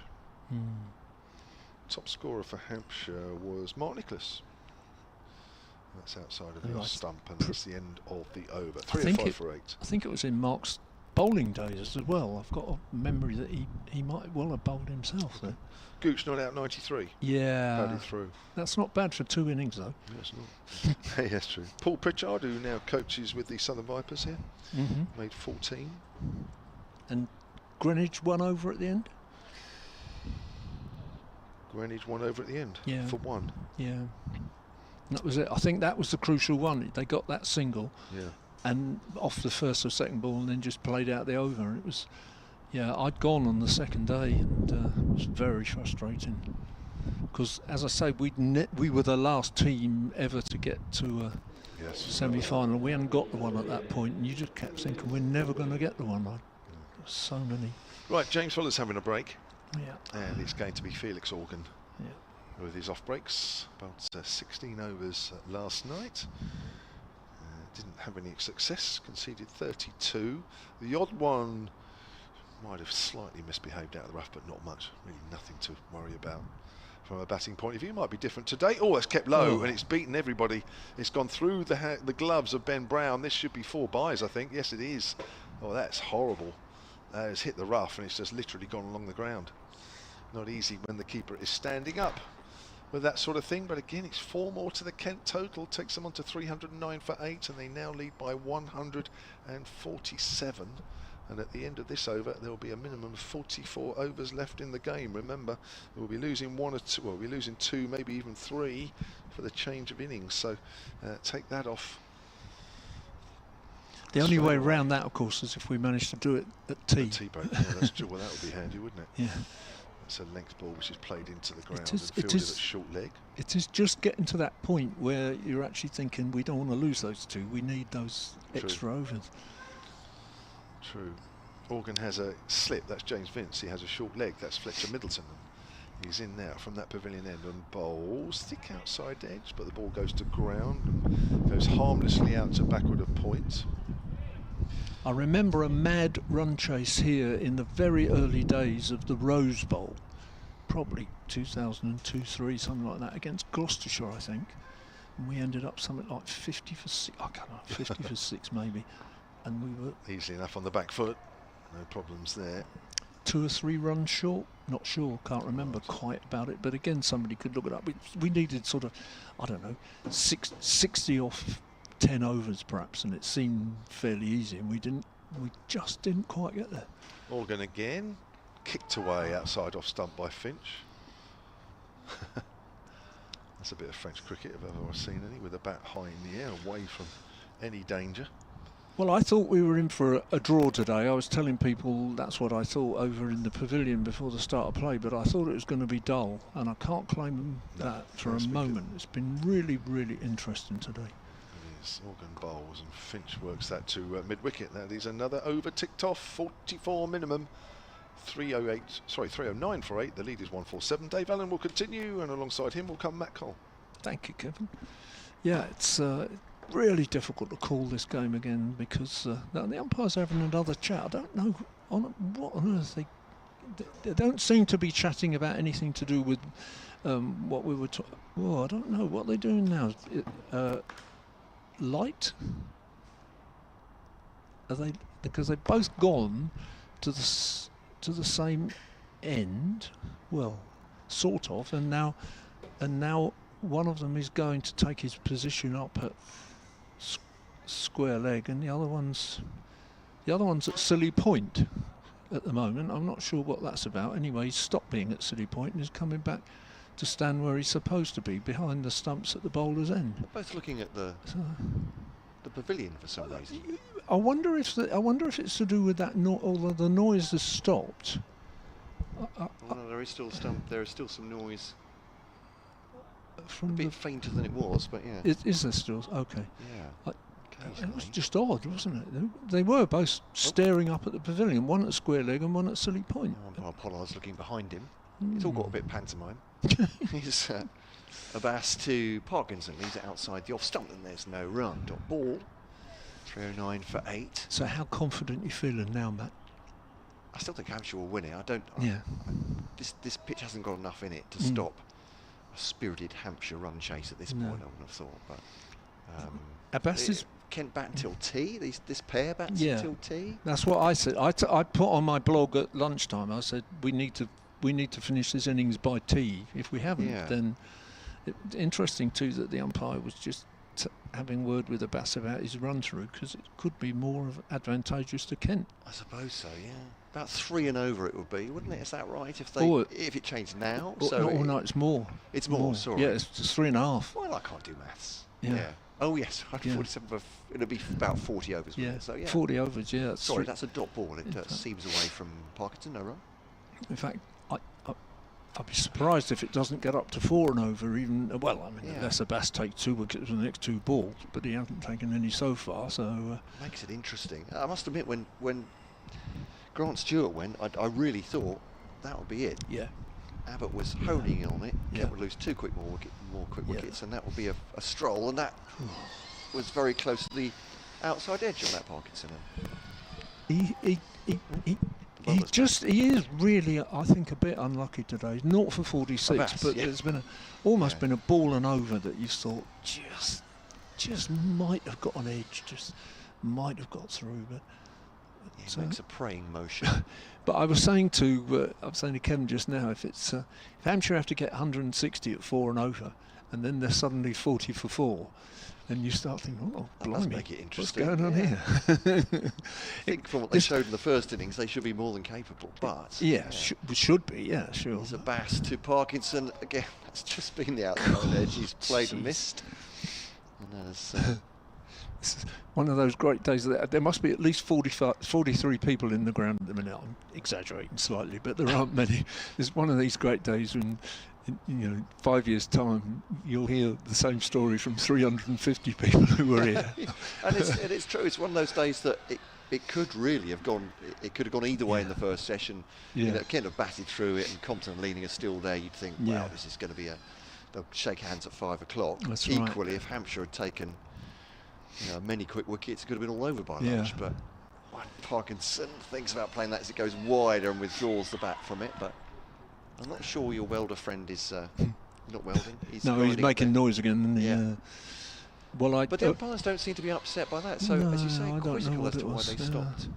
Well, it could be a tie, of course. I do live in hope that one day I will. I saw part of a game that ended in a tie at Portsmouth, our last one. But that was, say, 50, almost 60 years ago. All 3 results still possible. And all 3 results, And we have tied with Kent in our history. As through the wiki roll 4 results, I suppose. Kent win, a Hampshire win through the wiki, but there's no run. It's a maiden over. So, and that's the way the balance of this match works, isn't it? Or the balance of cricket works is, although Kent haven't scored anything off that, that's 1 fewer over that Hampshire have to play with in the run chase. But at the moment it looks pretty comfortable. But as you say, it gets above 4 and over, and then who knows? Yeah. It's when it gets above 4 and over, and suddenly a wicket or 2 goes early.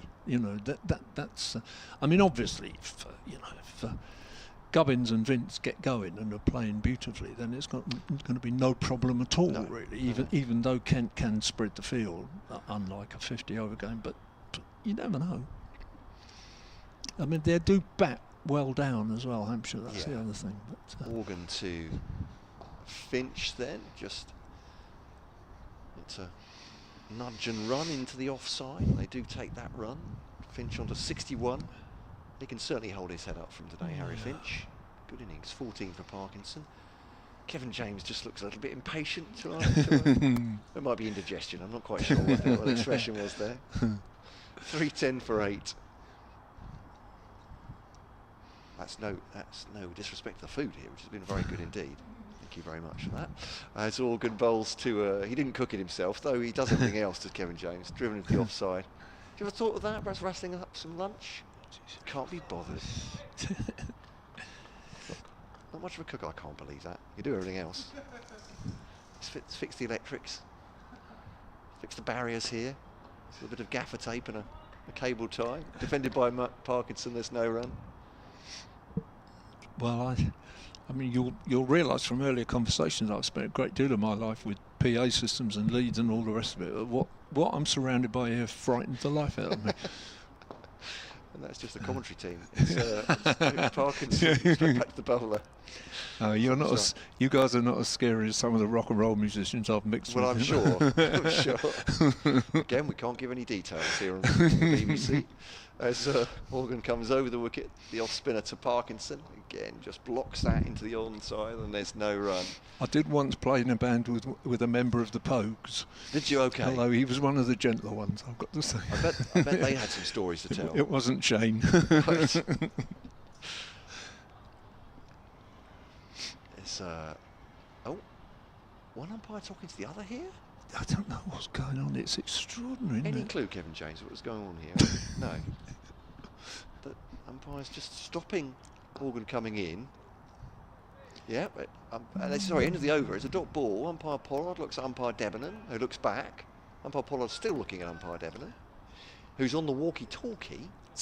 I don't know. Sometimes you get football matches where referees decide they want to be the star of the game, and it's beginning to feel a bit like that here. You know, just you know, the best of them are the guys you don't really notice. You know, and you get to the end and you think, oh, all the decisions look pretty good, and they didn't make a fuss. But umpire Debenham takes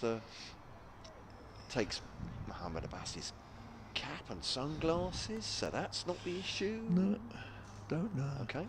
Just don't know, really. The ground staff aren't moving. And there's Winston's not there, the ground staff spaniel. It's not distracting anyone.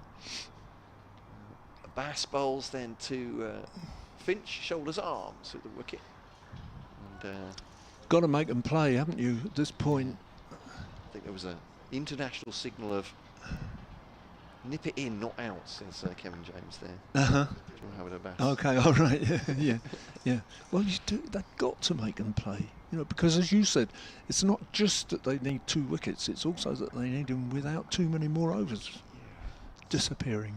So, well, certainly with the over rate of both these sides, I don't think we'll get any more than the minimum required at this point. Finch leaves it outside the off stump, and then there's no run. There's no pressure on Kent to bowl extra overs. Of course not.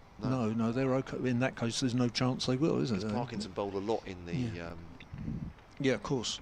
In the only reason so far, the only reason they'd rush it is if there was suddenly a clatter of wickets, but that's probably not going to happen. To be honest, I think so. Everson gets through his overs fairly quickly as well, so that's a seamer. But I don't think so. I don't think there was any jeopardy there. But Abbas then. Just looking for the wickets, which will change these things around. His Finch plays it off his front pad, down to fine leg. Single taken. One more to the total. He did what Kevin said there and straightened up, but he straightened up too much. So there we are. It's easy up here, isn't it? It is. It's a good job nobody ever saw me bowl. It was bad enough watching me bat. The first time, and this is probably one Kent listened to before, the first time I commentated with former Kent captain David Fulton. Yeah. And I was just admiring, as you do. You see, he has an eye on all the field places. This is what they're trying to do. This is what this field changed me to do. This is what I do. And Abbas to Finch to Parkinson on plays it off into the onside. And I just basically said, it's a masterclass to sit and, former Kent captain is thinking exactly what this captain is doing, what he'd do as well. And he said, funny thing is, Matt, I've become a much better skipper since I've been sitting up here in the commentary box. Yeah, of course. Yeah. Easy game from behind a microphone. It's the old adage, isn't it? It's, when you're in the heat of battle with the fog of war, as Abbas bowls to Parkinson, 3 slips, crouched behind next to Ben Brown. That seems away from Parkinson. He won't play that one. And actually, across the piece, Matt Parkinson has batted pretty well. I mean, he was only half joking yesterday when he said, "You're free to interview me about my batting." Got 29 in the first Yeah, I was going to innings. say 20 odd. Yeah, he did. He batted perfectly well. Yeah. He's extended his high score a couple of times for Kent, and again, Lancashire fans were writing in saying, when does Matt Parkinson bat number 9? Well, he's got himself a high score of 48 now in the championship, and he's doing all right. But It's Abbas got that odd scenario. They're offering him a single. Yeah, Abbas is. As Parkinson comes down the pitch and does take the single, and I don't think he'll worry too much about that. Well, I suppose they can understand that, and they probably don't want 6 at Finch or Finch to do 6. But yeah, they've offered him 1. He's taken it. Well, I suppose so, but he's batted for 33 balls. Yeah. I suppose they want to have a go at him. I kind of get it. But it means, first of all, there's one more run that Hampshire have got to chase. Yeah. Secondly, there's another conversation going on with James Vince, and again, both umpires getting involved in it. There is definitely something going on. Ben Brown is now... he's just gone to take the helmet off Vince, but I'm wondering whether he's also trying to persuade him to walk away. It just, I don't know. Both umpires standing mid-pitch. I'm not sure who engaged who in first in this conversation. I think it was the umpire who talked to James Vince first. No, I don't know. It's very odd. And again, you know, I'm interested in knowing precisely what... Well, interested in knowing, I'm not really, but, you know, why do both umpires have to get involved in whatever that is? If there is something to be said, just, you know, 5 minutes time, it's tea, you can deal with it there. Yeah, that's a very good point. Could have a chat to them as they leave the pitch even. And, driven by Parkinson up to mid-on, and there's no run. So tea, and this... Yeah, immovable 2 feast. more overs. Yeah, absolutely right. 2 more overs. Oh, I see including what you mean, this. yeah. So Probably an over a spin and an over a seam. Well, they might put Dawson on for a go just before tea interval. Yeah. The first 2 have been blocked out by Matt Parkinson from Felix Organ. Kevin James has got the binoculars out, try and work out exactly what is going on. I know it's our job to know, but really can't tell what. No. We can't hear the conversations, obviously, and we shouldn't be party to them in many ways, but blocked out again, that 3rd ball from Organ to Parkinson. But it has been marked, isn't it? After every over, last 3 or 4 overs, the umpires have stopped, they've looked towards the pavilion, they've been on the walkie-talkies. Now Organ bowls to Parkinson. Nudges that up to mid-wicket. And again, if it can't be dealt with right now, it does rather beg the question why it won't be dealt with. Yeah. That you couldn't leave it until the end of the session. Absolutely agree. 3-12 for 8. And Parkinson again just happy to block this one out.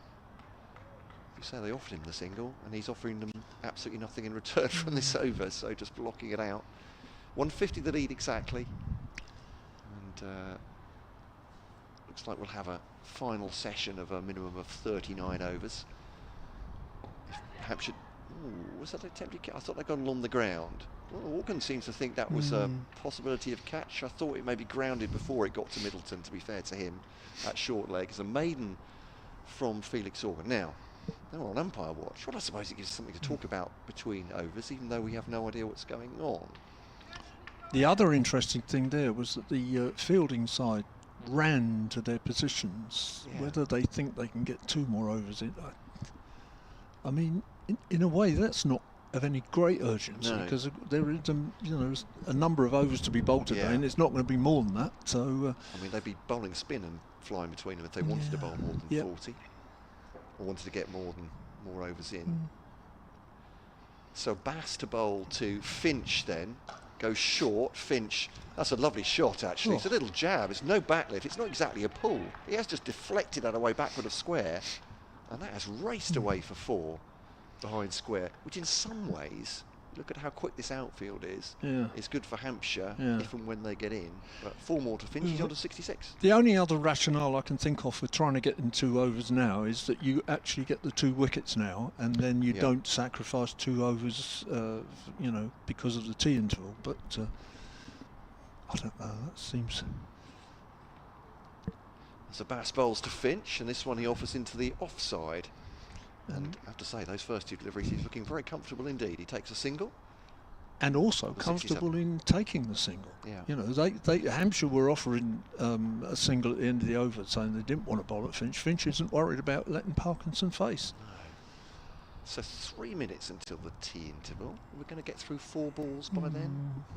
Not the speed at Mohammed Abbas is moving. No, He's just taken the ball from James Fuller. They may have decided this will be the last one. Yeah. And if it is, of course, they can't take 2 wickets in it, can they? It would be tea if there was a wicket just before. Yep.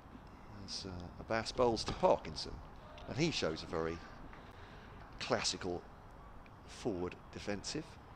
And there is a dot ball.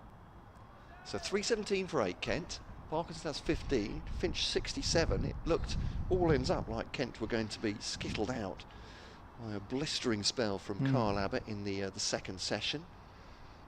It's been very interesting. There's just a danger now that it's drifting away from Hampshire. It's too much of a challenge, but probably not yet. 44 this partnership now. It's a great delivery. Has he got him? He has. And he has, yes, just for tea, and Matt Parkinson stands there. He doesn't think so, does he? Well, giving an indication with a hand on hip that he doesn't believe he's hit it. And Parkinson goes for 15, caught behind of the bowling of Mo Abbas. Well, whatever the tactic was, it's worked. And Matt Parkinson has gone 44, the partnership. Could still be important, but Brown has taken the catch off the bowling of Abbas and his first wicket of the second innings. And Parkinson goes, and will Nathan Gilchrist come out? Not coming off, are they? Well, the umpires are chatting, Matt, but they're not coming off. My mistake, I assumed they would, but 317 for 9, it's 9 wickets down, of course, isn't it? At this point. Now. So are we going to play an extra half Is there an hour? a statutory tea interval still, or perhaps not? 111 overs in, or the 111th over of this innings. Now, in which case, if they can have another half an hour and the wicket falls, they don't lose the 2 overs again. No, we'll go to the tea, won't we? Yeah. So I'm assuming that must be it. Yeah. Of course, yeah. So I'm getting my timings wrong. That would make sense of it. Nathan Gilchrist comes in at 11. Yeah.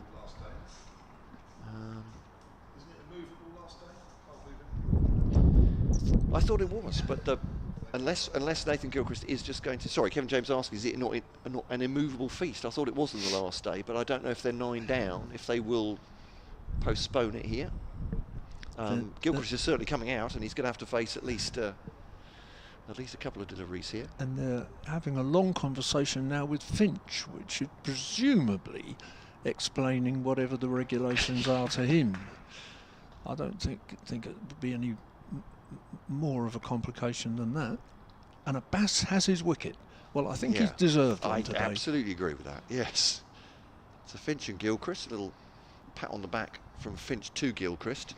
I mean, it would be a simple explanation. The umpire's going to either say there's 2 balls until tea, or he's going to say there's half an hour. Half an hour, Well, Kent would love to survive for half an hour. Ticks over to 341. Cool, yeah, that would be pretty significant, wouldn't it? Because that would push the overs left to about 30, and the target to about 180 or something.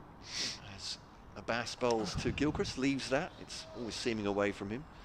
The dot ball, not just to save the brushes to your commentators, but this is one of my bugbears. I'd say with cricket, why would you not tell the spectators if there's going to be an extra half hour until tea? Yeah. Especially with at 3:40. With an electronic scoreboard, you could just flash it up. I'm not criticising the PA announcer, so I'm just thinking it just feels like.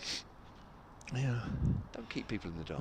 Tell them what's going on. Yeah. But anyway, Abbas to. I'm trying to, as I said, trying to save my ignorance there as well. Abbas to Gilchrist, forward defensive. End of the over.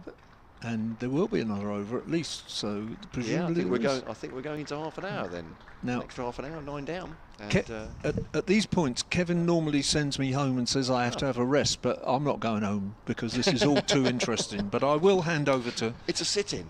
Dave actually, is not going. Are we? Yes, I don't know. In the natural rotation, it would be Kevin for Dave. I think, is that right? Yeah. And so I'll stay on mic. Dave, you'll be relieved for a short period of time. anything can happen in the next half hour. What series was that? I'm showing my age there. Anything can happen in the next half hour? Is that Thunderbirds? Can't remember. It's funny, isn't it? I think combined, we've all been doing this for about 125 years, and we still haven't got a clue what's going on. There are a number of vagaries, to be fair. I think a number of variables there are in what could go on. But so Harry Finch will face a Felix Organ, and Kent are 317 for 9 on the final day against Hampshire. They lead by 155. Simple equation. Hampshire still have a second innings to come. Organ bowls to Finch, straight back at him. No run. Matt Parkinson has gone. Don't know if that will be seen as dissent after his dismissal. Leaned on his bat, put his hand on his hip. I don't imagine the umpires will take a very good view of that, given what's gone before, given how they've been very sharp to sit on any dissent. The blocked delivery by Harry Finch.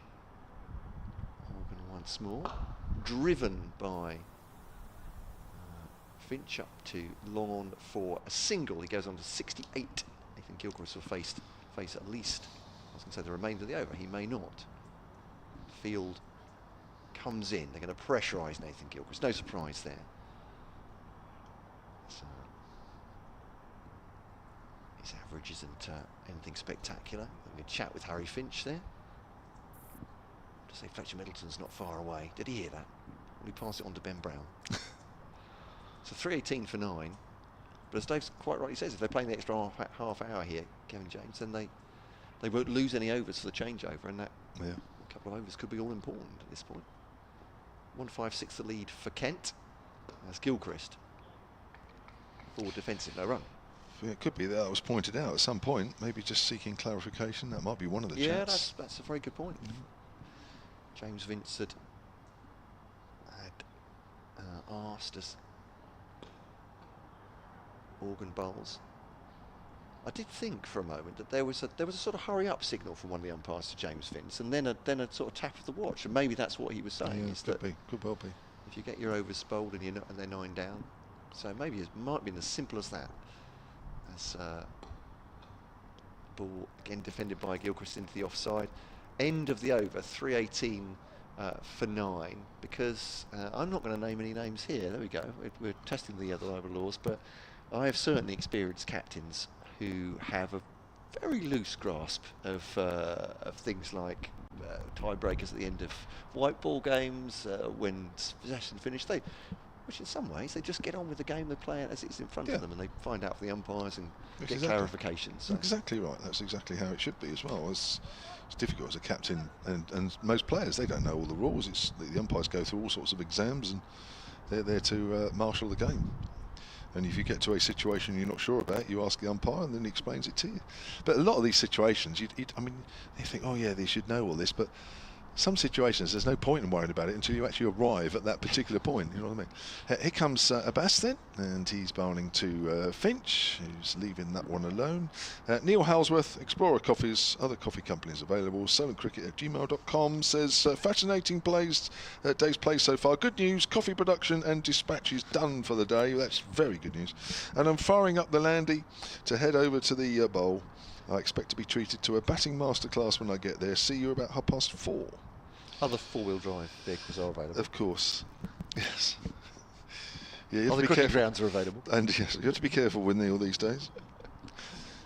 Here comes Abbas again, and that's punched back to him by Finch, who's now batted 111 deliveries for his 68. Yeah, I think I was saying he can really hold his head up today, Harry Finch. I think he's batted well, as the stats indicate. He got away with one or two as well, but I think all his Kent batters have had to do that. Tight situation. Actually, it's 113 balls. It's just ticked over.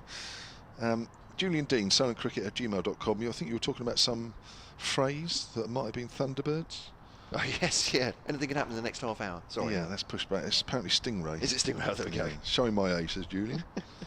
So there we go. You and me both, Julian. There we go. Yeah, and also Leon Williamson said it was Stingray. I grew up with the reruns in the late 90s and early 2000s, hoping to get down to the ground shortly as well. Thanks for your commentary. Looks like there's a few people that are looking at the situation and thinking, oh, I could see some entertainment here after tea. So I don't really remember Stingray. I remember watching Thunderbirds, but I'm not sure about Stingray. There we are. That was fascinating, wasn't it? What about the cricket? It's a pass. Bowls, and it's cut away by Finch. Out to Gubbins, who's nearly patrolling the boundary. Away to our left, and Finch moves on to 69 now. It's 319 for 9. We're in the time allocated normally for the tea break on day 4, but we're carrying on. The lead for Kent is 157, and after this over, there will be a minimum of 37 overs left in the day. So, yeah, that run rate is always creeping up. Yeah, so it's above 4 already, and again, I still think fast outfield, big playing surface. Yeah, should be doable. Gilchrist to face Abbas, and it's wide. It needs to be straight. Before I'm accused of it, I'm not doing the reverse psychology, talking your side's chances up and my side's chances down. But I do think 4 and over on this should be eminently possible. I mean, taking 2s, you know, if a field is spread at any point, you can run those so easily. Yeah. But there's a little bit of rain in the air. Yeah, well, honestly, I did think I just. It's not far away. It's not. It's not far away. Maybe it's just moisture in the air, not rain. Exactly. Here's Abbas again. Comes back at Gilchrist. Plays that nicely. Goes up to mid-off. 37 overs left in the day's play. 319 for 9. Yeah, Kent hanging around. Still, it was a 44 partnership between Parkinson and Finch. Important at the time. Could still be important in the context of the match from 273 for 8. When I was saying on the updates on BBC Radio Kent, yeah, all but over. Kent looking for a miracle to draw this game, but that partnership has just made it possible, I suppose, that they could do it. Still Hampshire favourites now, but James Fuller from the far end. Yeah, good move. Bit of pace. Maybe not necessarily for the benefit of Harry Finch, but very much with Nathan Gilchrist in mind. Yeah. He's looked, say, extraordinarily comfortable, relatively comfortable with the spin. Finch will face this now. He's on 69. Good innings from him so far. 2 slips in as Finch clips it off the front pad. Doesn't take the single this time. There we go. He is offering some protection to Nathan Gilchrist now. Besides, perhaps 5 balls of James Fuller is a little bit too rich for the blood. Although he's deflected it down to a fine leg for an easy single. It's not taken. Dot ball. 10-4 on this final day. Still all 4 results possible. 319 for 9. It's Fuller to Finch again. You can see his natural instinct. It's a nice clip up to a deep mid-wicket to take a comfortable single, but then checks himself, comes back into his crease. So yeah, they're playing that game now, so we'd imagine the field will come in perhaps ball 5 at this point. Finch looking for the gaps. 54 Fuller so far. Feels like he's bowled better than that.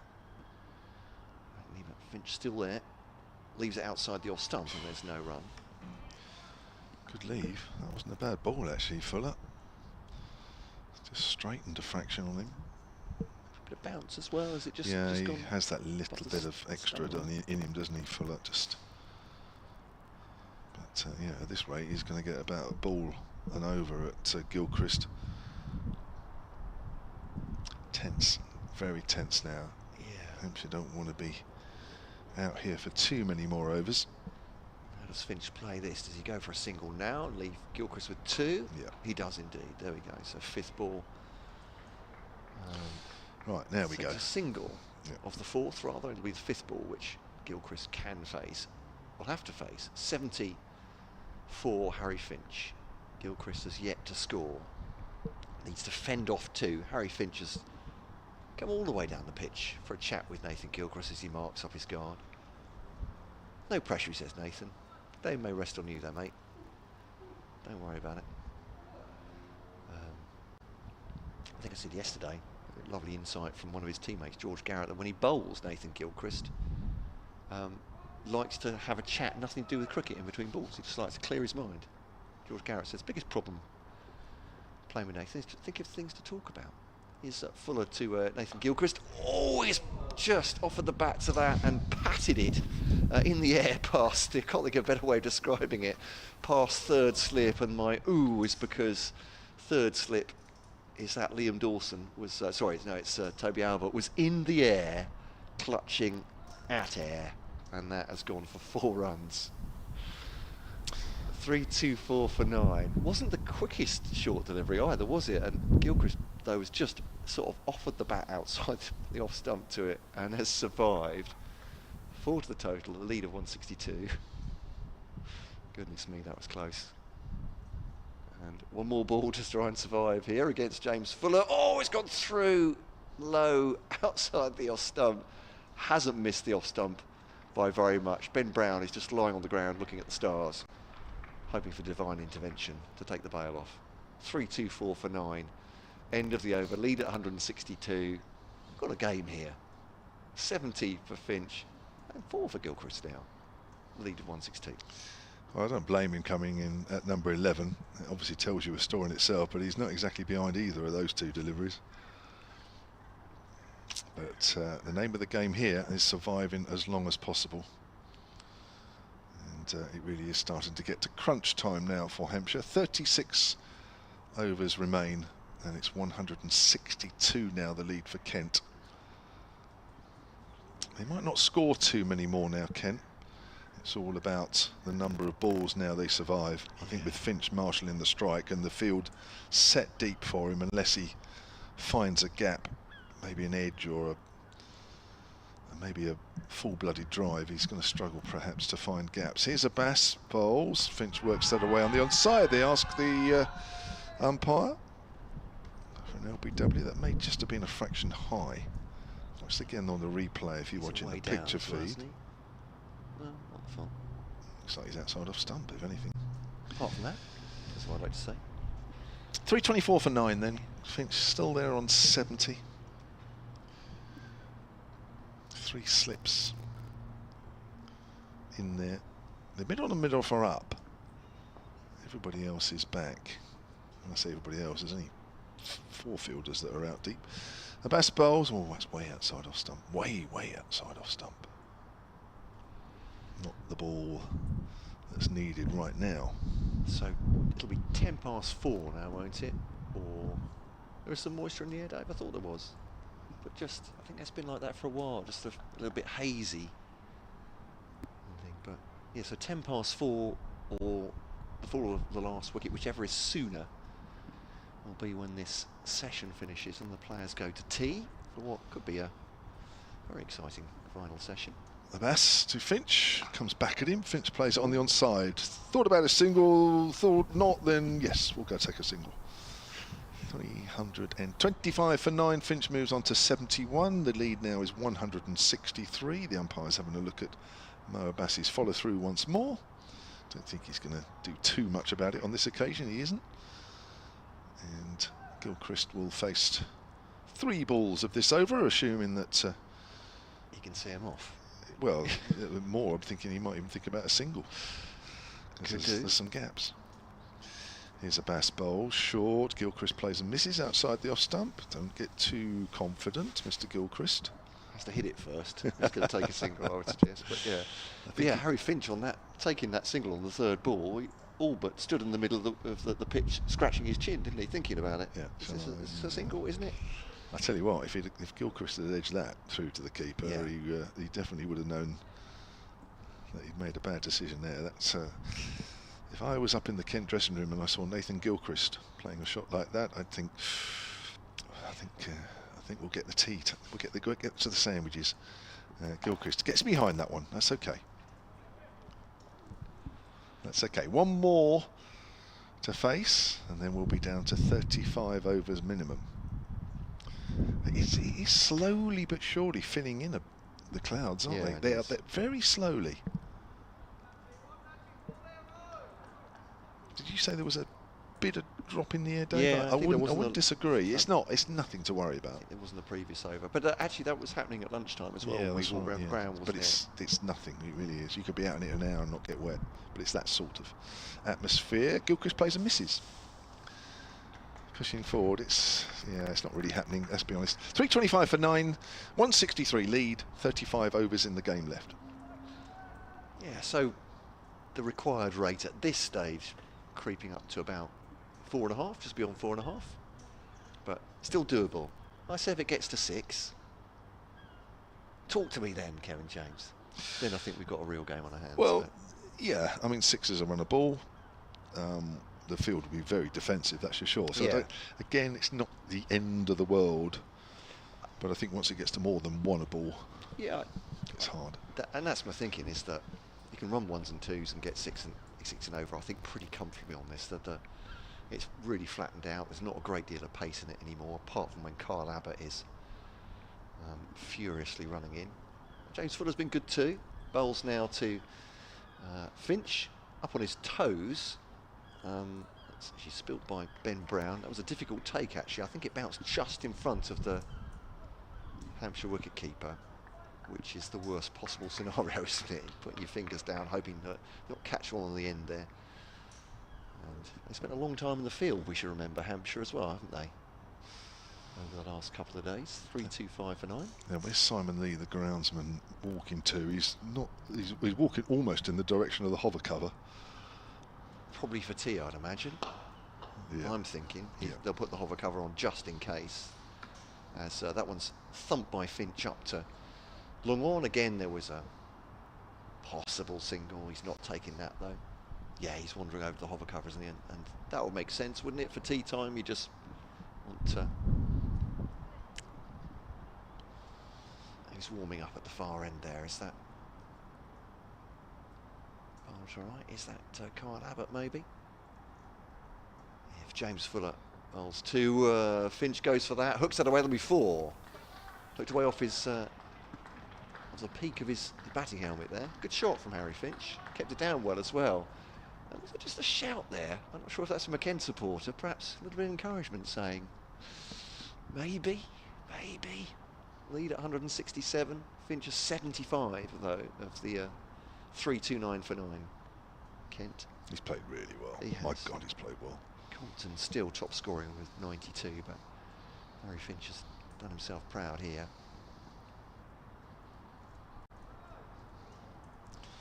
All sorts of field changes here. Changes going on. I'll try and take it to the end of this over. I may have to pull out. If they keep doing this, they'll strictly come dancing from left to right. Update coming for BBC Radio Kent listeners, who many of whom, who like the cricket, would have assumed perhaps that the game was going to be over by now, but Kent's still going. Fuller's still going, bowling to Finch and pulls that away. It'll be 4 more. Just back of a length, gets into position early, and that's kind of what I was saying about a run chase, is the outfield is really, really quick as well, isn't it? And that's away from the ghost Joe Weatherly. And the subfielder's wearing Weatherly's shirt at backward square. 4 more for Harry Finch. 3:33 for 9, the lead at 171.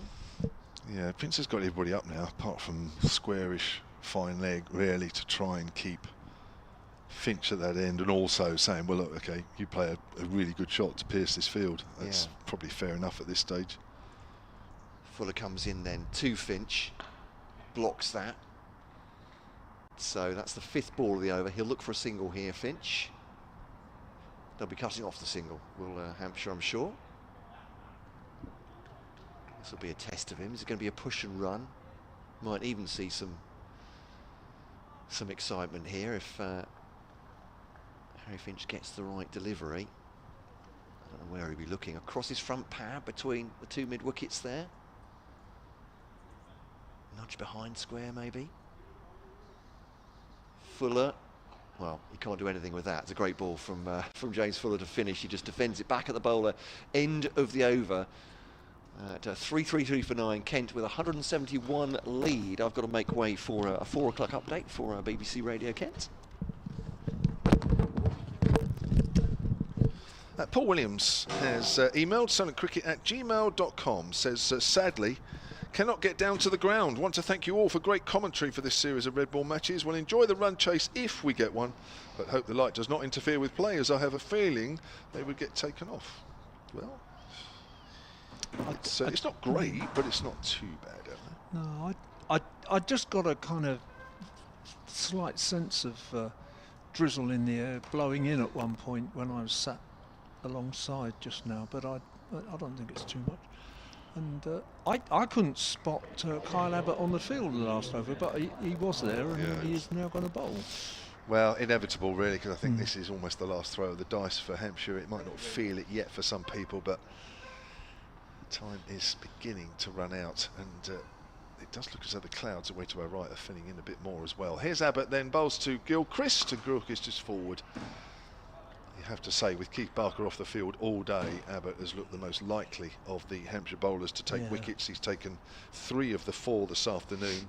The first 3, Tawanda Mayeye bowled for 39, Charlie Stobo bowled for 4, Grant Stewart LBW for 4, Mo Abbas getting Matt Parkinson caught behind for 15. Kyle Abbott also took the first wicket of the day. That was Jack Leaney. Mind you, well, that seems like an age ago. About 20 to 12. A couple more of the ground staff are making their way towards the covers as Abbott comes in and bowls. Gilchrist drives up to mid on no ball. And the target now is around it's more than 5 and over now. Yeah, it's getting tight. Yeah. It's okay, but it's getting tight now. Yeah. The over 8 is +2, which is good to see with a lot of seam today. Here's Abbott. His legs slip in, as well as 2 slips now, and bowls, and short ball way outside off stump. I think Gilchrist was expecting that one. So Gilchrist is 4 of 15 deliveries. Sure, Kent supporters are counting every single delivery that he's still out there.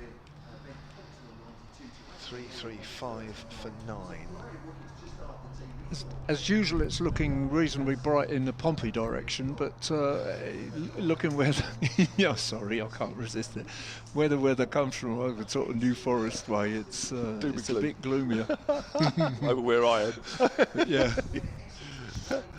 Here's Abbott bows. Gilchrist is playing a missing. As the ball goes through to Ben Brown. So short leg in, leg slip, 2 slips and a gully. And, it's a way away. It does look as though there's a bit of rain in the distance. That is towards the west, but it looks a little way away at the moment.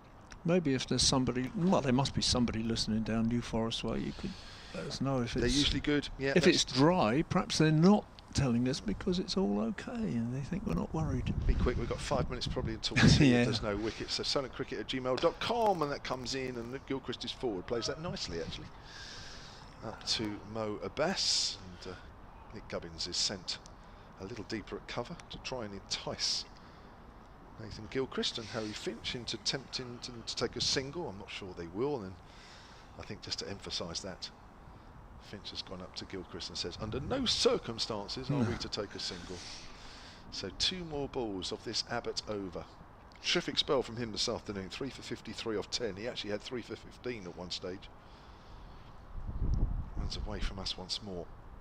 And bowls to Gilchrist. It comes in. He drives crisply. He wants a single. Yeah, you can have one, mate. Finch was anchored behind the line. He never moved.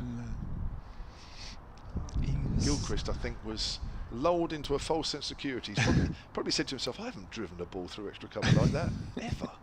So why don't we take a run? Everybody else takes a run when they drive a ball like that. Yes. And Finch, nope. Absolutely no way. We are keeping an anxious watch, because if we do go into tea at 4:10, you wouldn't rule out a little bit of rain, would you? You wouldn't. Here comes Abbott. Final chance in this over. Oh, it's outside off stump. Oh, he's gone for the leg cutter there. It was just a fraction wide. Bounced twice through to Ben Brown. And I keep saying it, but that is another over ticked off, and there was a minimum of 33 overs left in the day. And if we are playing just that extra half hour, which we probably are, this will probably be the last over now before the delayed tea break. I didn't keep a check because I'm never quite sure if it's actually half an hour or if it's 8 overs. Right. But it might be 8 overs, but I'm afraid I didn't keep a check of when it started. I see what you mean, so, half an hour, 8 overs. Yeah, it's simply because these days we don't play to time in the way that they used to. You know, we play to overs, don't we? Minimum overs left, and so on and so on. Some good news on the weather front. Steve Jenkin, sonatcricket@gmail.com. He's in Bournemouth. He says there are grey clouds, but there is no rain yet. So that's good, because when you look in the distance, I know we can't quite see that far, but that's in the direction. Yeah, so that's about 25 miles from, if you're listening, Kent, about from here to Bournemouth, something like that. Here's Fuller to Finch. Finch drives, always going to get runs here. Through extra cover. That is 4. And some Kent fans amongst the sparse crowd enjoyed that one, and Finch moves on to 83, 339 for 9, and the lead now 177. Stephen Clark, thank you Stephen, in the Shane Warne stand, he says it's dry, the old thing. I think we might have just worked that out. If we do lose 2 overs for the change of innings, then the target now is about 6 and over, almost, very close to 6 and over. Yeah. So it is just getting there. Harry Finch closing in on his top scorer of the season as Fuller comes in and bowls. Oh, it's way wide. I think we are going to get the odd ball like this now, because I think these bowlers are a little tired. You have to remember that these guys have been in the field since the afternoon, day 2. Yep. That is an awful long time to be bowling on a pitch which you've had to put a lot of hard work into get it through to the keeper. So I think you can understand the odd ball that's not quite in the right place. Here's Fuller bowls. He's walking across his stumps there, Finch, and works that out on the offside.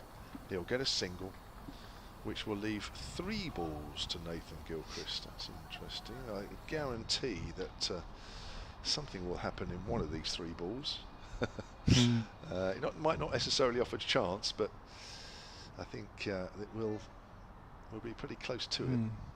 340 for 9, 178 the lead, and the field comes in. We've got 3 slips now. It's just wondering why that guy was drifting out towards the cover boundary, but he's not. He's coming well back into a sort of deep gully, really. Here's Fuller then, bowls to Gilchrist, and Gilchrist is pushing that one out into the covers, and there's no run. Tom, who's in Totten, again it's over towards the right hand side as we looked. He says it's very lightly spitting, but a bit gloomy, but hoping it holds off for a couple of hours.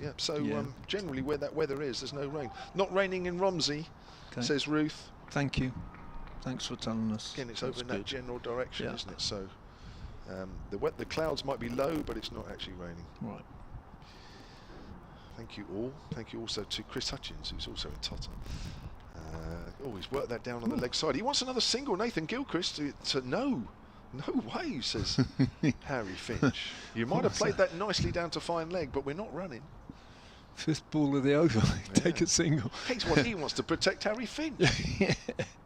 Actually, Finch might be thinking at the moment that there's also 100 for him here if he's lucky. Mind you, I think if he gets to 100, that game over almost. I think it probably would be. So this if we got the calculations right, this will be the last ball before tea, assuming there's not a wicket. Here's Fuller then, bowls to Gilchrist. Oh, it's a full delivery. Works that away on the onside, past a diving Fletcher Middleton at short leg, and they won't run on that one as well. Now, have we got tea? No, we haven't. So maybe it is 8 overs, and that was the 7th. And I'm sorry that I didn't. Don't worry, Dave. I didn't start the countdown. That was a better suggestion than me and Matt.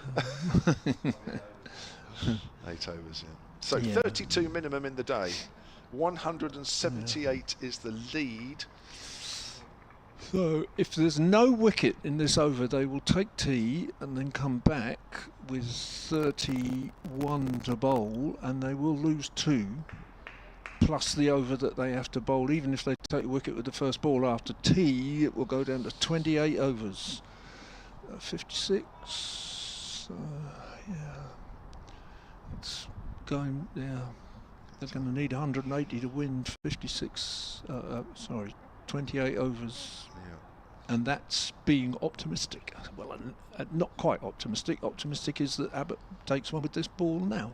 Bowling to Finch, field scattered. Bowls, Finch drives up to deep mid-off. Again, it's a single. Interesting, Finch was just looking at that shot, just checking that Fuller would pick that up cleanly. Unless either that he was trying to look past Abbott on his follow-through, just checking where that ball had gone. So Finch is 84, one away from his top scorer, or equaling his top scorer of the season. 349 for Kent following on. Yeah, it will be, if that's right, if there's no wicket and they go off for tee now, the rate will go up to about 6.5, assuming they get one very quickly after tee. Here's Abbott again to Finch, short. Finch pulls it up in the air. Is there anybody there? Finch is running back and he's caught it at the second attempt. He's got it. Abbott celebrates. Ben Brown celebrates.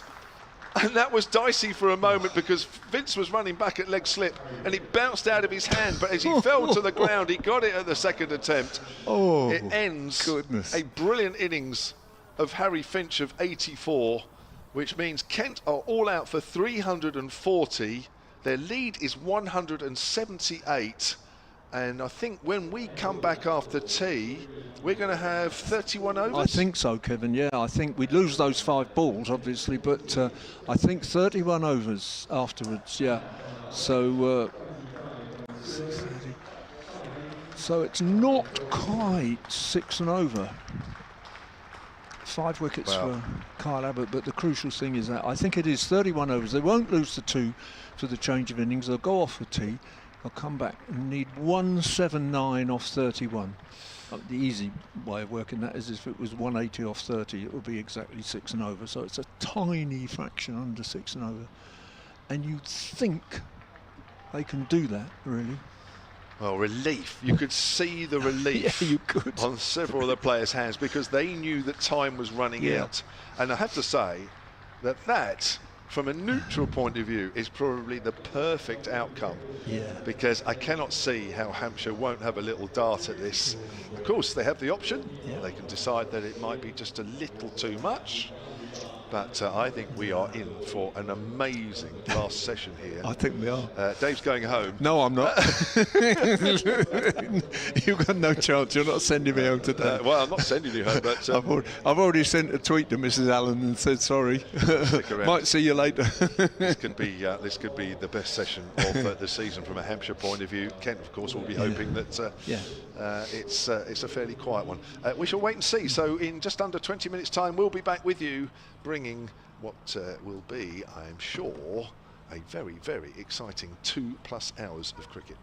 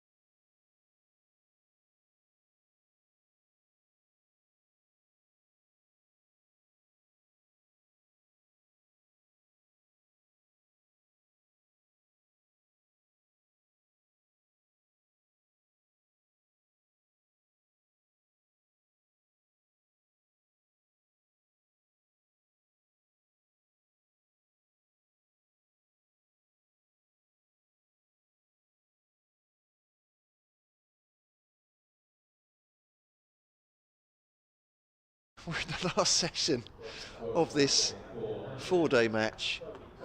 It's the wonder of cricket. The ebb and flow, the roller coaster of the game.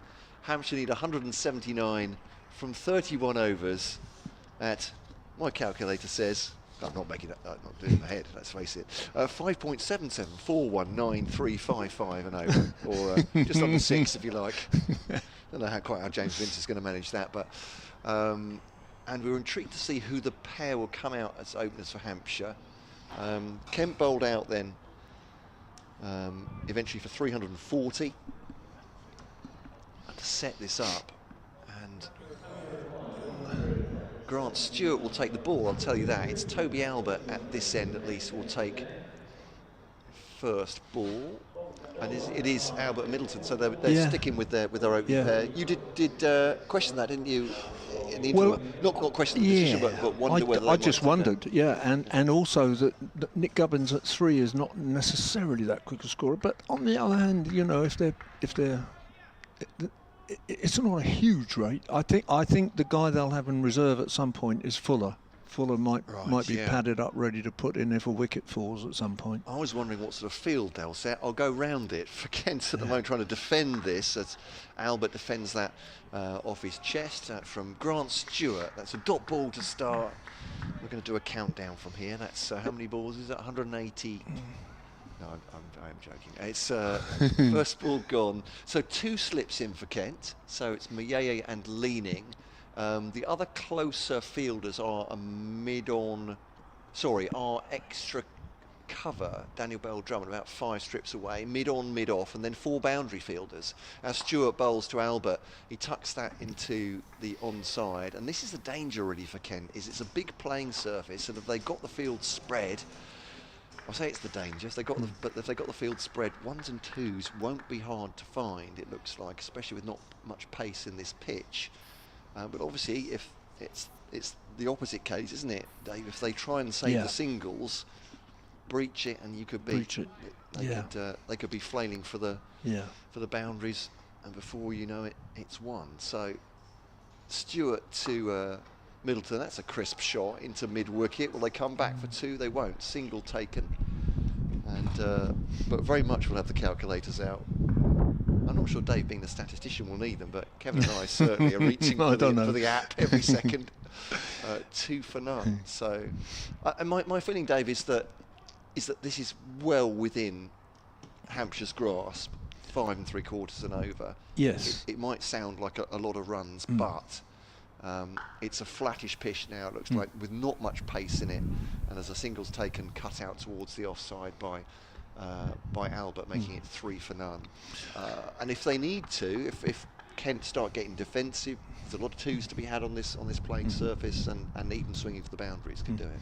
The key question for me will be whether and I think Kent are right to start with at least 2 slips. That if they could knock over 2 or 3 quickly, then suddenly the complexion changes somewhat. Stewart bowls 2. That's a great delivery. And that's come back at Fletcher Middleton, who has played at it, and he will play at it, because it's a run chase, but through to wicketkeeper Harry Finch. Over the stumps, though, actually probably pitched outside off and ended up over middle stump through the wicketkeeper. Bit of excitement from the Kent fielders. Decent delivery from Stewart. But if say off 8 overs, Hampshire are 32 for naught, they're not up with the rate quite, but they haven't lost a wicket, then suddenly it gets easier to push that run rate, doesn't it? But if you're 40 for 4... As Stewart bowls to Middleton, drops that into the offside. They think about a second. They don't, to the arm of Ben Compton. Throw it back in. So 4 off the first over. I'm delighted and relieved to note that they've gone into T20 or one-day cup run chase mode on the scoreboard. So current run rate is 4 off the first over. Required rate around about 5.8. I can. There we are.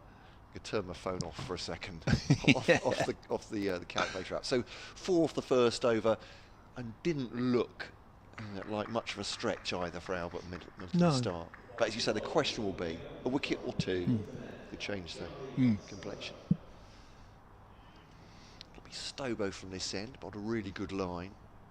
How Kent would dearly love. I mean, you wish these things. A Wes Agar, someone of real pace to bowl for them here, might change things up, but.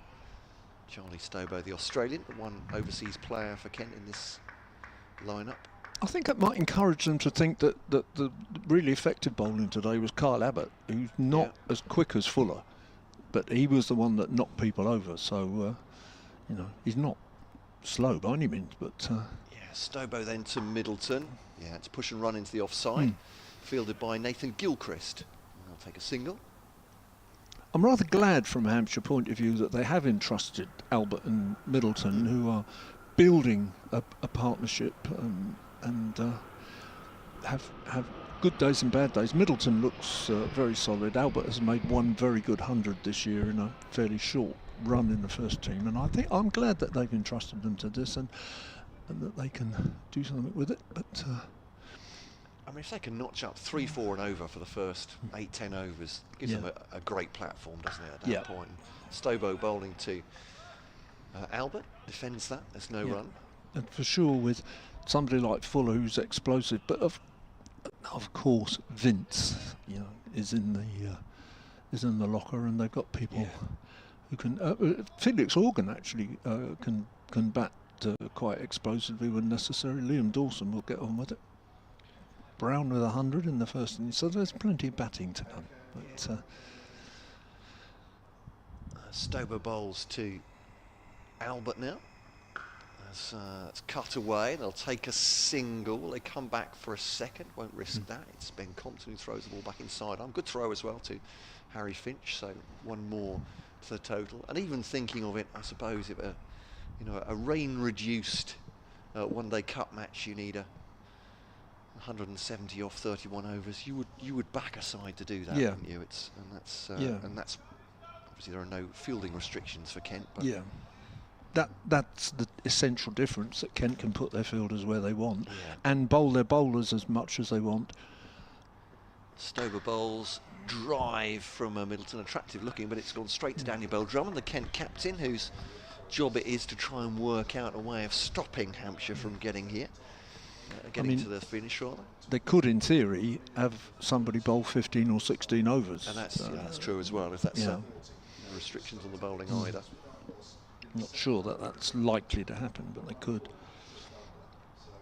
Might well be they'll use the 4 seamers for 7 or 8 overs each, or Stobo bowls now, and inside part of the bat, and Middleton was trying to aggress that. He was trying to drive that through the offside. It's come off the inside part of the bat up to mid-on, fielded by Matt Parkinson, showing the ball on his whites. I wonder if he'll get a bowl.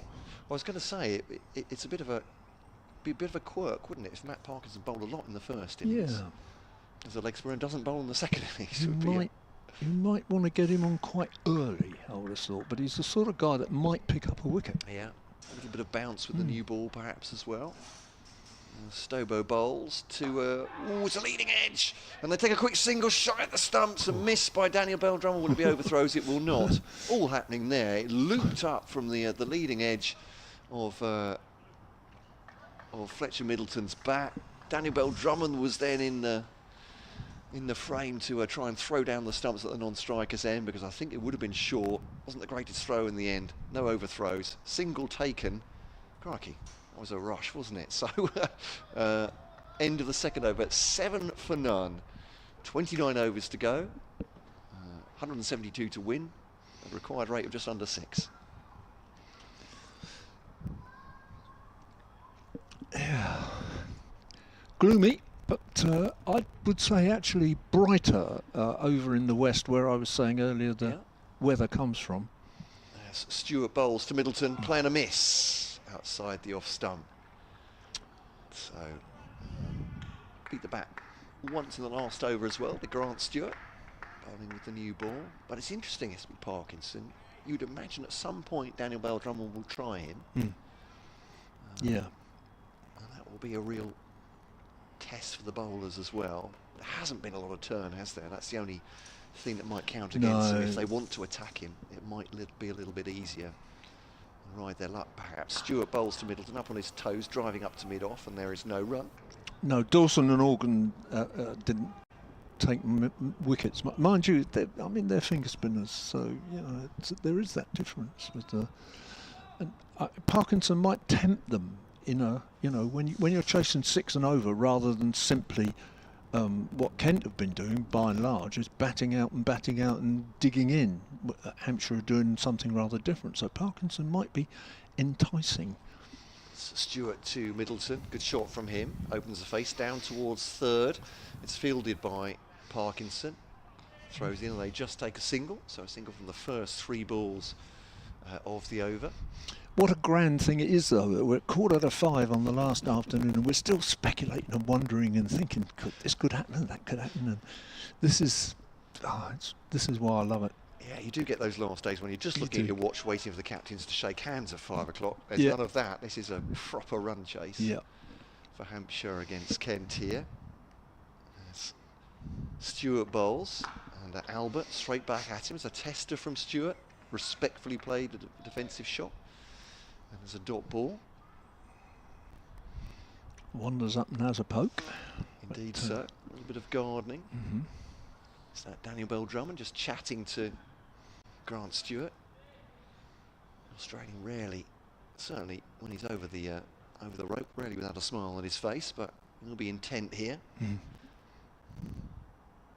To Abbott. Racks him on the pad. Close. Big appeal. It's going to be a leg by. Didn't look like a bad shout from behind him. I think it must have been going down the leg, don't you think? He was doing a bit, yeah. Oh, I don't know actually about that. I said earlier that I'm not in line, and I'm getting this. The replay looked like it was a decent shout. Oh yeah, it did. Coming It back wasn't. I towards. wouldn't have said it was going down the leg. I don't know if he's just outside the off stump, but I'm not sure. Possibly. It looked like it was coming back towards the middle, that one. Yeah, that's can understand why they're shouting for that one. Stewart to Middleton. Driving on the up into the offside. They'll take the first 2 of this second innings. A leg by from the previous delivery makes it 4 in total from that over. And Hampshire are 11 for none of 3 overs of their chase. 28 remaining. 168 to win. Kent assuredly will not bowl more overs than they have to. No, I'm sure of that. Even if they have to tie their bootlaces for half an hour at the end of the game. Yeah, that would be one reason not to bowl Parkinson, I suppose. That's but a very good point. So just make sure he doesn't run in too quick. Run rate required at just about 6. I think it's exactly 6. Oh, it is exactly 6. Yeah. Thank you very much. Yeah. And 4:45, as you said, Dave. Who would have thought? I mean, almost at any point during this match that this will be the situation. Yeah. He's evolved beautifully to have some jeopardy on the final day for both sides. Stobo to Abbott, and yeah, again he has to play that one respectfully. Good full-length delivery from Charlie Stobo, and defended off his middle stump by Toby Abbott. You can tell it's exciting. Kevin James, a bit like me actually. I'm pacing on the spot. He's pacing around his chair. There's a man from Nottinghamshire who quite often does that in exciting moments, I seem to remember. Wonder what Dave's up to today. I thought, oh, well, actually, he's playing Lancashire, aren't they? So, Here's Stover then to bowl to Abbott. Oh, chops that down just outside the off stump. He's tried to drive that again. I think it's too close to him to drive. Just on the off stump, and that's another dot ball. 11 for none. It's not looking that easy at the moment, but this is the new ball. It's only 3 and a bit overs old, so you'd expect it to be doing something out there. Matt Parkinson with Charlie Stobo. He's always got a word or two, as Matt Parkinson. I'm sure he's keeping Charlie Stobo entertained. He runs away from us, the tall Western Australian. Bowls to Abbott, cuts that away towards the boundary. They'll look for 2 here. Throw comes in for Tawanda Mayeye, and they'll comfortably get there. Really well run. You're absolutely right. Abbott was actually well before the ball reached Harry Finch, and he was 5 yards away from the stumps there, or maybe not as much as that, a couple of yards away. It was well within his ground, wasn't he? Good running. that's one of the reasons for having the kids out there, actually. They do scamper. Well, I did keep, it brought you to tears, but keeps thinking saying that the 2s might be the way to win this game, and these 2 well capable of that with their running. Comes down the pitch there and cuts that away. Albert, attractive looking stroke off Stowberg. He'll take a single out towards the fielder at deep point. I think that's Feroz Kushi there. I was just thinking for a moment, I was imagining a situation towards the end of the innings where Abbott and Barker are together and having to scamper singles, which might be more difficult. And then I thought to myself, where would Barker bat? He bat any time after 5, I think. Is that right? Is a good point, yes. It was a straight drive. Daniel Bell picks it up, though it's not cleanly hit by Fletcher Middleton. He'll take a single. And so 4 off the over so far. The required rate is at 6. We've gone into white ball protocol now with the red ball. Yeah, because Barker's been off all day, but I think any time after number 5 he can come in, I think, or 5 wickets rather. That would make sense. Somebody which will probably be fine for Hampshire. Yeah, yes, absolutely fine. Stobo to Albert, cuts that away, and they'll take a single. So 5 off the over. It's below the required rate. They're going at 4 and over at the moment. 27 overs remaining, 163. What I would say from Hampshire point of view is, or from a Kent point of view as well, not much beating the bat. There haven't been many alarms. Grant Stewart has got a couple to beat them from the far end, but otherwise it has been bat to ball, and they haven't looked in much danger, these two. No. It'll be a worry for Kent. One decent LBW shout, but you're quite right. Yeah, that's true. You're quite right. That one from Stewart, I think he beat the bat in the previous his previous over as well, but yeah, as you say, that LBW shout, it might have been hitting him outside the line. That's the possibility. Stewart to continue his 3rd over, 5th of this run chase, as Albert defends it up towards Daniel Bell-Drummond, who fields at cover. Field's not changing very much, by the way, from one over to the next. It's 2 slips next to Harry Finch. There's a deep, go anti-clockwise, deep backward point. Boundary rider on the offside, just forward of square. Bell-Drummond at cover, mid-off, mid-on. Boundary rider forward of square, Feroz Kushi on the onside, and Nathan Gilchrist at long leg. So it's as Stewart bowls that one, there's an appeal from second slip. They take a single. Is it a leg by? It is. Yeah. So they come through for 1. So there's a lone appeal from second slip from Jack Leaning as a leg by run. Harry Finch running from behind the stumps to try and side foot it. Euros 2024 style, but couldn't make contact with the stumps on that occasion. But so it's it's a 5 in 4 out field, if you like, with 2 close fielders at the slips.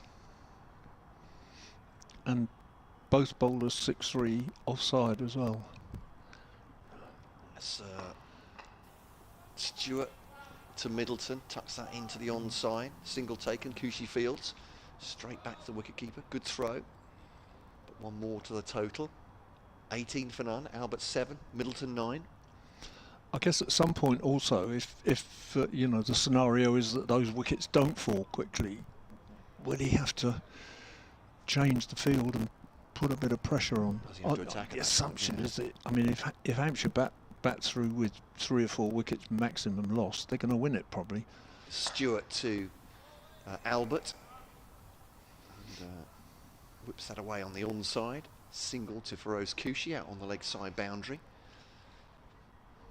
Yeah, it's a good point. The longer they go on without losing a wicket, you think the pressure will be on Daniel Bell-Drummond to attack at that point and not allow them the singles. Yeah, I think so. Yeah. They've taken the slip out. I think that's very sensible at this point. Nothing he's really beaten the edge of the bat, but maybe that's maybe that's an attacking move in terms of pressure. So just denying the single on the onside now at mid-wicket. Stewart bowls to Middleton. He finds a gap in the offside anyway to backward point. Well farmed that is, and well run. Parkinson runs around, has to run around the ball. They come back for a very quick 2, and that's 5 off the over already. At the moment, Hampshire with no wickets down, still favourites for this one. 21 for none. But a couple of quick wickets changes everything. Although it might just speed things up in terms of Hampshire bringing their bigger hitters. The likes of James Vince coming in perhaps next. Yeah. I mean, he really did look comfortable from the off, didn't he, in the Hampshire innings, and scored very quickly. Stewart to Middleton. It's a good delivery. He moved his feet well as well. Single into the offside, and that's the end of the over. And so, yeah, 22 for none. 5 overs gone. The run rate currently at 4.4, required at 6. 26 remaining. 157 to make for Hampshire to win it here on BBC Southern, BBC Radio Kent, with the pictures via Hampshire County Cricket Club, via the BBC Sport website and app. You take us with you wherever you go, on your phone or your tablet, on your laptop at home, and around the ground on the earpieces as well. Welcome wherever you're listening. It's Matt Cole and Dave Allen with you as well. Kevin James is pacing nervously. It might be because it's got a bit cold up here as well. He's probably just trying to keep the circulation going. Yeah, it is a bit chilly. The wind's just blowing up as well, hasn't it? Stobo to Middleton, angles that down to backward point for a single. He's only got one slip in now, but 5-4 field, so he's done the same thing on that side. He's brought that slip across to shortish mid-wicket. Yeah, it's to Wandamia. He's got a good arm as well, so maybe I'm thinking gun fielders at those positions to if any run-outs are possible. Feroz Kushi is the man, I think, on the other side now. As Daniel Bell-Drummond has put himself, and he's directing traffic, isn't he, at mid-on? He's the Kent captain. Stobo runs away, bowls to Abbott. Oh, it's very close to the off-stump indeed. He's looking just to nudge that into the onside. He's moved his pads away, almost giving a sight of that off-stump. Good delivery from Stobo. There's certain irony there that he's taken the two first and second slip out, and he's just got a wicket keeper and gully, and then beats outside the off stump. Had he got the edge, they might have been ruining that. You're absolutely right. It was a good ball. Stobo has once again proved himself for Kent. 23 for none. Bowls now to Abbott. Almost down on one knee as he cuts that one away to the towards the offside boundary, fielded by Gilchrist. Single taken. It's one of those very modern shots, really, isn't it? Down on one knee, and I mean, you're right that he's cutting it, but he's cutting it off the. Oh, I was going to say it's more or less off the front foot and off the ground. Yeah. So making it into a half volley, I guess. Is it just on the rise? So 24 for none. Middleton faces on 13. 155 to win from 25.5 overs, Hampshire. As Middleton clears out of the way, or clears his feet out of the way, guides it out towards point, and they'll take another single. 2 balls to come of this 6th over. You kind of feel from a Kent point of view as if there needs to be some variation in the attack, but I'm not sure where it would come from. I mean, if there was a left armour, it would help. Unless I go back to my idea about the leggy again, but... I agree, there's not a lot of variation in their seam attack, and this is cut away this time by Abbott. He'll take a single and go on to 26 for one, 26 for none rather, is it? Yeah, that and their other problem is Gilchrist is quicker, but he conceded a lot of runs in the first innings, and they may be thinking, perhaps they call on him when they more desperately need a wicket, maybe. They would try and keep it tight up top, and maybe use him as a strike bowler. Everson as well.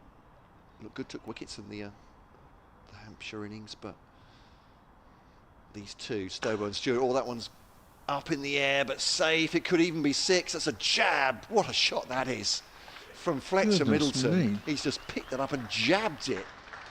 Sort of uppercut it over cow corner.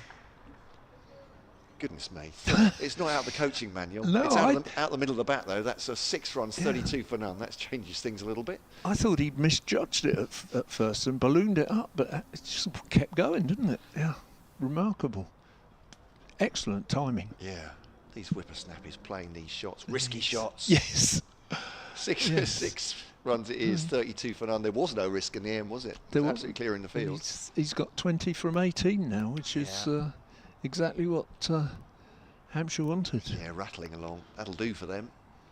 So required rate of under 6 now. 6 overs gone. 32 for none. Yeah, 5.88.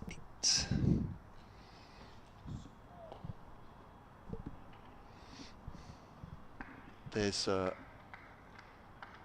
Stewart bowls that ball. Sorry, we're momentarily distracted there by an appearance on the balcony. Perhaps Kevin James will tell us about that when he comes to the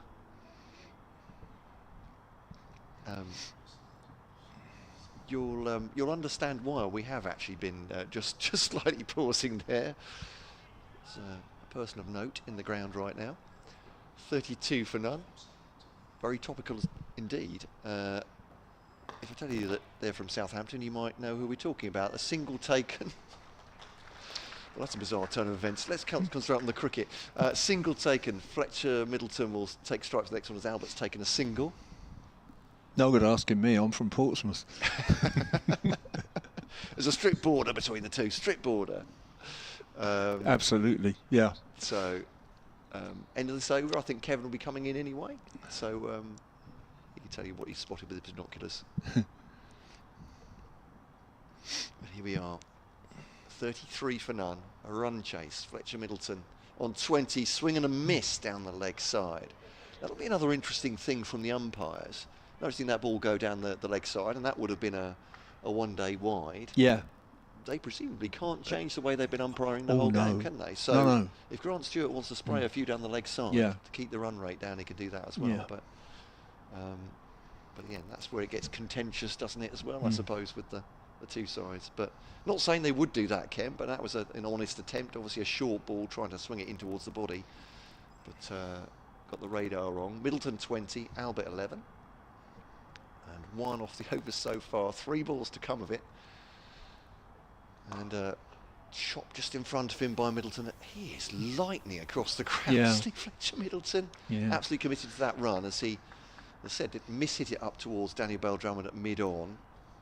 Bell-Drummond just have a look across. Is that to Matt Parkinson? I think they just exchanged a word or two. Maybe a question from Daniel Bell-Drummond as to whether he might bring in the leg spinner just to try and buy a wicket at this point, maybe? I think he needs to pretty soon. Yeah. I mean, the only option would be to have something like a slow left armer fires it at leg stump. Oh, it's gone for the ramp shot. It's gone in the T20 fashion. Look at that. There's a ramp for 6. Goodness me. Astonishing from Toby Abbott. Well, we were wondering before this started whether these two would come out and would be the bigger hitters, but if he's playing shots like that, Toby Abbott, he's trying to catch up Fletcher Middleton now. That's 6 runs from a ramp over his head, premeditated off Grant Stewart. He's on to 17. Middleton has 21. Ball to come of this 7th over, and 139 from 24.1. Now looking a lot more straightforward, as no wickets have fallen in this first 7 overs unless Stewart produces one now. Bowls to Abbott, drops into the offside, easy single taken, and Hampshire firmer and firmer favourites to win this one. Unless Kent take a couple of wickets here. 41 for 9 off 7. They need another 138 off 24 at 5.8 and over. I'll leave you with Dave Allen and Kevin James. Thanks, Matt. Yeah, well, I was suggesting earlier that if Hampshire got to something like 40 for 0 off 8, that Kent would need to start taking wickets, and they've actually got off to 40 for 0 from 7. So I think, in fact, 41 for 0. So I think at the moment Hampshire very much in the box seat. And here's Kevin. Is there some exciting news about something? I'm not sure I'm allowed to say who is here. I see. Because, okay. maybe because of the sensitive nature, but just say somebody's prominence is on the ground. I won't say where or who. That's is he edged behind? Oh, he has. There's the first wicket. Stobo gets Toby Abbott caught behind. Abbott goes for 18, and Hampshire are 41 for 1. Lovely ramp shot that previous over, Dave, wasn't it? My word. It was extraordinary, yes. Well, wickets are going to fall here. Yeah. I think we have to accept that. But Kent needed one, didn't they? Yeah, at that they did. point. But it's been well, it was until those 2 sixes, which have been extraordinary. Yeah. Off both the players. Yeah. It was certainly a solid start up until then. Yeah. But what they have done to this point is they've kept the rate around 5 3/4. Yeah. That's what they need. They need it from the start, and they've kept that. They haven't let it go too high. It did go fractionally over 6 at one stage. James Vince, I was not surprised coming in at number 3. Oh, yeah. Nick Gubbins will drop down the order. And what they are doing, what they don't want to do, of course, the openers and the top order batters, they don't want to put pressure on the guys coming down. And also what it does is it keeps Daniel Bell Drummond guessing, because if it stays at a run a ball, he can't have everybody out on the boundary. So it means that he's got to mix and match. Yeah. And there will always be gaps. Yeah. So Hampshire don't want to let the rate get too much out of hand. Now it shouldn't. For however long James Vince stays out there, I don't think we're expecting now the rate to get out of hand. So it's a good start. It's not absolutely brilliant, and it's not terrible. Yeah, absolutely right. I suppose that one of the crucial things for Hampshire is that they need to avoid, if possible, having 2 new batters in at the same time. Yeah. So if Vince was to go, then Middleton needs to hang on in there. Right. So here's Stobo to Vince. Sorry, Dave, cutting across the Vince is off the mark straight away. It's gone out to deep point. They have all the way through this inning so far. There have been easy singles out on the offside with the line that he's bowling. Players have been able to hit that ball out, and there's a boundary marker there. But if you can hit almost every ball out there for a single, then you're going to win the game. Actually, needing just under 6 and over, 5.7 at the moment. They've got to tidy that up somewhere. And in fact, there's a conversation going on now with the bowler, just actually pointing out on the onside. But I'm not sure whether there's a suggestion of slight change of line, because they're actually adding to the onside field, which is interesting in terms of what I've just said. But it makes me suspect that he's asking him to bowl a bit fuller and a bit straighter, perhaps. So there is a deep fine leg, deep square leg, now deep mid wicket, but there are also 2 fielders on the leg side saving. So here's Stobo, runs away from us, bowls to Middleton, short. Middleton tries to cut that one or do something with it, and it goes through to keeper Harry Finch. So from here, Hampshire need 137, and there are 23.5 overs left in the game. There won't be any more than that. That's exactly what we're going to get. The clouds are high enough that there's nothing too much to worry about, but it is full cloud cover. The lights are on. It's not brilliant light, and remember we're playing with a red ball, which is not ideal. You'd want to be playing with a white ball in this light, but that's why things are different. It's not technically like a T20 run chase. It's a little bit different than that. Middleton finds room on the offside for a single, and he moves on to 22. Run a ball 22 from him. Toby Abbott's 18 was off 23 balls with that one ramped 6, which literally did go straight over his and the keeper's head. Quite an amazing ramp shot. Changed the field for James Vince and strengthened the offside again. So one's come across 5-4 offside field. Stobo to Vince, and Vince just pushes that away on the onside. I think he was looking for an angle somewhere. Quite an ungainly shot for James Vince, unusual for him. He wasn't trying to hit it hard, I think he was just trying to find a gap. As I say, they don't need to panic here. It's a runner ball. So it's certainly not all hands to the pumps job, but you do just need to keep pushing things along. You don't want to have 3 dot balls in a row, say.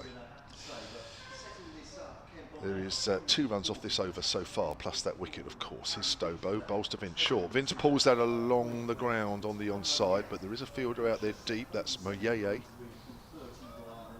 And I think that's the end of the over. Yes, it is. So we've had 8 overs of the 31 that Kent will bowl at Hampshire. Remember, they needed 179 at the start. They need 135 now, with 23 overs remaining in the game. 44 for 1. Vince has 2. Middleton has 22. Vince signalled to the dressing room there as though he was acknowledging the applause for his 100, but he's only got 2, so I don't know quite what. Nobody's coming out with anything, so I don't know whether it's a preordained signal of some sort, but I don't know. They know what's happening, I think. Yeah. So it's going to be Grant Stewart. Now remember, from a Hampshire point of view, Kent's 2 best bowlers are operating.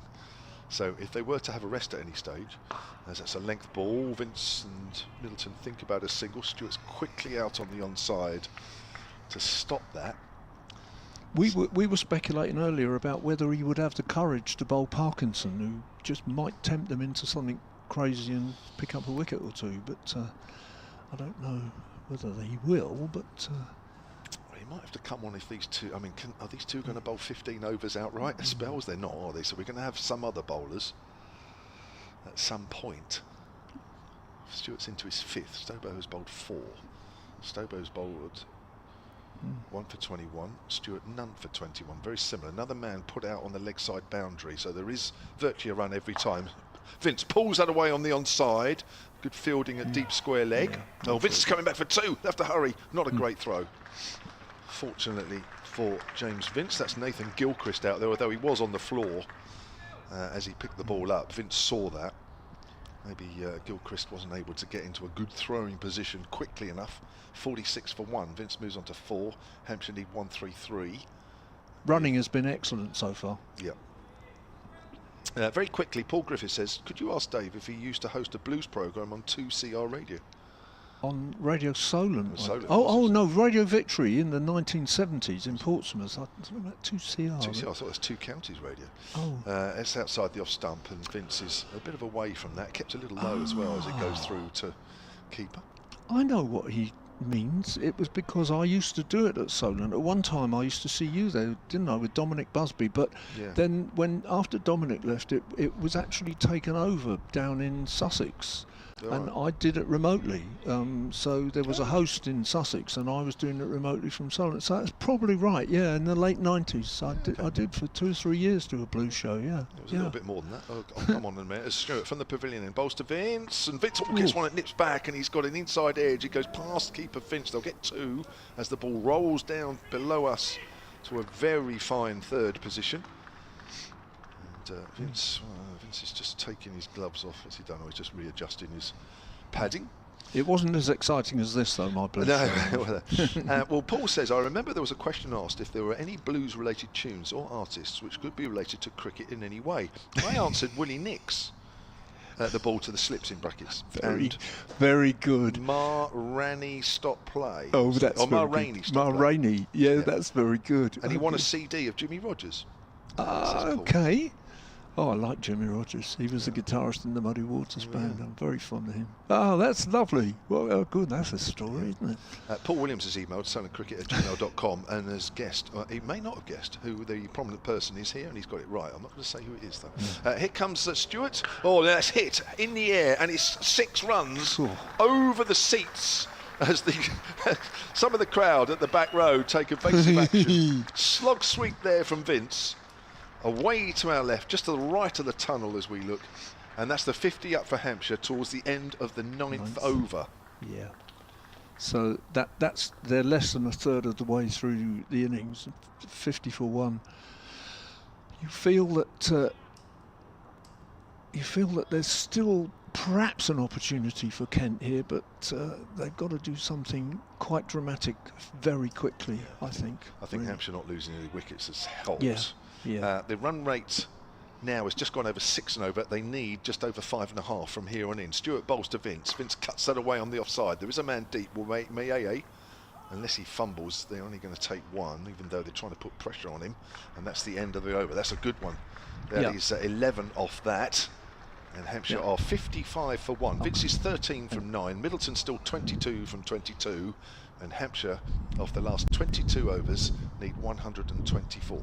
And Bell Drummond just kind of patted him as he ran, Stewart as he ran away there, and that's just just looked to me as if he was saying, "Well done, thanks a lot. Yep. Make a change." And I don't know who it'll be, but they have. It's very difficult for. I'm not being at all critical of Bell, Drummond or Kent. I think it now looks as though they needed 20 more runs and 5 more overs really to really make it hard. Yeah. They did add 208 today for their last 8 wickets. Here's Stobo, low full toss. Vince works that away on the onside. It goes a little too quickly to Mieye in the deep, so it's only a single. The total moves on to 56 for 1. That run rate required from here on in is just fractionally over 5.5. It's less than run a ball. Yeah, it's coming down now. It is. Andy Hollitz has emailed sunandcricket@gmail.com. He says, thoroughly enjoying the commentary and live feed from Calpe, is it, in sunny Spain? C-A-L-P-E, is it? Oh, I thought you said Cow Plain. I thought you meant north of Waterlooville.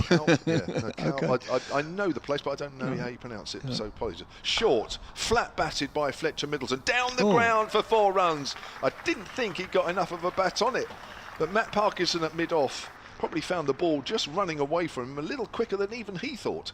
And Middleton goes on to 26, 60 for 1 now, Hampshire. They need another 119, and we are just over 21 overs remaining in this game. Andy says he was introduced to Hampshire cricket in 1961 at Northlands Road when Hampshire played Australia. Oh, in yeah, those days, I went there. Were you there? In those days, us kids could sit on the boundary line. Yeah. Well, it was the week in which, at the end of the week, we won the championship. Here's Stobo again. Middleton opens the face of the bat, guides that out to deep point. Gilchrist comes in off the boundary, and that is a single. Middleton moves on to 27 from just 24 deliveries, 61 for 1 Hampshire. They need another 118. Mike James has emailed about the famous person on the ground. You are right. Ruth Allen, you have also got it right. I got it right as well, and I couldn't see him. I was peering around.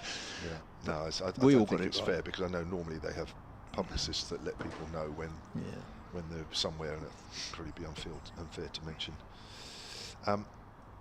Paul Griffiths says he thinks he was Solent. He's come back, not 2CR. Oh, okay. Stobo just pulls out of his run-up. That 1961 Australia game was terrific. They rested Shackleton and White because we had the crucial game against Derbyshire coming up 3 days later. Australia, that was the Richie Benaud side that won the Ashes at Old Trafford. And I remember going to that. There is actually a Hampshire squad photograph, championship winning squad photograph, taken on the Monday afternoon of that particular game. Here's Stobo to Vince, and Vince hits it in the air. He's found the gap. He's found the gap at deep mid-wicket, and it's going to be 4. There is a fielder out in that vicinity, not close enough. Vince moves on to 18, 65 for 1. Hampshire need 114 now in just over 21 overs. That run rate required is slowly coming down. It's just over 5.25 from here on in. Christopher Kimber has emailed sunandcricket@gmail.com. I'll come to that in a moment. He's enjoying what's happening out there in the moment. At the moment, that's flicked away by Vince. It's gone quickly down to fine leg. Grant Stewart does pick it up cleanly. The batters are trying to put the fielders under pressure. 66 for 1. Chris said, hello Kevin and Dave. Biting fingernails, watching and listening from Rhodes Airport, waiting for a flight home. Hopefully we can get over the line before we go. Come on, you hogs. And he's going to be at Radlett on Saturday. I was just going to say that the running between the wickets has been very good, but on the whole, the ground fielding has been very good as well. Working hard, doing well, but it's going Hampshire's way. Yeah, there's just a bit more momentum in the innings now, isn't there? After a solid start. 11 off this over already. 1 ball left of it. Here's Stobo, runs away from us, right arm over, and bowls, and Middleton hits it in the air. Has he got enough on it? I think he's going to be caught at mid-off. No, he's just outside the fingertips of Matt Parkinson, and it rolls over the line. It just seemed to hang in the air and then drift away from Parkinson as he made his way over towards the ball. So Middleton picks up 4 more, 31. Good over that for Hampshire. 70 for 1. They need 109 from 21 overs. That run rate now is just below 5.25 an over. Yeah. Very good over. Who's going to bowl? Got a new bowler for sure. Stewart's off 5 overs, 0 for 32. And it's going to be Gilchrist, I think. I think it is, yeah. Yeah, it is, yeah. Grant Stewart started off well, and then as Hampshire hadn't lost early wickets, which was key really.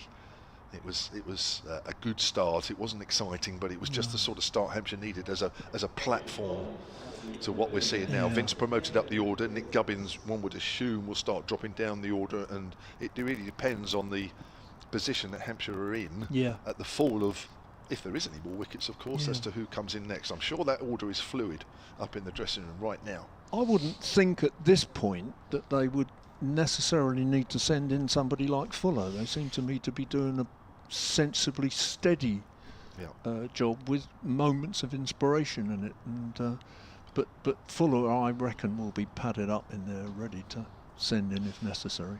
Now there are 4 players saving 1, 3 of them on the offside, everybody else is on the boundary. Here's Nathan Gilchrist, right arm over, bowls. Vince cuts off the back foot, he's found the gap between mid-off and extra cover, and I don't think Bell Drummond's going to get there.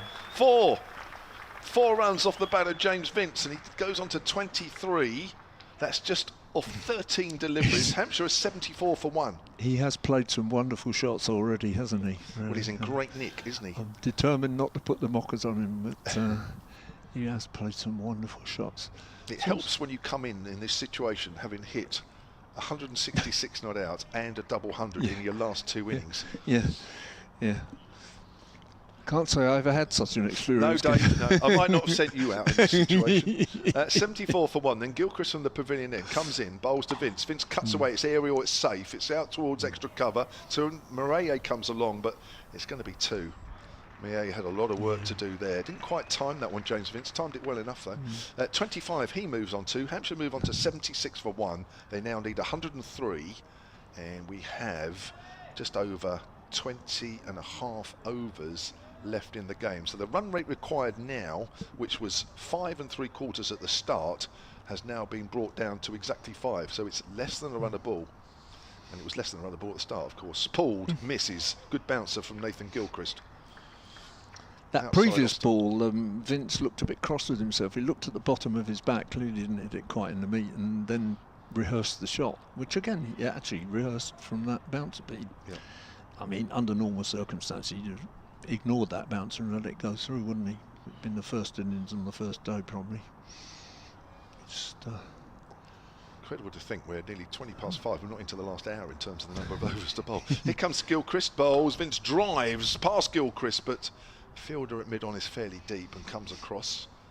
And that'll be just a single. Vince is on 26 from just 16 deliveries, 77 for 1. Neil Halsworth's made it from Gosport to the ground. He says, here, I've taken my seat in the Colin Ingleby and Mackenzie stand. He says, this is exciting stuff already. It certainly is. Well done, Neil. There is a run everywhere on the leg side, isn't there? I mean, it puts a lot of pressure on the bowler to get the line exactly right. 3 men saving 1 on the offside, but... Here's Gilchrist again. Short, he tries to cut that one, and it's not taken cleanly by Finch. Goes through his gloves. Though he takes a lot of the pace off, but they run through for a bye. Just waiting for the signal. Yep, there it is. There was a bit of pace there from Gilchrist, as Middleton was trying to cut that away down to 3rd. I'm sure if he'd got most of his bat on that would have sailed all the way for 6. Stephen Clark on the ground says, I haven't got a clue who you're talking about the prominent person. As I say, I'm sworn, I'm under the Official Secrets Act. I'm sworn to secrecy. Work it out. Here's Gilchrist, full. What's on the onside? I think they'll run 2. Middleton's run the first one quickly. Yes, they are. It's one of those where if it was a T20 game, the ball literally lands on the 30-yard circle with everybody on the rope, and you always come back for 2, which happens 90% of the time. Thank you, Dave Allen, for the moment. If he can contain himself, he'll be back in about 20 minutes' time. He's only staying because the game's exciting. Normally he goes home at tea time. So that will tell you just how exciting this game is and could yet even become. So Hampshire now have got the runs required down into 2 figures. 99 are needed. We've had 11. We've got 20 to do.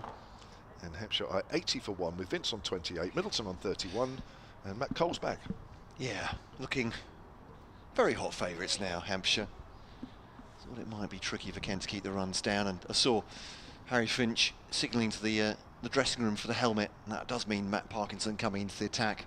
About right, I think. The opening bowlers, they're always going to try and start with Stober and Stewart, who kept the runs down to a degree in the with good economy, didn't they, in the Hampshire innings, the best of the economy. Nathan Gilchrist comes on, goes for 9. Has to be Parkinson now or never, you think, really, just to try the spin. Agreed. You've got to give it a go, haven't you? Doesn't look like it's been turning for anyone really very much, has it? But well, there might be a he'll bit give of it rough. a chance. He's coming round the wicket, which obviously again is defensive, so he's going to try and cramp Middleton up for room. But again, you know, because it's less than a run a ball, Bell Drummond can't set the kind of defensive field that ideally you'd like. So round the wicket comes Parkinson then to Middleton, cuts that away to the point boundary, and there's a fairly straightforward single first ball. Oliver Arnold's messaged me. He said, can you give a shout out to me and Andy Wright, huddled around our computer at work, watching and listening to your commentary? Come on, Hampshire. I'm afraid we can't do that, no. No, we won't do that one.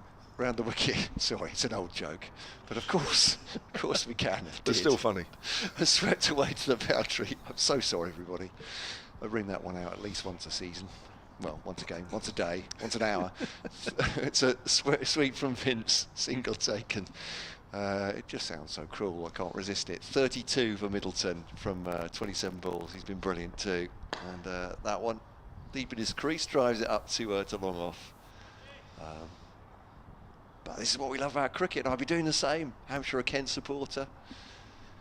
Listening wherever you could to the online commentary or watching the stream, just trying to work out what's going on. Down the wicket dances James Vince and clips that into the onside. I think he was asking for a second there, but Tuanda Mieye is quick across the ground. You're going to take a single or try a risky second to anyone. Probably Mieye's not your man, I would think. Especially when you're well up with the required rate. As Parkinson bowls outside the off stump, thumped by Middleton through the offside. I'm not sure Stubbo will get there. Makes a despairing dive. It's 4 more. It's 8 off the over. And closing in now, 91 to win with just over 19 overs to go. And this is looking less of a nervy tightrope walk and more like a stroll in the park for Hampshire right now. 88 for 1. Yeah, I think this is the sort of start Kent didn't really want. They wanted a couple of early wickets, because I think Hampshire were always going to go for this. A couple of early wickets, put Hampshire under pressure, and then you're sort of in the game. The fact they've only taken 1 now, it's kind of taking them out of the equation, aren't they? Unless it gets, unless there's a few tight overs. Parkinson bowls once again to Middleton, makes himself room and thumped up to long off. There just hasn't been much pressure at all, is there? They've done really well. Batting here, Parkinson takes his jumper, but he's gone for 9 in that first over. So 89 for 1. Hampshire well on course for victory here. I think Dave Allen was absolutely right. They needed 2 or 3 early, Kent, to make the nerves jangle, and perhaps to slow down Hampshire towards the draw towards the end. Taking 10 wickets in 31 overs on this pitch never really looked like it, did it? Well, the only way you are going to get those wickets is if you keep Hampshire interested in the chase all the way through. Now, as I speak, unfortunately, there's some rain. There is some rain in the air, everybody. You are kidding me. Oh dear. Now, the ground staff aren't by the covers, so they're just not. But I'm looking over towards the trees. I'm sure there's some sprinkling. It's only the light stuff I think we had earlier today. Haze, doesn't it, in the everywhere you're looking? But no, I take your point. Am I being pessimistic? Here's Nathan Gilchrist then, 89 for 1, comes in and bowls to Fletcher Middleton, gives himself a little bit of room and just works that off a bottom edge into the ground on the offside, and it's 90 for 1. Hampshire are scoring at nearly 7.5 and over, so they're more than up with the required rate. There is some rain, isn't there? Yeah. Oh, that dance I was doing has worked. There we are. The ground staff are now on the move, but not exactly racing. They're probably not expecting too much, which is good news. And even if we do get some 18 or nearly 19 overs left, even if we were off for a couple of overs, it wouldn't make that much difference, would it? I think. It's a little brighter away to our right. I see what you mean. At the moment, there is some rain in the air. Let's keep our fingers crossed from a Hampshire point of view. It doesn't get any worse than this. Here's Nathan Gilchrist bowling to Vince, and Vince cuts that away hard. But Mieye, he's got there, is he? Yes, just. But they'll come back for 2. Mieye's off balance as he throws that one. 92, and that's the 50 partnership between these two. 51 off just 31 balls, of which Vince has hit 32 of those, and Fletcher Middleton 18. I wish I could throw the ball that well on balance, to be honest. He's rushed around the boundary, isn't he? And it's on his wrong incredible side as fielding. well, isn't it? And it's a big boundary. And as well as he fielded it, he was never going to get that in No, in you're time. right. That's the important thing for Kent, isn't it? Couldn't get it in quick enough. He tried to. 87 needed. That run rate now is 4 1/4 from here on in, so it's nowhere near a run the ball, and I think it's just stopped. I was going to say, it feels like it's suddenly Yep. clear, doesn't it? Great So news. don't worry, Hampshire supporters. I don't think the rain is going to save Kent here. Here comes Gilchrist again. Full. Oh, he's bowled him. Oh, that's a good Yorker. I think it may just have come off Vince's pad or boot as it cannoned into the stumps, but it's a really good delivery. And Vince trying to hit that away on the onside goes. Just watching that again on the picture feed, yeah, I think it was just a slight deflection, but it was a good delivery nevertheless. Vince goes for 32 from 21. Hampshire 91 for 2. Sorry, 92 for 2. Yeah, and just something in that for Kent, just to try and slow things down, or I won't say rattle Hampshire at this point, but all they can do is try and take wickets. Gilchrist will be very pleased with that return. Didn't take a wicket in the first innings, did he? No. So there is a wicket for him. 92 for 2 then in the 13th over as James Vince goes for 32, but that 32 has been hit in pretty short order, hasn't it? And that's really all Hampshire have done here. Yeah, as those clouds move towards our left now, we can see it Back again. getting grey, and I think it is raining to the far side of the ground. I'm not sure if it's... Yeah, and the Penn outside. players are saying to the umpire, look, Bell Drummond's Yeah. near them, looking at them. It's obvious what he's thinking. The umpires know what he's thinking, Yeah. and the umpires are now taking the players off. This is Ooh, what a shame. What a shame. 92 for 2. We've had 12.3 overs. We've got 18.3 to do, and the players are going off. The run rate then just under 7.5. The required run rate is 4 1/4 from here. We're going to lose some overs. There is no doubt about it. It's not that heavy. Oh, I think they'll be back on pretty soon, actually. I mean, they're well up with the run rate. That's the important thing for Hampshire, isn't it? At this point, if they lose anything, the required rate's only, was it less than 5 and over now? They should do that comfortably. And even as the hover cover's coming on, it's brightening up here. I don't think we'll be off for very long. Well, I think the fact that Kent players were in a huddle, obviously they were anyway because of the fall of the wicket, but Bell Drummond looking at the umpires there, the umpires had come together and probably had little option but to take them off, but it's not that heavy at all. It's literally the sort of rain that swirls around in the air. But the hover cover is coming on. The umpires are leaving the area, which again surprises me a little bit because in this sort of rain, I've known umpires stick around and just literally wait a few minutes just to see what's happening, but they seem quite happy to go off. Matt Cole seems very happy that they're going off. No, I want to give them every assistance possible in making the decisions whether they should come back on, and I thought you were going to bring out the Sudan chair for them. yeah, keep going up the stairs, Right, out of the ground. so what we'll do, It's much brighter though, you have to say, even in the 90 seconds it took to get the hover cover on, which came on very quickly. well, the umpires are still, what's surprising me, the umpires are still making their way to the stairs, and yet And the ground staff are all looking questioningly, I would say, I'm at struggling them, to see anything. saying, are we... Oh, the umpires have stopped. Well, yeah. I Oh, know. we've had our first get on with it at the match, fantastic. Well, I mean, I'm not surprised either, no, I'm just joking, but is there actually any rain here? The umpires are starting to make their way back. I don't think it's raining. And the ground staff looking expectantly, perhaps, the umpires are coming back. There we go. That tells you everything you need to know with the noise in the background. The hover cover's taking its leave of the ground. The two batters. Looks like Nick Gubbins is coming out for Hampshire. The umpires are slowly making their way back now. The Kent coach is making his way down the M27 as we speak, so they'll have to bring them back. So let's just have a look at the amount of overs that remain, because it was 18.3 when they left. Are we going to lose any time? Are we going to lose any? Because it's a minimal stoppage. Kent players coming back down the steps.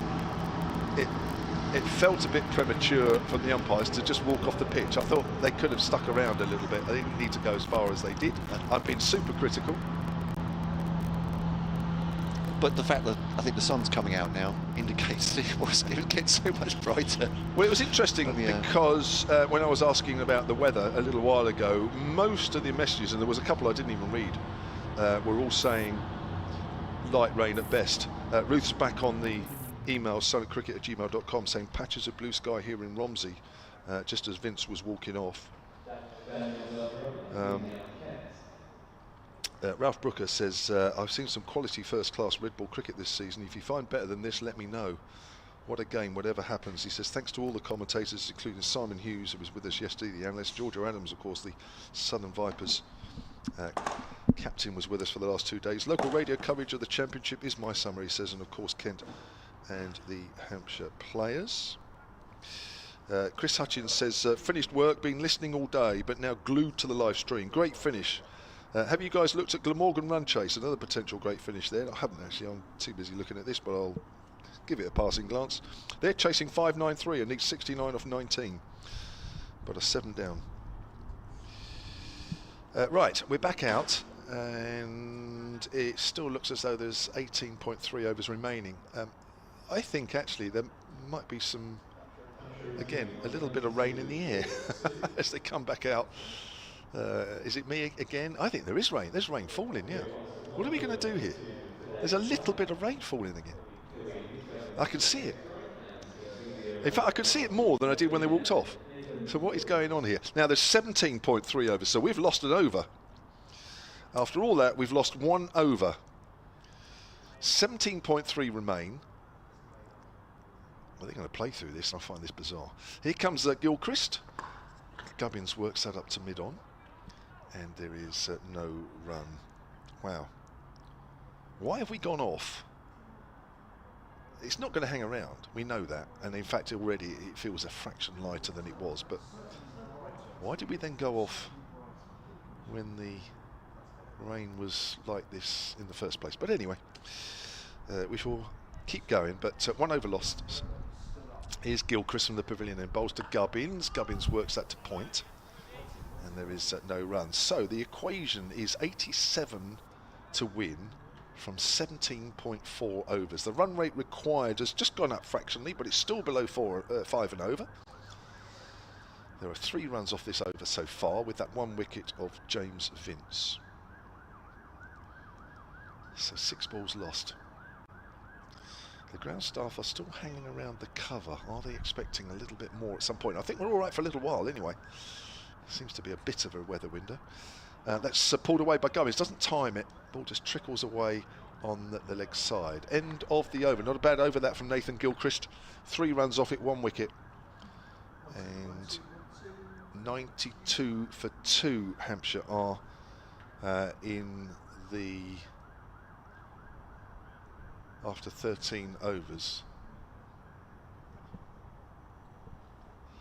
So the sunshine is out. We're getting all sorts here.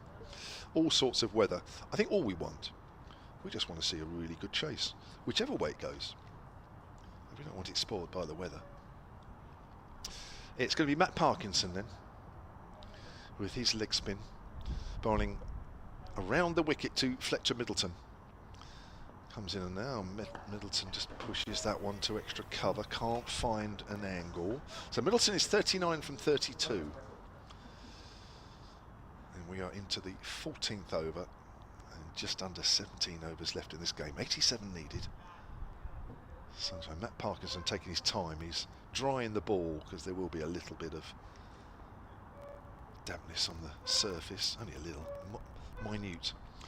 Oh, it's bowled him, it's turned out of the rough and it kept low, and Middleton, who's trying to turn that away on the leg side, goes. And 2 quick wickets here for Kent.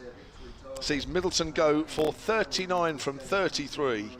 And Hampshire, who were 92 for 1 at one stage, now find themselves 92 for 3. 3 fours and a 6 there for Fletcher Middleton. So Albert went for 18, Vince for 32, and now Fletcher Middleton for 39. Well, that's just changed this run chase. It looked fairly easy when Vince and Middleton were going along nicely. Increased the pace just as Hampshire would have wanted after a very solid start from Middleton and Toby Abbott, but those 2 wickets have just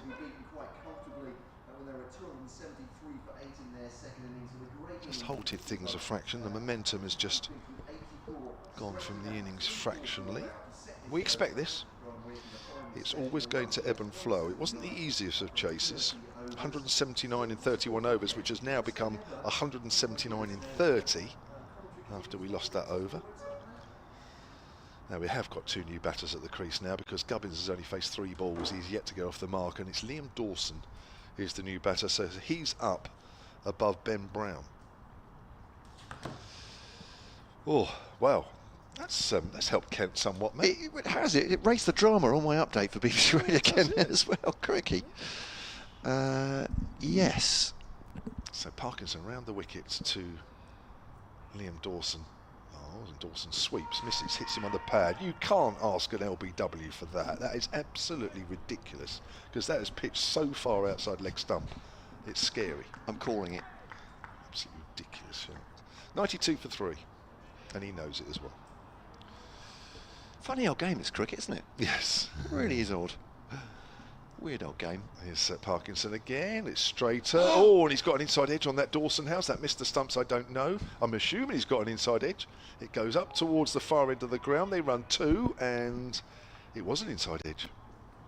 Goodness me. Sorry about the stagey intake of breath. I thought he's not going to take 2 in an over here, is he? If he is, that'd be exciting. Sun is absolutely blazing down now. Well, the clouds to our right don't look good either, though. But that's there'll be some more clouds soon, actually, yeah, because it's coming over from an area where it comes from, just to about 1 o'clock as we look over the Shane Warne stand. Now, 94 for 3.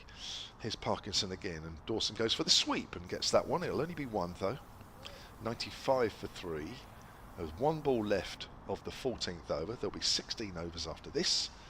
Hampshire need to win another 84, and they are scoring at a fraction under 7. And again, don't need to panic, because the run rate required from here is a fraction under 5. Yeah, I think credit to Kent for putting themselves in this position, or getting there. Owes a lot to Harry Finch's 84 for me. Yeah.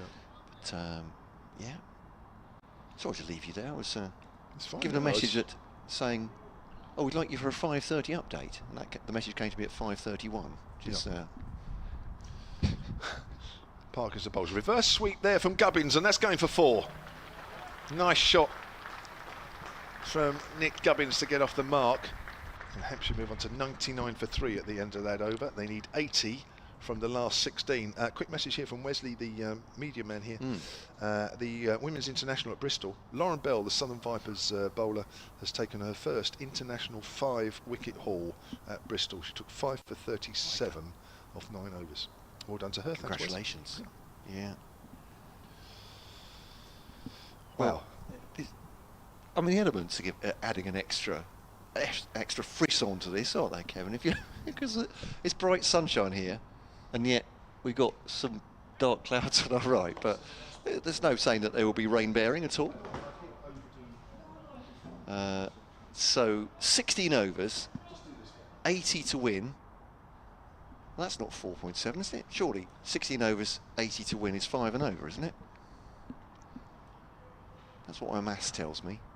I think maybe the run rate and the required rate have stalled on the scoreboard, because it is 80 to win. Yeah. There are 16 remaining, and that is 5 and over.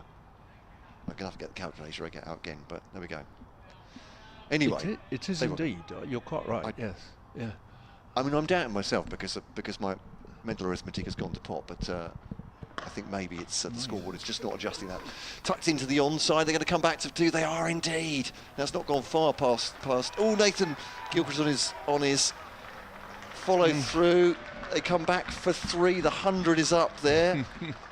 Jack Leaning has that Charlie Stobo coming and has hit the stumps with an underarm throw diving. The bails have come off. Leaning has appealed. They've run an overthrow. A lot has happened for a ball that moved about 10 yards into the offside.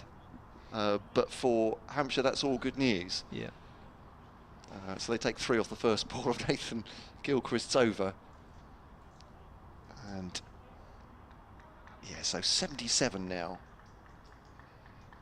to win. Well, you can't say it's not entertaining, can you? No, it's been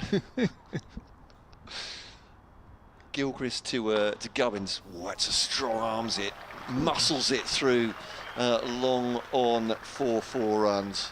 Lovely shot, that one, on the up, and that is 4. I did say earlier that I didn't want to see wickets falling, so 2 new bats were at the crease at the same time, but actually it doesn't seem to be a problem at the moment. Gubbins 8 from 5 and Dawson 6 from 4. So, I think the great Kent Hope has to be Parkinson, doing something well, always unorthodox in a sense, that kind of bowling, and he has to be there, Hope. Because I don't think it's going to rain again. No, it's I think reasonably bright now. Floodlights are on, but it's bright enough already, and Gilchrist will bowl to Gubbins now.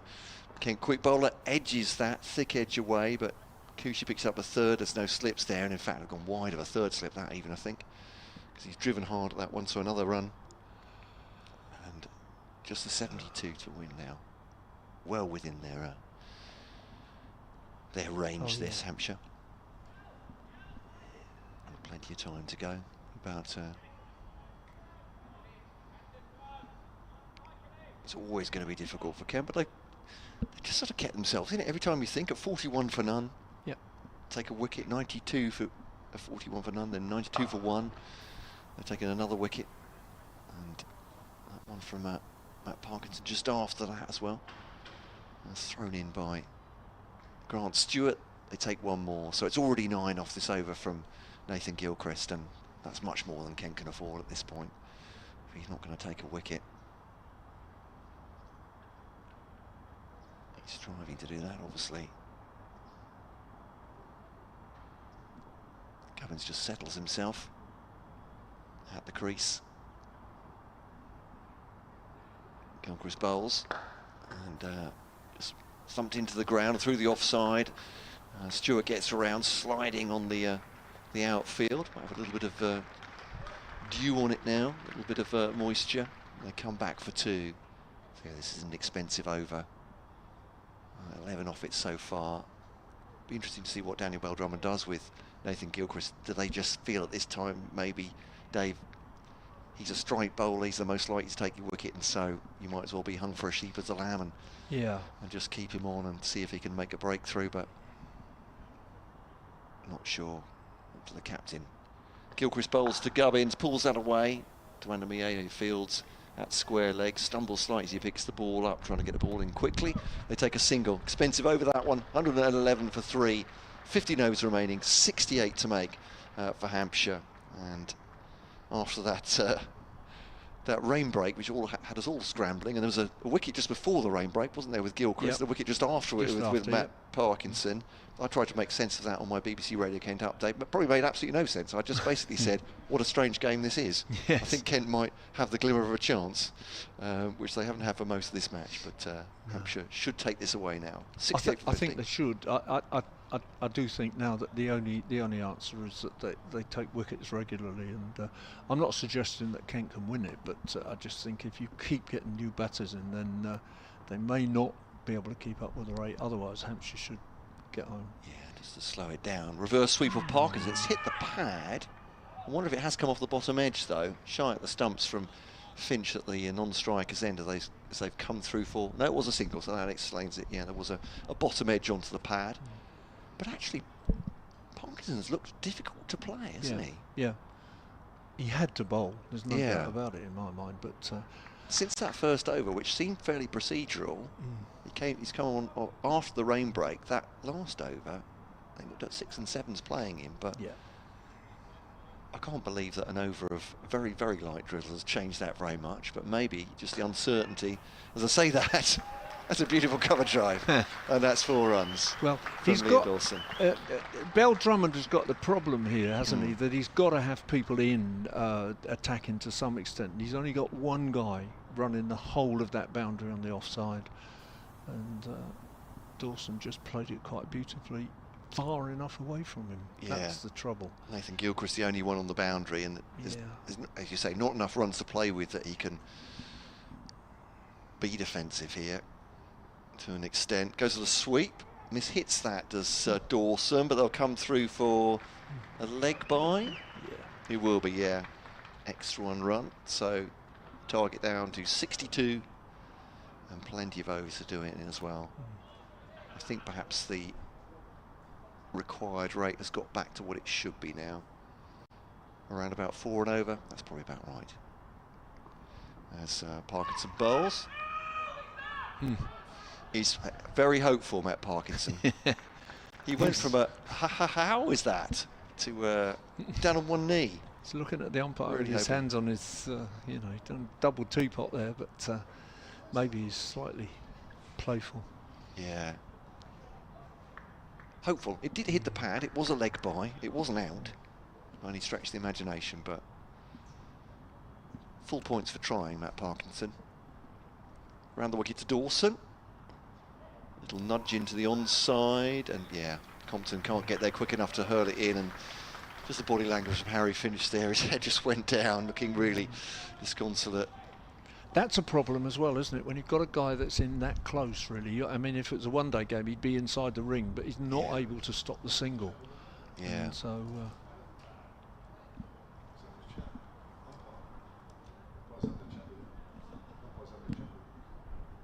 With Jack leaning, is that? Oh, with Matt Parkinson, the umpire just having having a brief word with Matt Parkinson there. He's been too vociferous in his appealing, but driven up to long on. Single taken. And one from Dawson, he'll take the strike for the next over. Plenty off that over. 6-8, I think, in total with the 2-leg buys as well. Umpire Debenham is talking to Matt Parkinson now. As Parkinson overstepped the mark, Jack Leaning goes over as well to play peacemaker, perhaps. I guess the only thing you could say about this umpiring today is that they've been consistent. Yes. They've just been grumbling at everybody all day, and I just don't get it, really. I mean, in that situation, it looks like they are. He's talking to Matt Parkinson, perhaps for his over appealing for that LBW, or maybe he said something afterwards as well. But as you say, I don't know. But it's you know, it's been a really intriguing day. It's a really exciting situation. You know, people are playing with certain kind of intensity, as Kevin said earlier. I don't get it. I just, you know, if you want to have a word at the end of the game and just say, look, I think you could have done this and that.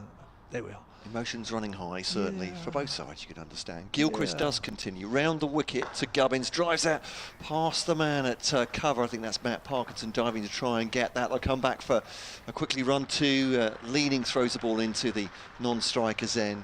Well run, though. But Kent are always on the back foot here, aren't they? Trying to cover this big playing surface at the Utilita Bowl. And Gubbins finding the gaps for 2. Under 60 to win now. Yes, absolutely. And the required rate dips below 4, so unless Kent take, I would suggest, be 2, maybe even 3 quick wickets now. There's no jeopardy. Down the leg side. I think that's... Well, there's a rarity. Jack Leaning and Daniel Beltran both appealing. They are not first and second slip. They are mid-on and mid-off. Mid-off, yeah. I think there's a certain desperation in that, really. But, I think there was. Yeah. Wishful I would say thinking. from Jack Leaning, never willingly under appeals. This Jack Leaning, he could be a deep square leg, he'd still be giving it the beans. But yeah, the game is slipping away from Kent. Hampshire have batted really well in this this run chase. Ooh, said that, it's slammed near his toes by Gubbins. It's Gilchrist that has to field of his own bowling, though, with the wicketkeeper way back, and they get through for a single. So he slammed the ball near his toes. It dropped dead. Gubbins decided to go off for the run with Nathan Gilchrist, the bowler, closest on his follow-through. Couldn't get there soon enough, and they come through for 156 to win. They have batted very well, and they've run between the wickets very well. And efficient, I would say, this run chase in that respect. Yeah, they played it really sensibly, even when those 2 quick wickets fell, and that was partly perhaps the disruption of the rain break for the last one. They haven't gone mad, and driven by Dawson. That's an attractive stroke. Beats the man at cover, and fielded by Daniel Bell Drummond, and he's taking a while getting up. is that Matt Parkinson. And he's a very demonstrative cricketer, is Matt Parkinson. Beat him at cover, and Daniel Bell Drummond mops up, but at the expense of a run. 4 off this over, and that's all they need. Yeah. But I'm sure they want to get it done well early. They don't want to I'm sure that's right. Teetering towards the last couple of overs. They're both going at about 7.5 and over, the current bowlers, and that's well beyond the required rate. Yeah, that'll be all over in 4 or 5 overs, if so. And lovely shot Beautiful from Gubbins. Beautiful shot. More or less on the full, just on the slight half volley. It's not even a cut, it is a guide through backward point. Just let the 4 pace runs. come on, didn't he? Yeah. And just timed it perfectly. Yeah. You can see from the bowler's reaction how dispiriting that is. He's absolutely deflated, and that's the batter's job. I'd suggested earlier on that they might switch the top. Well, they did switch the top 3, but I didn't expect Gubbins necessarily to score a furious rate. But he's got 21 from 15, so I think I got that wrong. 51 to win now. Gilchrist 2, Gubbins pulls that away to Miyeye on the square leg boundary. Throws in, single taken, he'll take the strike. It's 9 off the over, 129 for 3. 13 remain, 50 to win, and about 3.5, 3.6 and over the scoreboard says now for Hampshire to take victory here. It will out there become a bit deflating, I guess, for the Kent guys. They're going to begin to think that there's nothing that they can do to either, essentially slow them down. They're not going to bowl Hampshire out, but it's a big appeal from Matt Parkinson to start this next over. He gets told off again. He's appealing for anything hitting the pad, not out again. Yeah. All the Kent bowlers have gone in excess of 6 and over, and mostly 7, or in Gilchrist's case 8. So Parkinson round the wicket then to Gubbins, goes to the reverse and does sweep it away to the boundary. Thrown in by Joey Everson then, and will take a single run. 130 for 3. Parkinson bowling round the wicket. Dawson on 13. Parkinson does have one of the wickets to fall, one of the 3. They need more than that now, Kent. 49, the victory target. Over the top goes Dawson. That'll be 4 runs through Cow Corner. Teeing off at Matt Parkinson. And 4 runs. And it is dispiriting at this point, isn't it, for Kent? I think down to 45 to win. I think it must be really difficult out there to think, what do we do now? There's nothing in it to find a solution, really.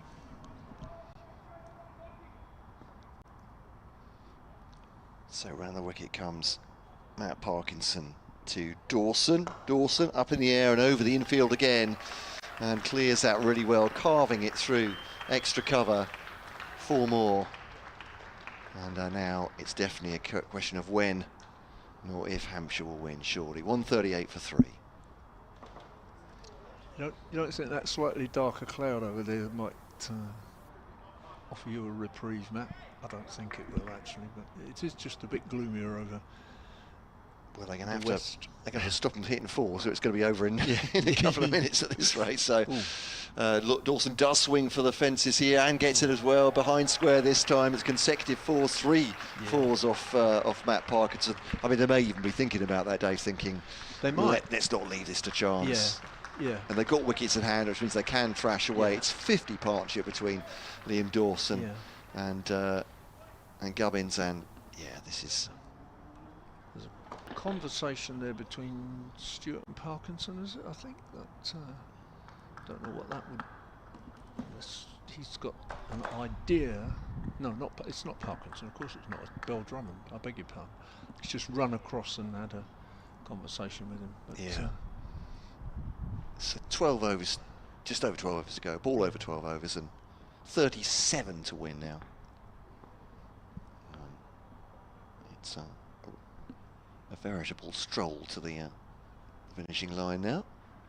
As just nurdled one in the offside. It's a tip and run almost. Well taken by Dawson. It's almost adding insult to injury, that, isn't it? Having hit 3 fours, and that one is just teasing the infield. Grant Stewart running in, never going to get there soon enough. And one more to the total, and 12 overs remaining, exactly 36 to win. There's another perfect example, really, where the guys are in. There's a ring of 3 there, saving the 1, but they can't save the 1, and the umpire's having a conversation. What do you think now? Perhaps they're going to look at bad light or something. But he just took the weight off the shot, and therefore it didn't reach the fielder quickly enough for him to prevent the single. But yeah, I thought Parkinson might be the solution, but 1 for 37 from 4, he's not managed to be that, I'm afraid. 36 to win, 12 overs to go, 7 wickets in hand. Yeah. 1 more over for me, but I'm not going home till it's finished. Gilchrist bowling to Dawson. That's almost baseball style swing and a miss, that, isn't it? Yeah. It's, strike 1 as he's tried to smash that through the offside and has missed it just slightly wide from Gilchrist. So dot ball 143 for 3. Yeah, this will be a Somebody limbering up. Sorry, I didn't spot who that was. I think. I mean, Was it Joey Everson? I just want to not on the boundary. The man at deep gully with the sun hat. Oh, that's Ben Compton. He's unlikely to bowl, but yeah, okay. he must be just loosening himself up. He's swung, and that will go for 6 into the stands forward a square. It's a mighty blow, and Liam Dawson is not one for sticking around. He may have a dinner engagement. He's got a 6:30 bus. Who knows? But yeah.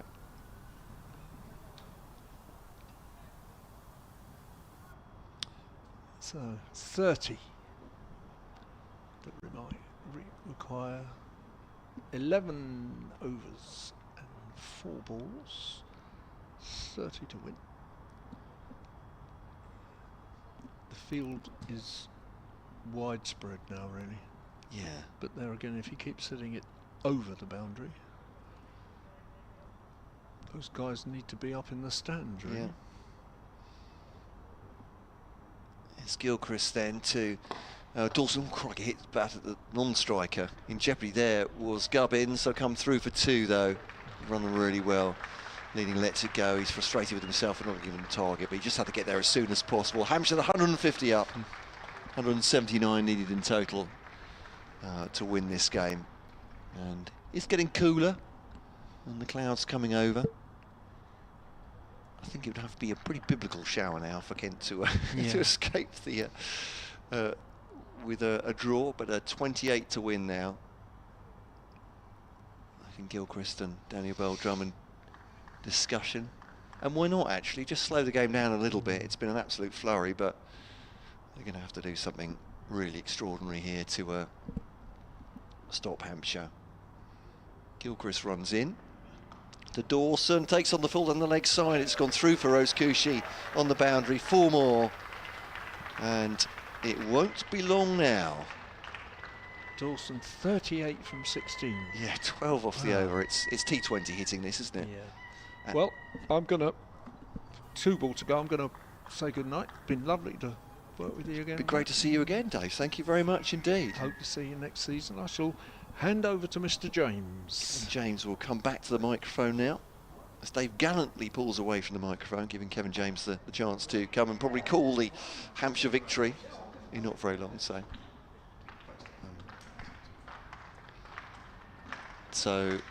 Kent getting the slow hand clap now. Well, I wonder if they've seen the clouds and they're thinking, well, this is it. I think they're just trying to delay things because there is a threat of rain at any moment, and I think that's why Hampshire are going at the pace they are.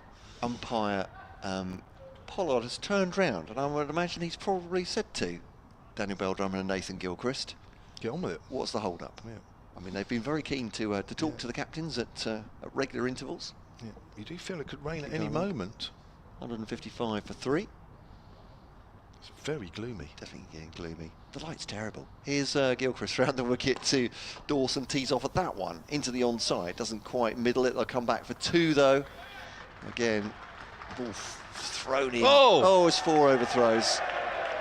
It's an errant throw. I think that's Charlie Stobo. He's got his head in his hands. And you can see what Nathan Gilchrist thinks of that. Yeah, he's trying to stop them, maybe running a third or trying a miracle run out, but the risk reward, I would suggest, does not balance there, Kevin James, for that throw in. But Gilchrist just had to get out of the way. For him as well, it's bounced just in front of the stumps. Gilchrist, he's trying to get his body out of the way as much as anything and not break a finger stopping it. But Stobo, I think, has offered an apology to everybody, but that means 18 off the over, 18 to win. And ball to come of this one. 50 for Dawson as well. Sorry, 50 from 19 balls with that overthrow.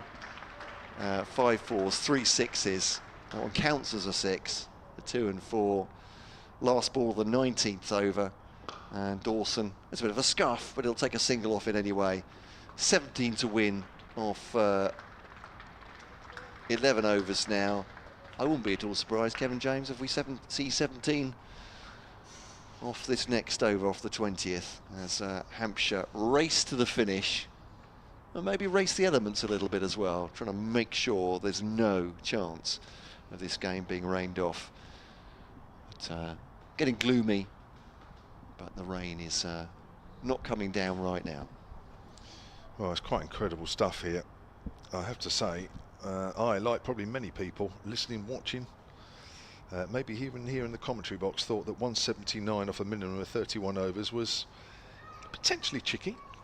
It was actually 30 overs because they went off for 1 over. But I don't think anybody from a Hampshire point of view should have worried in the end. The way they've gone about this innings, it's almost been the perfect chase. And they are going at it hell for leather because there could be rain at any moment. So even though they're relatively safe with less than 2 and over needed, I don't think you'll find there's going to be any let up. Matt Parkinson continuing round the wicket to Liam Dawson, who's played quite superbly, works down into the gap on the offside. They run the first one quickly. I think this might be a risk. They're going for 2. Throw goes in at Dawson's end. It's not a great throw. And toe it is. Wow. It is literally tip and run, but not tip and run, it's tip and 2 runs. Dawson, 45 off 19 here, 164 for 3. We still have just under 11 overs left and 15 are needed to win. And the umpires now are signalling something. They're on the walkie-talkies here. What are they doing? It's not a big crowd, but they're not going to take kindly to any delay here. I mean, it's gloomy. I'm not sure that the light's taken over the natural light. Kent almost might want a seamer on here to slow things down. I mean, it sounds tremendous gamesmanship, but Sweet misses it. Yeah, sorry. But yeah. So Dawson. Oh, and Pat Parkinson's doing his shoelace up. I mean, he's just doing it just to annoy people on the ground. Well, he's probably already done that already.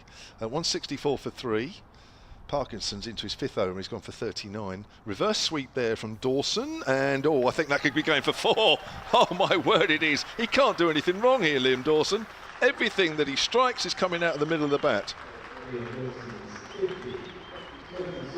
Oh, now it's his 50. So what's going on there? 51 for Dawson, 22 balls, 6 fours and 2 sixes. What was early on then? Oh, then we just have the 50. Has he got another 50? Yeah, time goes on, doesn't it? Moves on quickly. 11 to win. A little bit brighter here as well, if you're worried about the elements, Hampshire fans. 168 for 3, 11 needed. Yeah, Parkinson is put even the deep backward point on the boundary now. And there's a drive by Dawson. Not really timed that one. Now, are they going to run 2? Surely not. No, they've decided against it. 10 needed. The rain is holding off. And Dawson moves on to 52 from 23. We still have 10 overs to do after this. What an amazing run chase this has been. What an amazing game it's been. And Hampshire are closing in on their 3rd win in 4 matches. They really struggled to get their championship game campaign underway, but it's certainly changed the way things are going. Gubbins flicks that away on the leg side. It's going down to deep mid-wicket, and that'll be a single.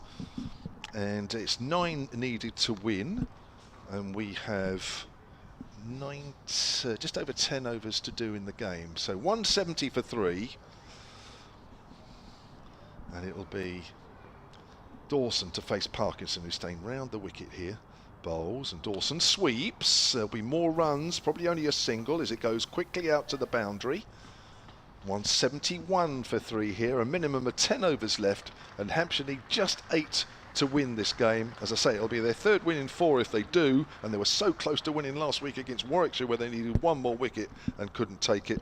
And Kent are being close to consigned to their 4th consecutive defeat in the championship. I was just going to make that point, and with Worcestershire winning as well, they are more than a maximum win away, not only from Lancashire now in 8th place, but Worcestershire in 9th as well at the end of these games. So it is indeed looking very grim. They'll reconvene towards the end of August, Kent, and as all the counties will, won't they? It's there's a long spell now with T20 Blast cricket and the 100 and the One Day Cup. Yeah. So Grant Stewart back in the attack.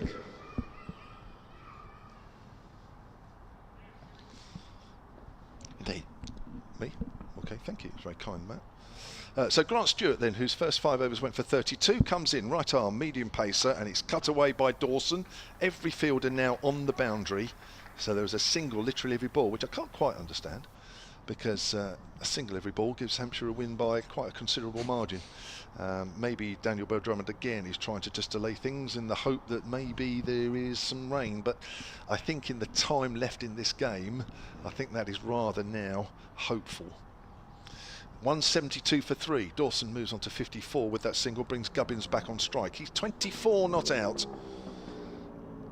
And again, Bell-Drummond's just taking his time, chatting to his bowlers, trying to drag these last few deliveries out. And now Jack Leaning's joining in the conversation. I have to say, these last 2 or 3 overs have taken an absolute age. I know Kent are probably particularly disappointed with the way this game is going to end, but I'm not sure they're winning themselves too many friends taking this long time. But then when you're on the receiving end of what looked like a likely defeat, then you're probably not in the best of moods.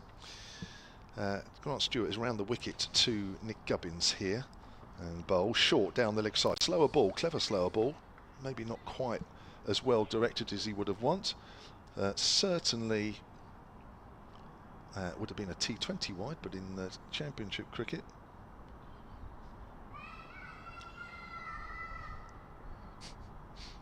it's a very young Hampshire supporter there, calling them to victory.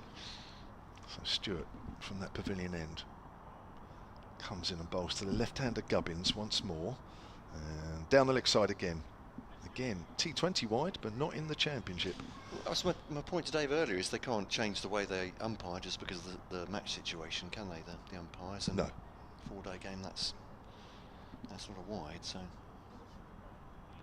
it is, as they say, what it is.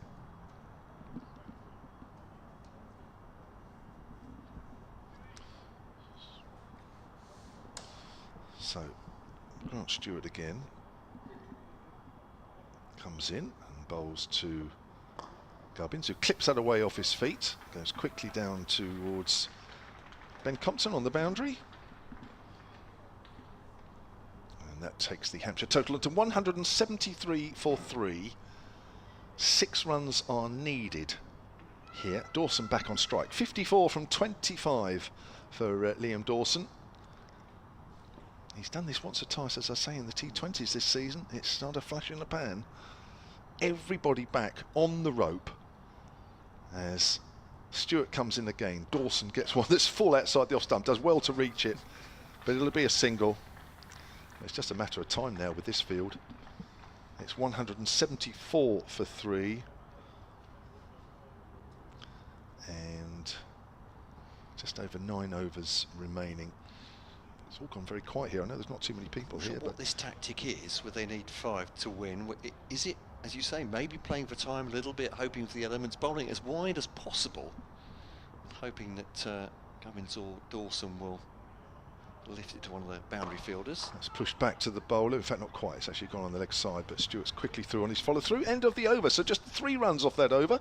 It's a quiet over, but I'm afraid it's too little too late from a Kent point of view. Yeah. 174 for 3 then, with Dawson on 55, Gubbins 25, and Hampshire need just 5 now from the remaining 9 overs. And if anything, it's got a fraction brighter. Yeah, the phrase delaying the inevitable is apposite, I think, at this time for Kent, and they rarely look like they've been in this game, have they? I suppose a partnership between Jack Leaning and Ben Compton, 100 partnership, reaching over into today.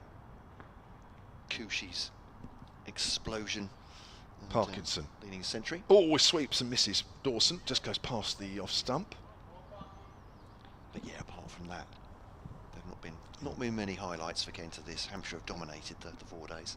Yeah, it looks for a large part of today that Kent might just save the day. And, Parkinson again, and he just pushes that quietly on the offside, Liam Dawson. Well, there are a couple of fielders saving a single, but they're both on the leg side. So Dawson just turns it where there is nobody saving a single, which is on the offside. And Hampshire now need just 4 runs. They are 175 for 3, and Dawson is now 56, brings Gubbins back on strike. Parkinson is into his 6th over and he's gone for 47.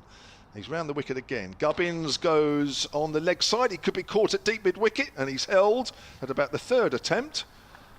And that is Gubbins gone for 25, and Hampshire are now 175 for 4. Yeah, Dawson's mighty 56 off around about 2 a ball has propelled them nearly there. Gubbins, though, 31 off 24 balls, including 3 fours.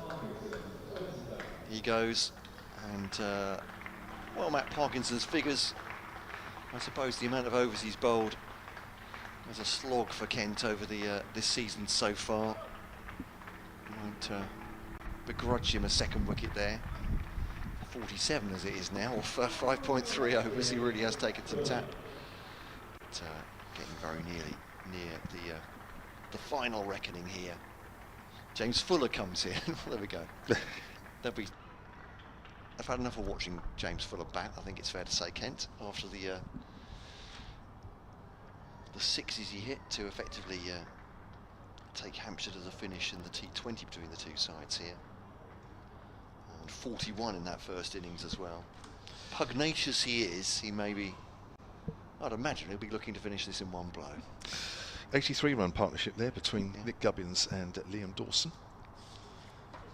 Yeah, 1 hit will do it here for Hampshire. There is not an imminent threat of rain. We do not need to worry about that at the moment.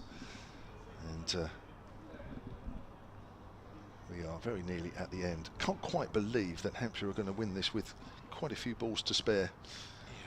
Yeah. Having lost that over when they went off for rain at 92 for 2, went from 18.3 overs to 17.3. Looked a little tricky with 87 to win, but they've batted superbly here as Parkinson comes in and bowls, and that's worked to mid-wicket where Jack Leaning is, so there is no run. Very conservative. He's got 1 to play himself in, is that right? Well, there is no rush now, is there? There was a while with Gubbins and Dawson where the threat of rain meant they did have to get on with it, but that's down the leg side, tries to sweep that, hits him on the pad. Couple of dot balls from Matt Parkinson. 175 for 4 here at Hampshire. 1 ball left, and then there'll be 8 overs to go. Absolutely no panic. As Parkinson bowls and full off the back foot, hits it past Parkinson. I think it might have gone through his fingers. It looked like a low chance, maybe, and he's hurt himself. And there's 2, just a single there to Fuller. And he's still bent over there, Matt Parkinson. But Hampshire now need 3 at 176 for 4. And Ben Debenham comes over to talk to Matt Parkinson, but this time he's just to put a consoling hand on his shoulder. Oh, you're all right, old chum. As Parkinson goes off wringing his hand. 176 for 4. 3 to win then for Hampshire. And getting slightly brighter here. That dark grey cloud is above us, but doesn't look like it's rain bearing quite high in the sky. And Kent are still out there though. There's no net run rate, so it doesn't really matter apart from, I suppose, pride, trying to see what they can do here. Still quite interesting, everybody on the boundary. Here's Grant Stewart bowling to Fuller. Oh, it's way outside off stump, and somehow Fuller has got a bat on it, and it's racing down to third, and that is the end of the game. Hampshire finish on 180 for 4. They have won this game by 6 wickets with a massive amount of time to spare. They've made that victory target look very, very simple indeed, and they've done it with some superb batting under pressure. They needed 179 from 31 overs, which was reduced to 30, and major innings from Fletcher Middleton with 39 from 33 deliveries, James Vince with 32 from 21, and Liam Dawson 56 from 28, and to a lesser extent Nick Gubbins from 24, has made absolute mincemeat of a potentially tricky target after earlier bowling Kent out for 340 on the stroke of a delayed tee. It gave Hampshire a particularly tricky, or potentially tricky, final session. Carl Abbott bowled particularly well this morning and this afternoon with 5 for 89 from just over 25 overs. Had to keep running in with Keith Barker off the field. But Hampshire now, their championship campaign is on an upward curve. They've won 3 of their last 4 and were literally close to winning at Warwickshire last week and making it 4 from 4. But I'm afraid for Kent, it's been a difficult few championship games where they now have lost 4 from 4, Matt. Yeah, absolutely. In some ways, maybe it's good for them that it won't be till late August that they regroup with getting some injured players back and in for the final run of games. And they've had to save themselves from relegation from the county championship for the last couple of years, almost last-ditch efforts. It may have to be there again, but they've not been in this position before with a run of defeats. It's 4 consecutive defeats now for Kent. They're tailed off a little bit at the bottom of the county championship, and this will hurt again. Got themselves close on the final day, but I have to say this is a familiar scenario for Kent. A big first innings from the opposition and effectively trying to hold out for a draw again and again and again. It's, I'm sure, dispiriting for them. They somehow have to keep their spirits up.